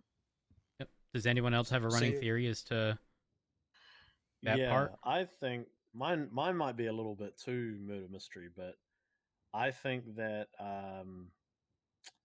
Siren has discovered what River's done. Whether that's what happened or not, she's gone down. She's hit him with the car, slashed him with a knife to finish a job or make sure that it's finished, so that he bleeds out there. Called Gravy. Gravy's gone to the house. He staged his house to look like it was a break-in, like it was all River that did it all, and then head to the airport to console Siren, and then they've fabricated this evidence to make it look like River was the aggressor when it was really Siren. That is true, because when I How saw does the River get 911 muddy from... boots then? He had muddy boots, right, when he was found, which would line up with him breaking into the house and the glass shards. He had what? Yeah, he had muddy boots on him. Right, so how... If he wasn't the one that broke in, but it was Gravy that fabricated it, how do we explain that? For context, Roads, on the scene of the house, there we found mud, like steps marked with mud. Was it all over raining? the house. No. No, no clue. Hold on. Whoa, whoa, whoa. Then where the Everything fuck was did the... rainy for me that day. Oh. Oh, that wasn't for me. Okay. No, it was. No, it was my own No, guys, tears. it's. Oh, okay. Stupid I can't believe fuck. you guys didn't pick up on that. Oh. Oh. I do have the theory. Well, no. Hold on then. Whoa, whoa. How are there muddy... That is a good question. boot the prints? entrance does have dirt. Unless the purpose was to say that the sprinklers were on, or that I was watering the grass earlier in the day, when really that could have been done afterwards, and the whole purpose was to solidify the fact that River was on scene. Thing is, there was glass broken, and I made sure to check with Jeremy on the autopsy, which he found glass shards on his knuckles. Can we get that body out of cold storage? There's a very clear difference between car glass and window glass. Yes, No. I was just about to say that. Windshield So- glass is, I would imagine, drastically different, because we're running under the assumption here that they potentially, in this Planted dividends. provided thing, were hit by a car. You're going to be looking at one of two things.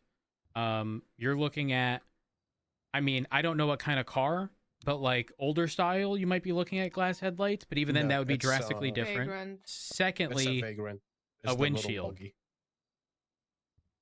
Windshields are very difficult to make shatter. Like, they are very strong. Yes, they'll crack, but windshields typically break down into like tiny little like glass pebbles, safety glass, not so it shards. shatters into tiny little pebbles. Yes, they don't end up as shards. I would assume windows at a house would end up in shards. Actually, Are you ready? that's Are you not ready for always my the theory? case. Where I grew up, we have like a foil. We also have safety glass, like in our things. Like you're not gonna be able to just cut it open the way they do in movies, or even kick it in because of how thick the glass is. And there's a foil behind it, so it would. When you say the do the same foil, thing as a car. are you saying like it sort of acts like window tint, where it's got like a material that would like keep it like not like... Yeah, actually, Okay. you can see inside from the outside, and it will not shatter like a usual glass would. So that glass does Okay. exist, and it is used in windows. So Okay. here's Not my typical, I'd theory, say, right? though. Not Hit me with the theory. Continuous to mind what I just said. Sayer for some reason, she had Sayer's phone, and she Wait, knew who they had were heading Sayer's to the phone? airport. Siren. Siren. Okay. She knew they were heading to the airport, but at the end of the day, most texts that were sent was between Siren and River. She knew he was in town. It was since the 16th, so this whole thing might have been already pre-planned, and the idea was, oh, I swerved away, but it was on purpose, because when I checked on Sayer, he had a knife with him. I had him in cuffs, but the knife had no blood on it. But I never searched Siren. She could have had a knife due to the gash in River's stomach. Here's what else doesn't make sense to me. If she had his phone, that either means she already had it, because she must have had it. If what they're saying happened is that she had his phone, saw the text, went to the airport thinking they were leaving, right? How did she get that phone? Did she is there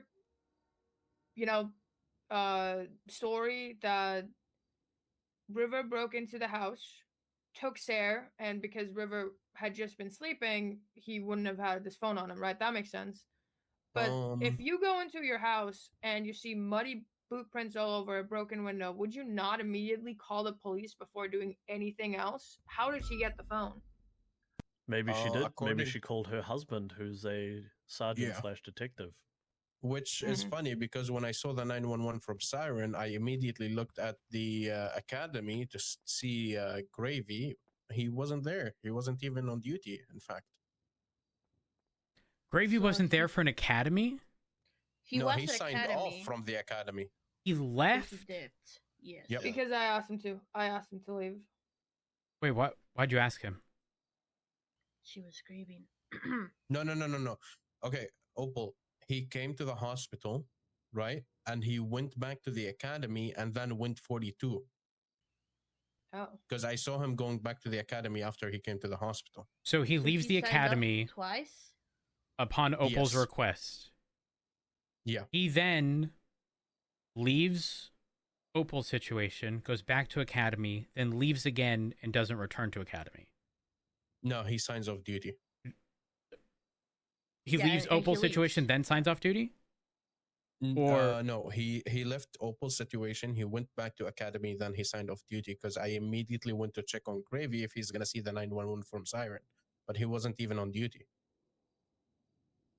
what's the time frame between him leaving Opal's situation and clocking off duty? God, Barely no more than 30 minutes, if I'm honest, because this Yeah. all happened like pretty much at the same time. Well, no, hold on, because me and Opal rode the train for like A long time. a long time.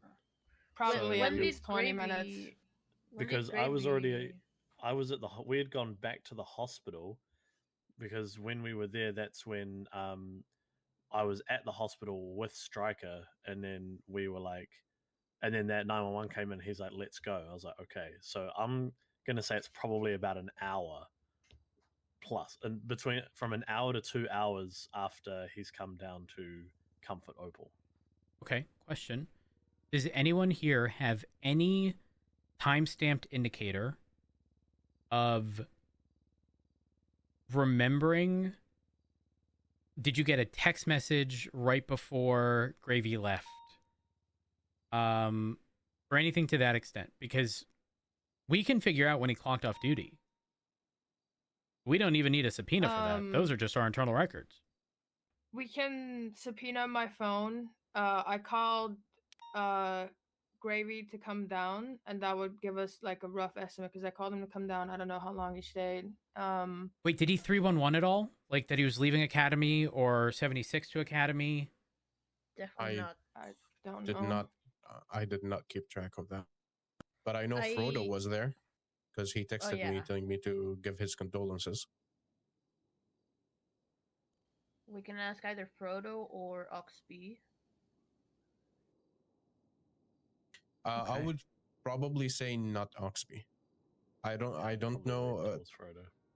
Yeah, Key told me it's good that I didn't went to Oxby because they used to live in the same house, and Remy told me today that they actually kicked Oxby from the house, and it's not looking good. So I'm not sure.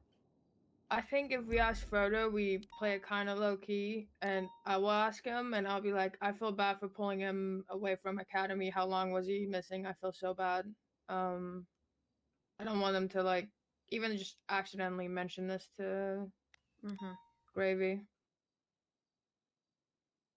Okay, Wait, there's also who one. took, hold. Who took the picture of the 911 call? I did. You can definitely find the timestamp on when did you take that picture. This was Good job. after the fact, though. Hold on. Oh, fuck.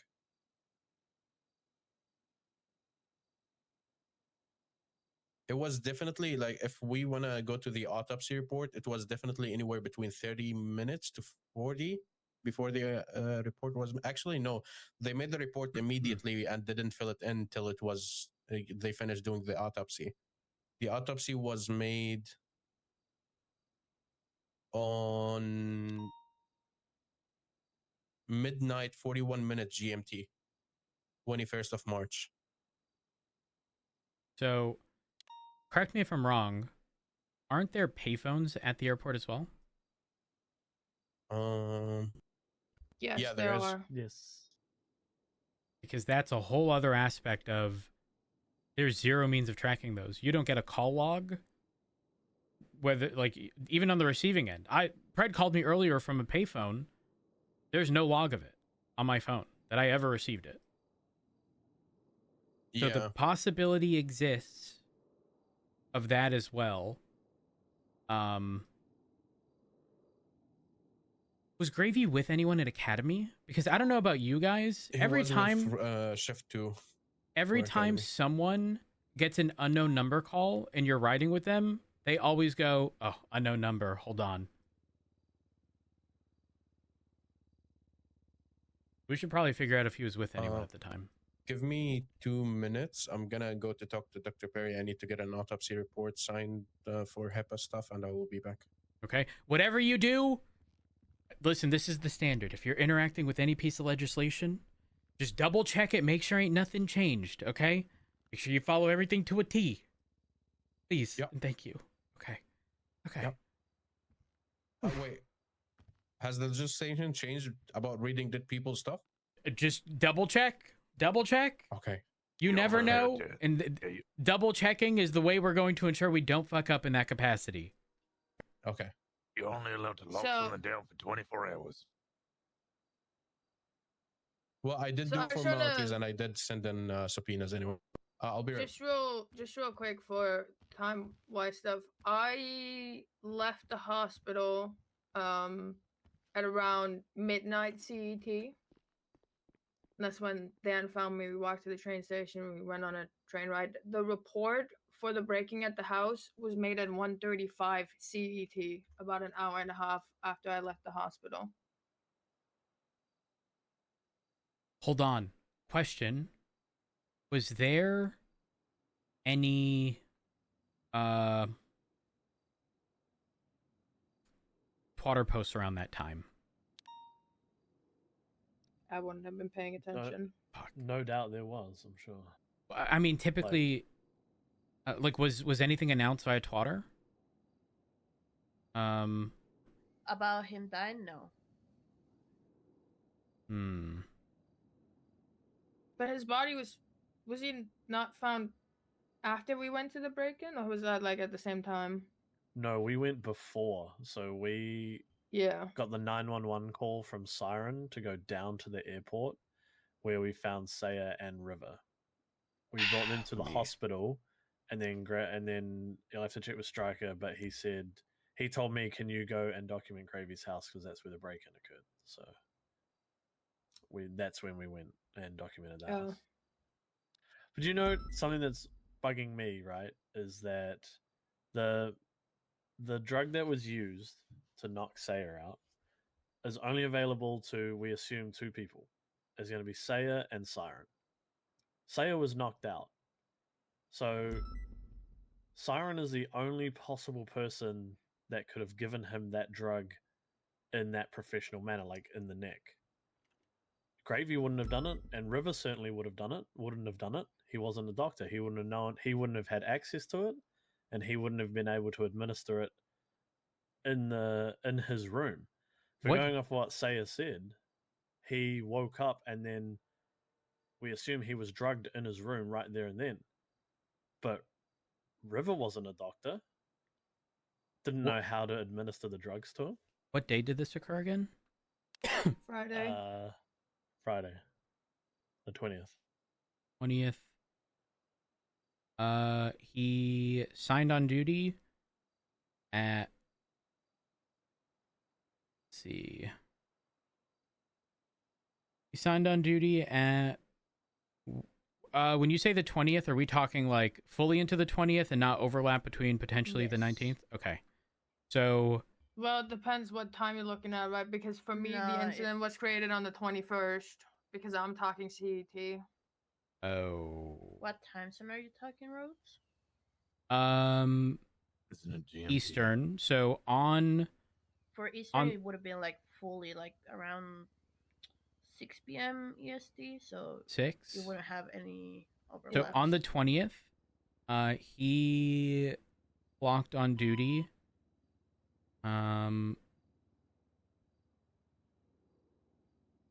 At 3 p.m. Eastern, and then he signed off duty at 8:17 Eastern.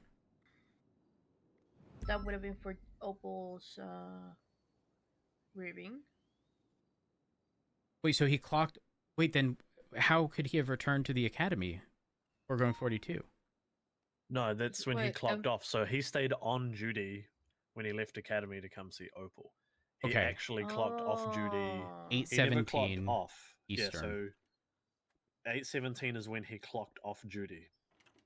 For That won't context, be, that's like- three. That's Makes 3 about hours from sense, now. yeah. In 3 hours, it'll be roughly that Yeah. time. That makes sense. Yeah. That would line up perfectly with what happened. Jessica is around. Would you guys want me to bring her here to speak about the coke situation from her perspective? Yeah. Yeah. Okay. My problem is looking at this report yesterday, I vaguely remember seeing it and reading it, but I don't know why.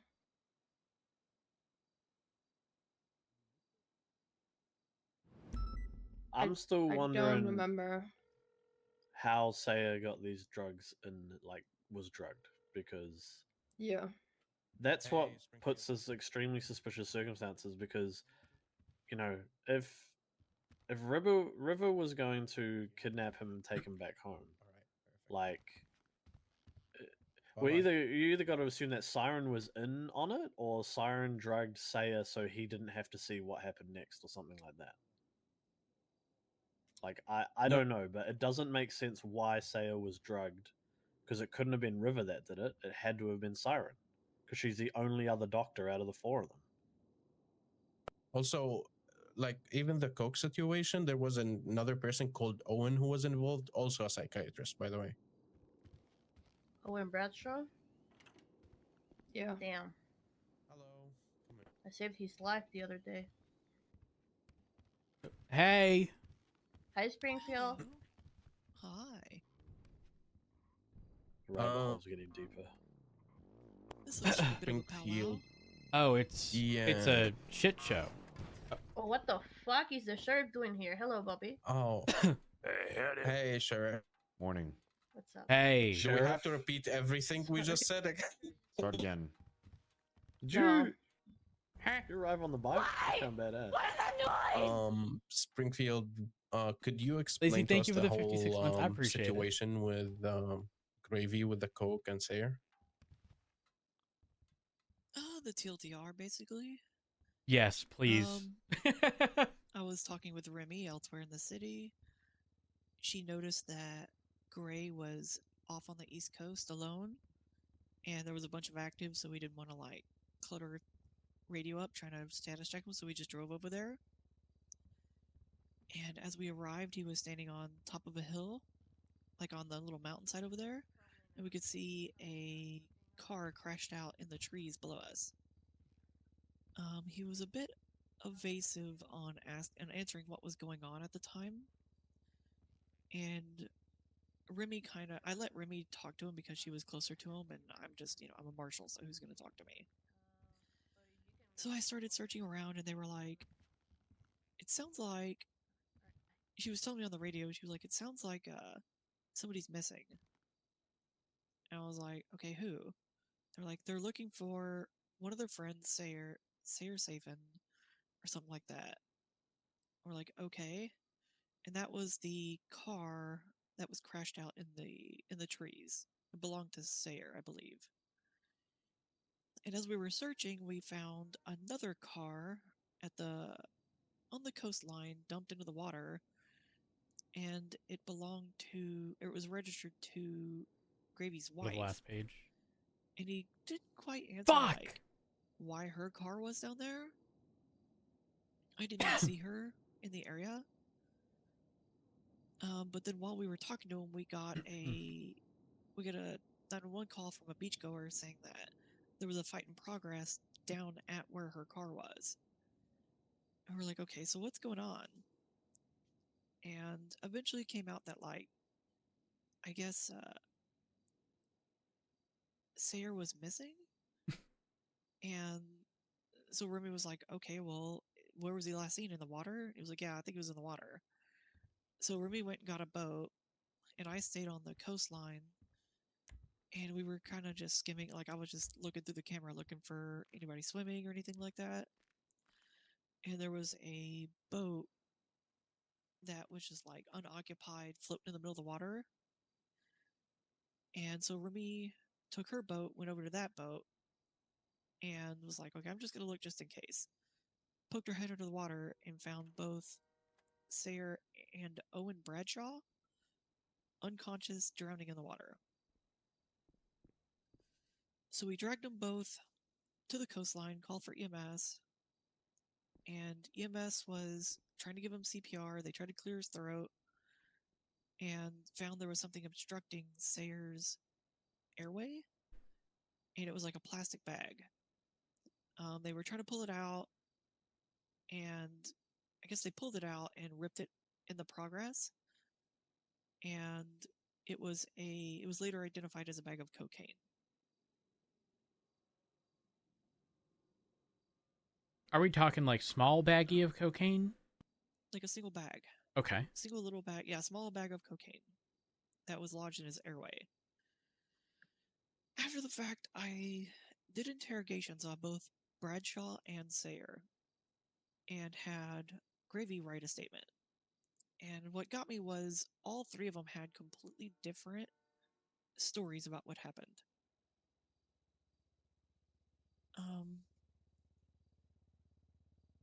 Bradshaw was saying something like, oh, when I saw Sayer in the water, like Sayer was having a freak out and swam into the water, and I was trying to convince him to get back in, and I did steal a boat, but it was for public safety, and I was like, honestly, it's kind of unreasonable.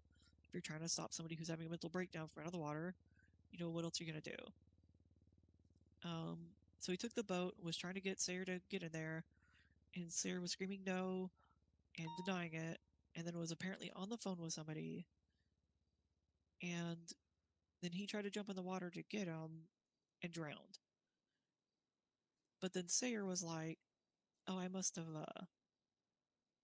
you know, I don't even know what happened. I had to go review his interrogation, but it was kind of bouncing around all over the place.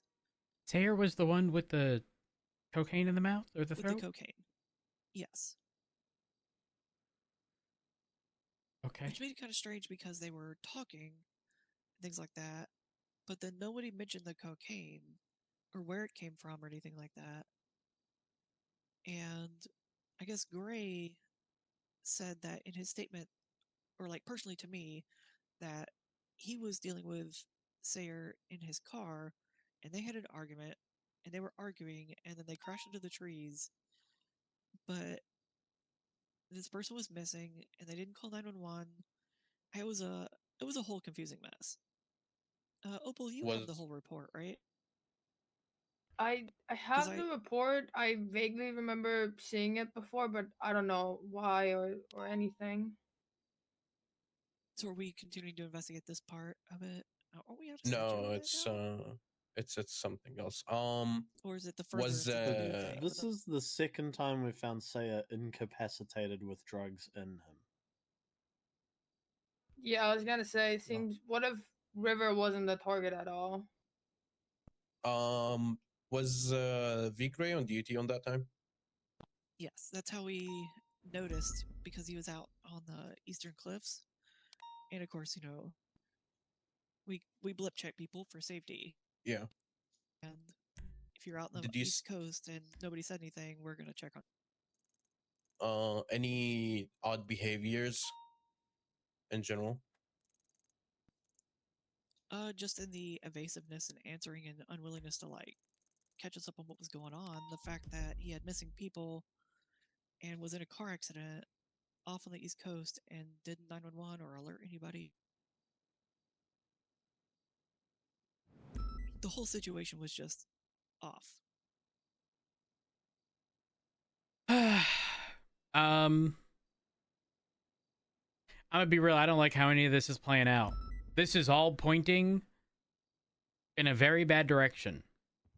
Yeah.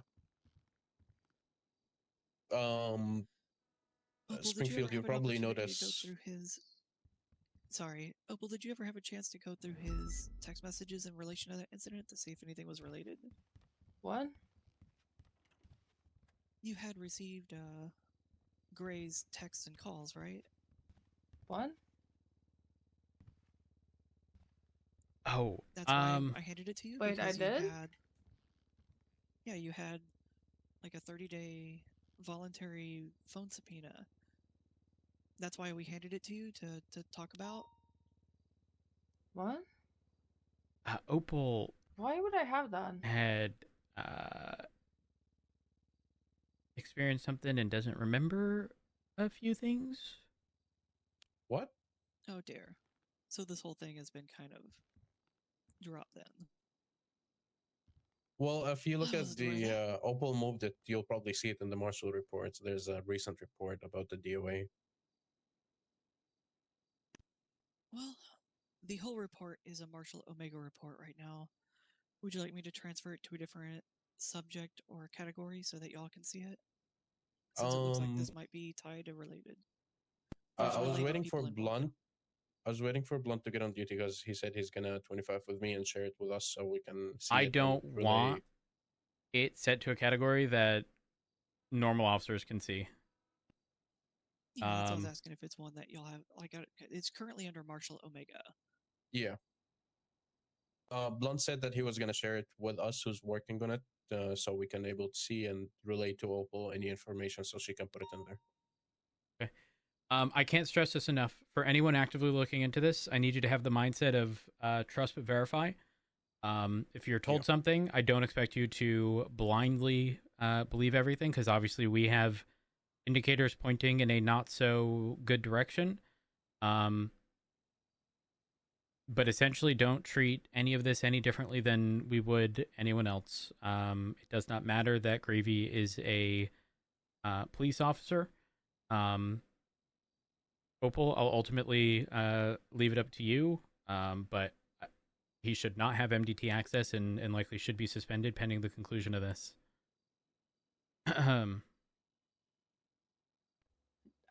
Yeah, but I hold firm on what I said earlier. Which part?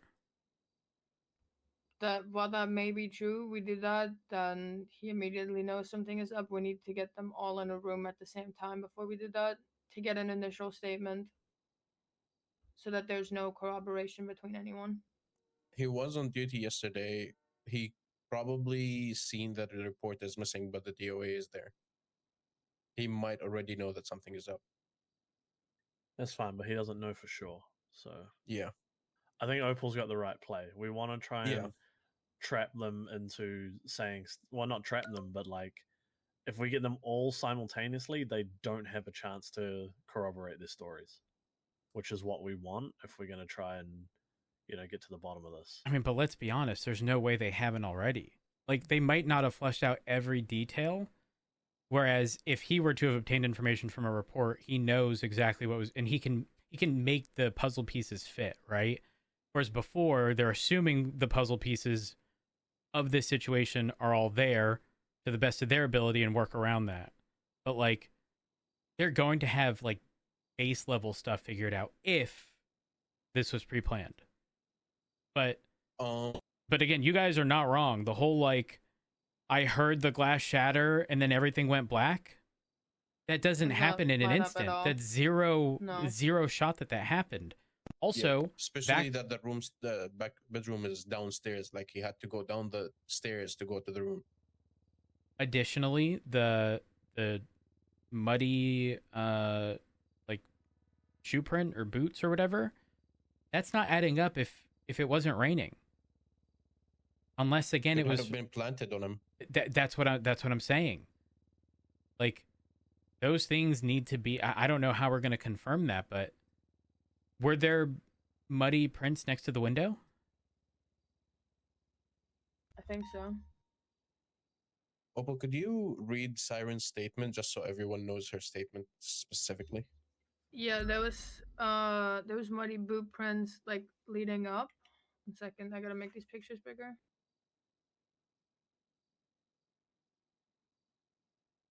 So there was tire marks in the driveway, which, whatever, and then the muddy boot print started. Is it raining in the photo, or is it bone dry? No, it's fucking sunny as fuck.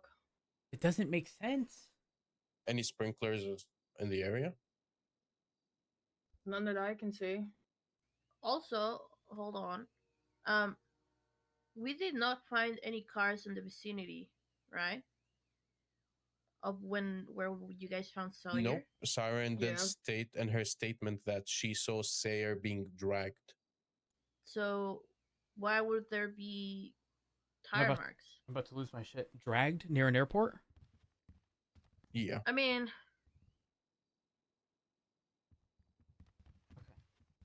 If This is Opal odd. Dragged reads in a the public Siren place? statement, it will bring more things to the light. Opal, I'm Also, about like, I'm about to ask or Fisher, what train were y'all on? The one around the city. The one that goes through LSIA? Yes. No. Yes? Yep. Oh. Yes, we went through LSA. Yeah. The one train goes every. There's not two different Yeah. train It, tracks. it literally, yeah. There's one It's route. on. It's on goes- one big loop. It's one And loop. you guys didn't see anything. Nah, it wasn't. We stayed in the train tunnels. So I was And more this so like happened after ground floor. they finished their train ride. Oh, okay. Yeah. Yeah, what happened after? Okay, you want me to read Siren's statement, you said? Yeah. I was out doing errands. I left the I'll grab house a an drink. hour ago. Sarah was at the house. I went to go pick up stuff for a furniture business from the U-Tool, like Polito and other places. I went to run errands, went to the warehouse, and was going back to the house, and there was footprints in the driveway, like someone was walking through the lawn. When I went to the front door, the front window was broken. The front door was unlocked from the inside, as best as I can tell. I went downstairs to look for Sawyer, but he wasn't there. So I got back in the car and called Vi, and told him to come to our house. Told him our house was broken into, but I had Sayer's phone, and I checked if he had texts or calls. He had texts from his ex-husband saying that basically he wanted him back home today. River doesn't live here. He said everything was wrong. I don't want to give you his phone, but if Sayer wants to give you his phone, that's up to him. The text said we were going home, and I assumed he was leaving by taking Sawyer. Sawyer's car was not at the house, so I called Vibag and told him I was going to the airport and I was going to try and contact River, and our house is like 15 seconds from the airport if you're driving fast, very close. I decided to check the top and bottom of the airport, and basically I was trying to dial River, but I came around the corner at the bottom, and there was people that were crossing across. There was like 4 people. I tried to avoid hitting them, but I definitely clipped River, but he was like dragging Sawyer across the road. I can bet $1 million that he was drugged.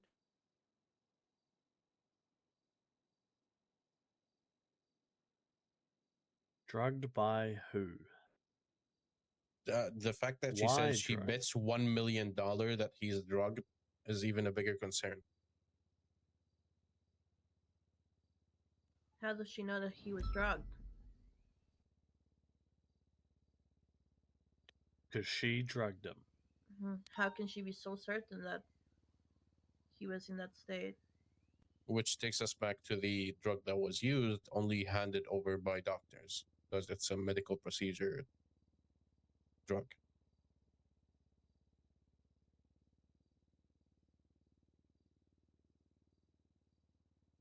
Also, she said she went to U-Tool, right? To like collect some things. Yeah. So getting her bank records should be able to prove whether her alibi checks out or not. Well, for bank records, you need PC and a subpoena, and you'd have to send it to her. But what you could instead do, because U-Tool is a public fucking business, you can FOIA the Blaine County account and just see if she paid taxes at U-Tool.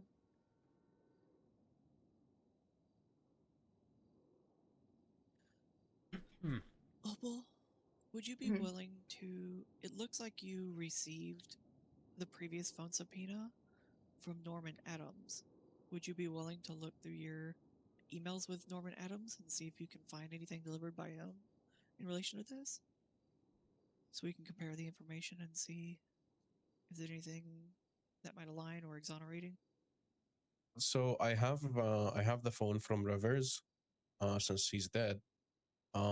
Texts goes back 4 days, between 6 days now, between him, Siren, and Sayer.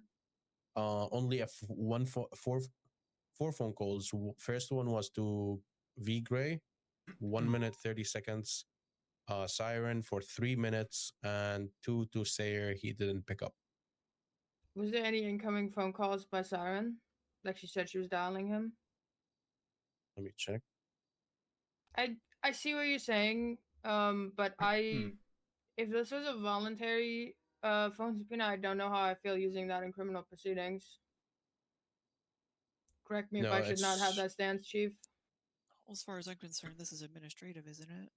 Determining the employment status of a law enforcement officer. Not wrong, but I do side with Opal here because if I approach someone with the expectation of like we're looking into something which is entirely different than this scenario or even the Coke situation, I wouldn't want to use it for that. Understood. all the phone calls are outgoing, no incoming or missed phone calls. Again, as Chief said, could have used payphone too. Not if she was driving the car like she said in her statement, right? She says in her statement she tried dialing River on the way there. I mean, like between these 6 days, not on the same day. She could have called them from payphones. Yeah, but like I mean for like this specific part of her statement, if she was dialing him, why is there no incoming or missed phone calls? Yeah. Question: That is true. How did River know Sayer was at the house? That is also a question. How did Sayer You don't even bust a know where's window their house?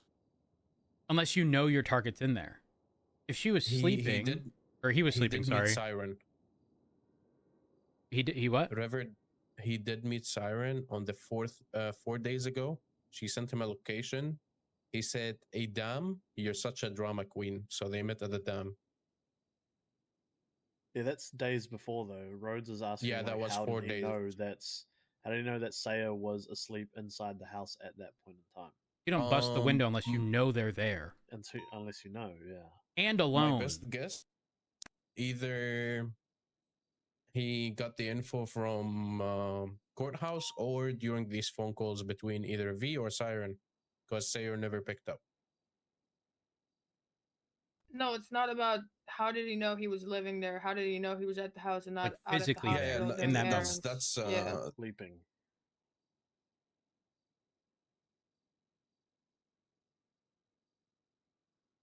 Something's very wrong. Yeah. Hmm. I mean, if anything, Siren could have called him on the same day before all of this happened. Since she said she wasn't at the house, she could have used the payphone to call him.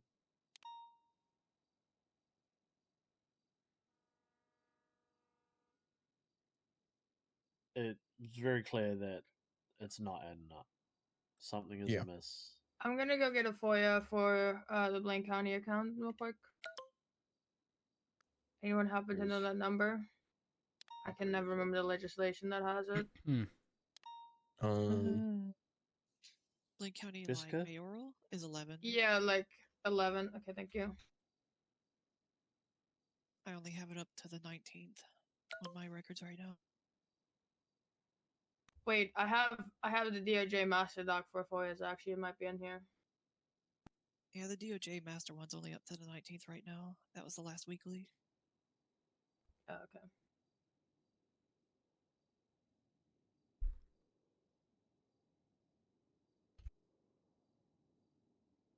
Also, Blunt told me he wants to involve someone from the IAA, so he wants to get Vale into this.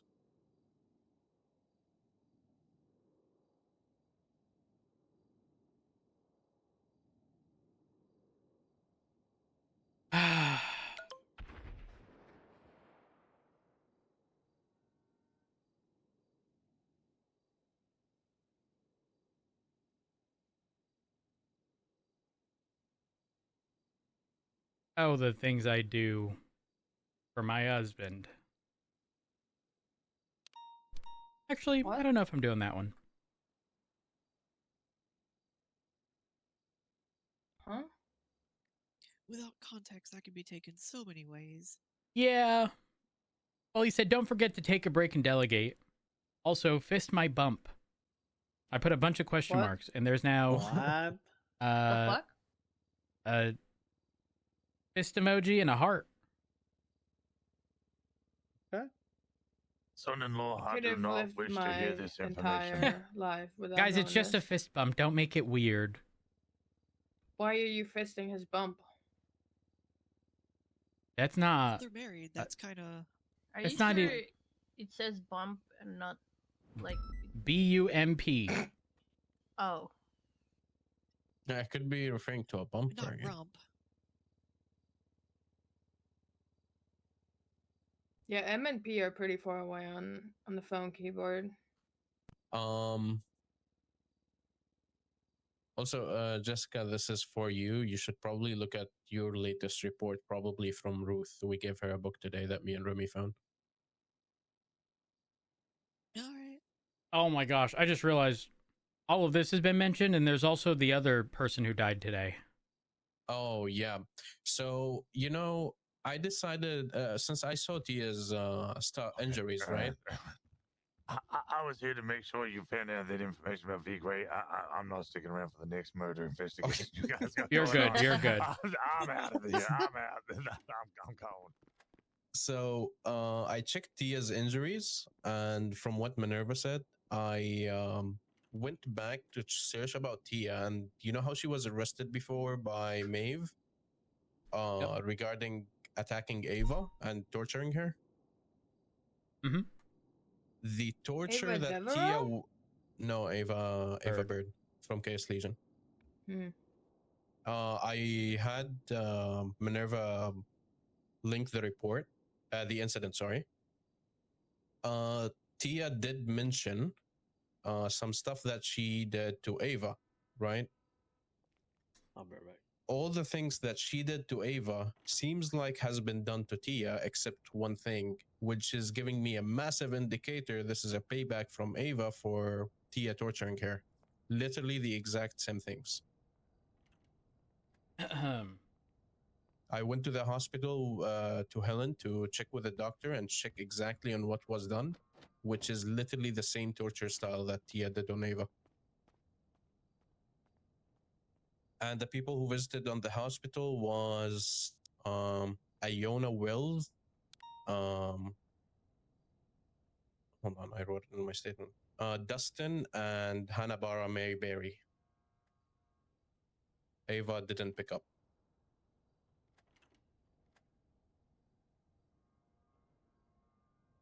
Hey. It You was, can't like, convince me it literally- wasn't one of the three that was in the hospital. It was definitely Ava, based on the injuries she suffered from Tia, and also the blood that came back. The blood that came back on that knife that you said, I think Minerva said she didn't recognize, came back to Dustin. So it was 1,000%. Tia stabbed Dustin. I go and get Dustin. I, bring him to the hospital, write my report. I go back to collect the DNA. When I get there, Tia's vehicle is parked there. As I'm leaving after grabbing the DNA, vehicle pulls up with 3 people. One of them definitely looked like Dustin, but they went towards the house. Never saw them again. That's not an owned house. So Excuse me. I think they went onto that island, and then Tia was alone. I don't quite know why Tia would have agreed to meet any of them, considering what just happened They could in have quite found literally her. that exact area. Now, there's no way they could have found her unless there was someone else involved, because they were at the hospital, and I saw all The 3 only get out of the person car. that didn't go there. Maybe okay. So this person I've come encounter with, even with the smiley stuff, was Hanabara Mayberry. She was dressed to the dot like Abigail Vane, like literally dressed to the dot, except a different dress. Same hair color, same hairstyle, same. Wait, top. really? Yep. Then oh my I gosh. even told Minerva, I was like, she's literally dressed the same except the dress. And we do not have a picture of Hanabara, but we ID'd her. The person, let's not forget, the person who I suspected to be Abigail was hesitant to, or said they had no ID. I said, would you be willing to provide me your name? They pretty much said they'd prefer not to. But when I looked up Abigail, and the only reason I looked up Abigail was because of Dustin's emergency contacts looked identical to the person who was in front of me. Same thing about the report when Ava went to the ICU. I'm looking at this. I need to do a subpoena for a medical record and give it to Perry, so I can get Ava Bird's medical record of her injuries. Wolf said two visitors visited who did not want to give any information to Wolf. One of the visitors was Dustin, and no mention of the other person. Ava had purple hair when Dustin was there, and yeah, Abigail, or who I believe to be Abigail, was dressed pretty much identically to their MDT profile picture, with like maybe a different color scheme, but the hair is identical to the MDT photo. Okay. You know how we found fingernails on the island? Yep. Those fingernails comes back to Tia. Her hair was shaved today. Helen said she literally saw Tia a couple of days ago. She had her hair and it was pinkish. And her hair by the doctor, it seemed like it was shaved today. And when I looked at and they were kicked on the stomach by like a platform boots.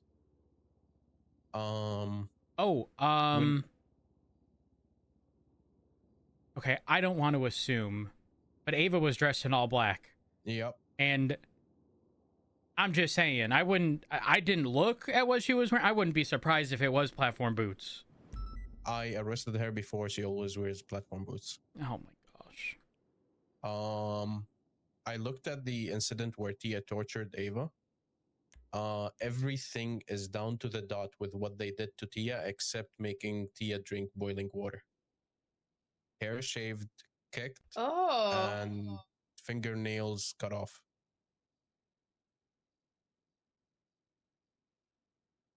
Okay. I'm sorry, did you just say fingernails chewed off? No, cut off. Oh. Yeah, it is literally down to the dot. Same thing that was done to Ava, even with the head shave. I should have fucking checked that island when I saw that car there. And I knew it wasn't there 30 minutes prior. And then I saw them pull up, but I thought that they were just returning to the area as like I was over here, this is what happened to me, blah blah blah. And then for a moment I thought that the house that they were walking towards was something that had been sold before. But it hasn't. It's never been for sale. So I just it skipped my mind. I don't know. Everything literally that I asked the doctor to check after Minerva was done with the autopsy, I made Helen do a very close check on the things that Ava went through, and it all matched. All the indications are literally coming back to Ava Bird just getting revenge on this. Now, we don't know the motive, if it's first degree or second degree. We can definitely interrogate them. Well, let's not forget, quite literally 30 minutes prior, they hurt Dustin. Yeah. And let's also not forget, both of them, Abigail or whoever it was, and Ava, were at the hospital. And this is the not tricky part. I don't know if this plays into anything, but I feel like it might. She said, Ava, that she was in contact with someone who mentioned something about poison. And her immediate question was statement to me was, poison, the poison might be involved or something to that extent. Was there poison in any of Tia's stuff?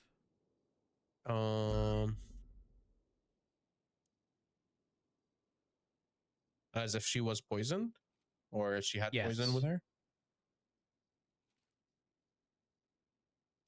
I'm not sure if Minerva asked. Let me look at the autopsy. 1 second.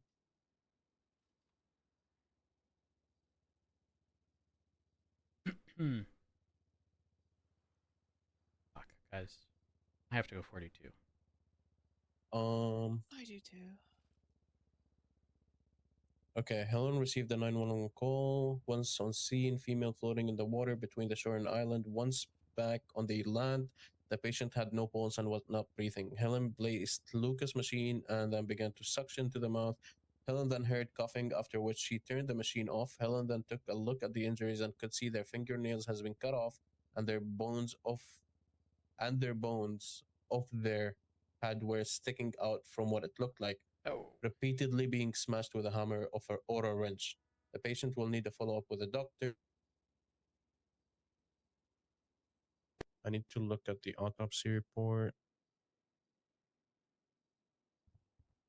Because if they're going for revenge, and we suspect it's Ava, why would Ava not... Why would she even bring up poison to me? Unless it was a genuine concern of hers. Could have been a genuine concern. The emergency contacts of Tia are Ava Bird, Maeve Wolf, Austin Bean, Snoopy Sauce, and Albert King. Funny enough, Albert King went 42 after the meeting, so he wasn't able to come. All right, debrief. Head injuries, scars from previous surgery, throat cut from left to right caused deep wound on the throat, fake right eye, head was shaved recently as if it was shaved before she died on the same day. Color looked like it was pink. No injuries found on the inside of the ears, nose, or throat. Hand and cast from prior attack. Will attach the prior report of this incident. Hold on, whoa. Her hand was in a, or her thing was in a cast? Her hand, yeah.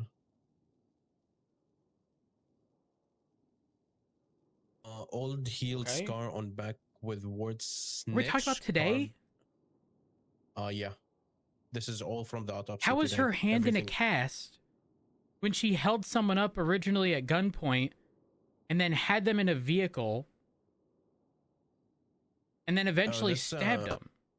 This says prior attack will attach prior report of this incident. But if her hand in a cast, then if from prior incident, then it should still be in a cast? Question mark. Let me look at incidents about Tia. There's too fucking much. Full disclosure, Dustin never mentioned anything about a cast. So if she did have a cast and he failed to mention that, that's a big red flag. But otherwise, the description matches perfectly. All black motorcycle helmet. She was found with a motorcycle helmet too. So the last incident involving Tia was in 2025 with our cadet Michael Power.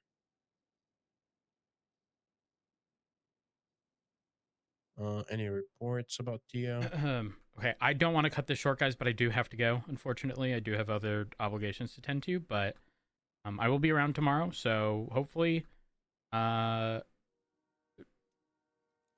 we'll just have to discuss this. Oh tomorrow. no!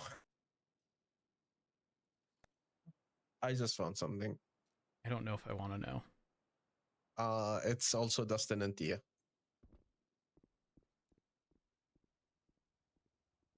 DNA on scene was a hammer found, belongs to Dustin. Victim statement is Tia. Wonderful. I'm gonna link this. Chief, I shared with you the original report so you can hear the interrogations and things I did on Sarah perfect. and Owen Bradshaw, as well as see his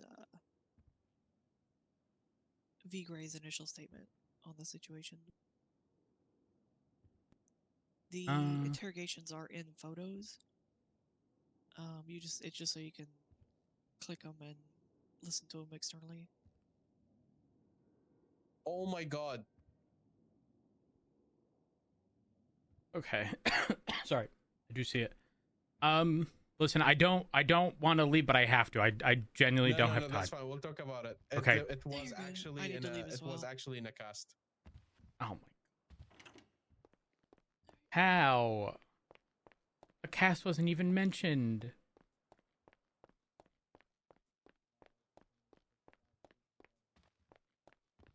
Murder day. Murder day. Email me if you need anything, all right? Have a good one. I appreciate you. God bless. I appreciate you too. Who do I send you off to? NoPixel has root.com. I'm sending you guys to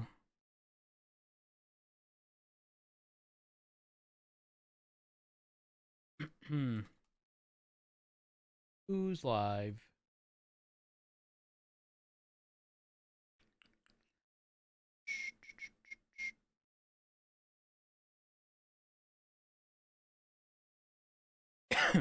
Our chat. I'm gonna send you to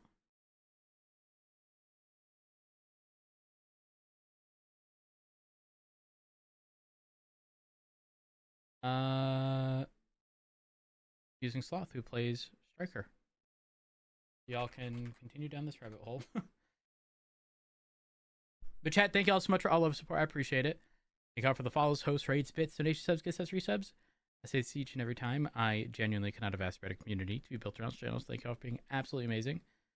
But y'all know the spiel. Join the Discord, follow me on Twitter, and press the follow button on Twitch. I'd appreciate that as well. But yeah, I'm calling it. I have stuff to do. And I will see y'all tomorrow.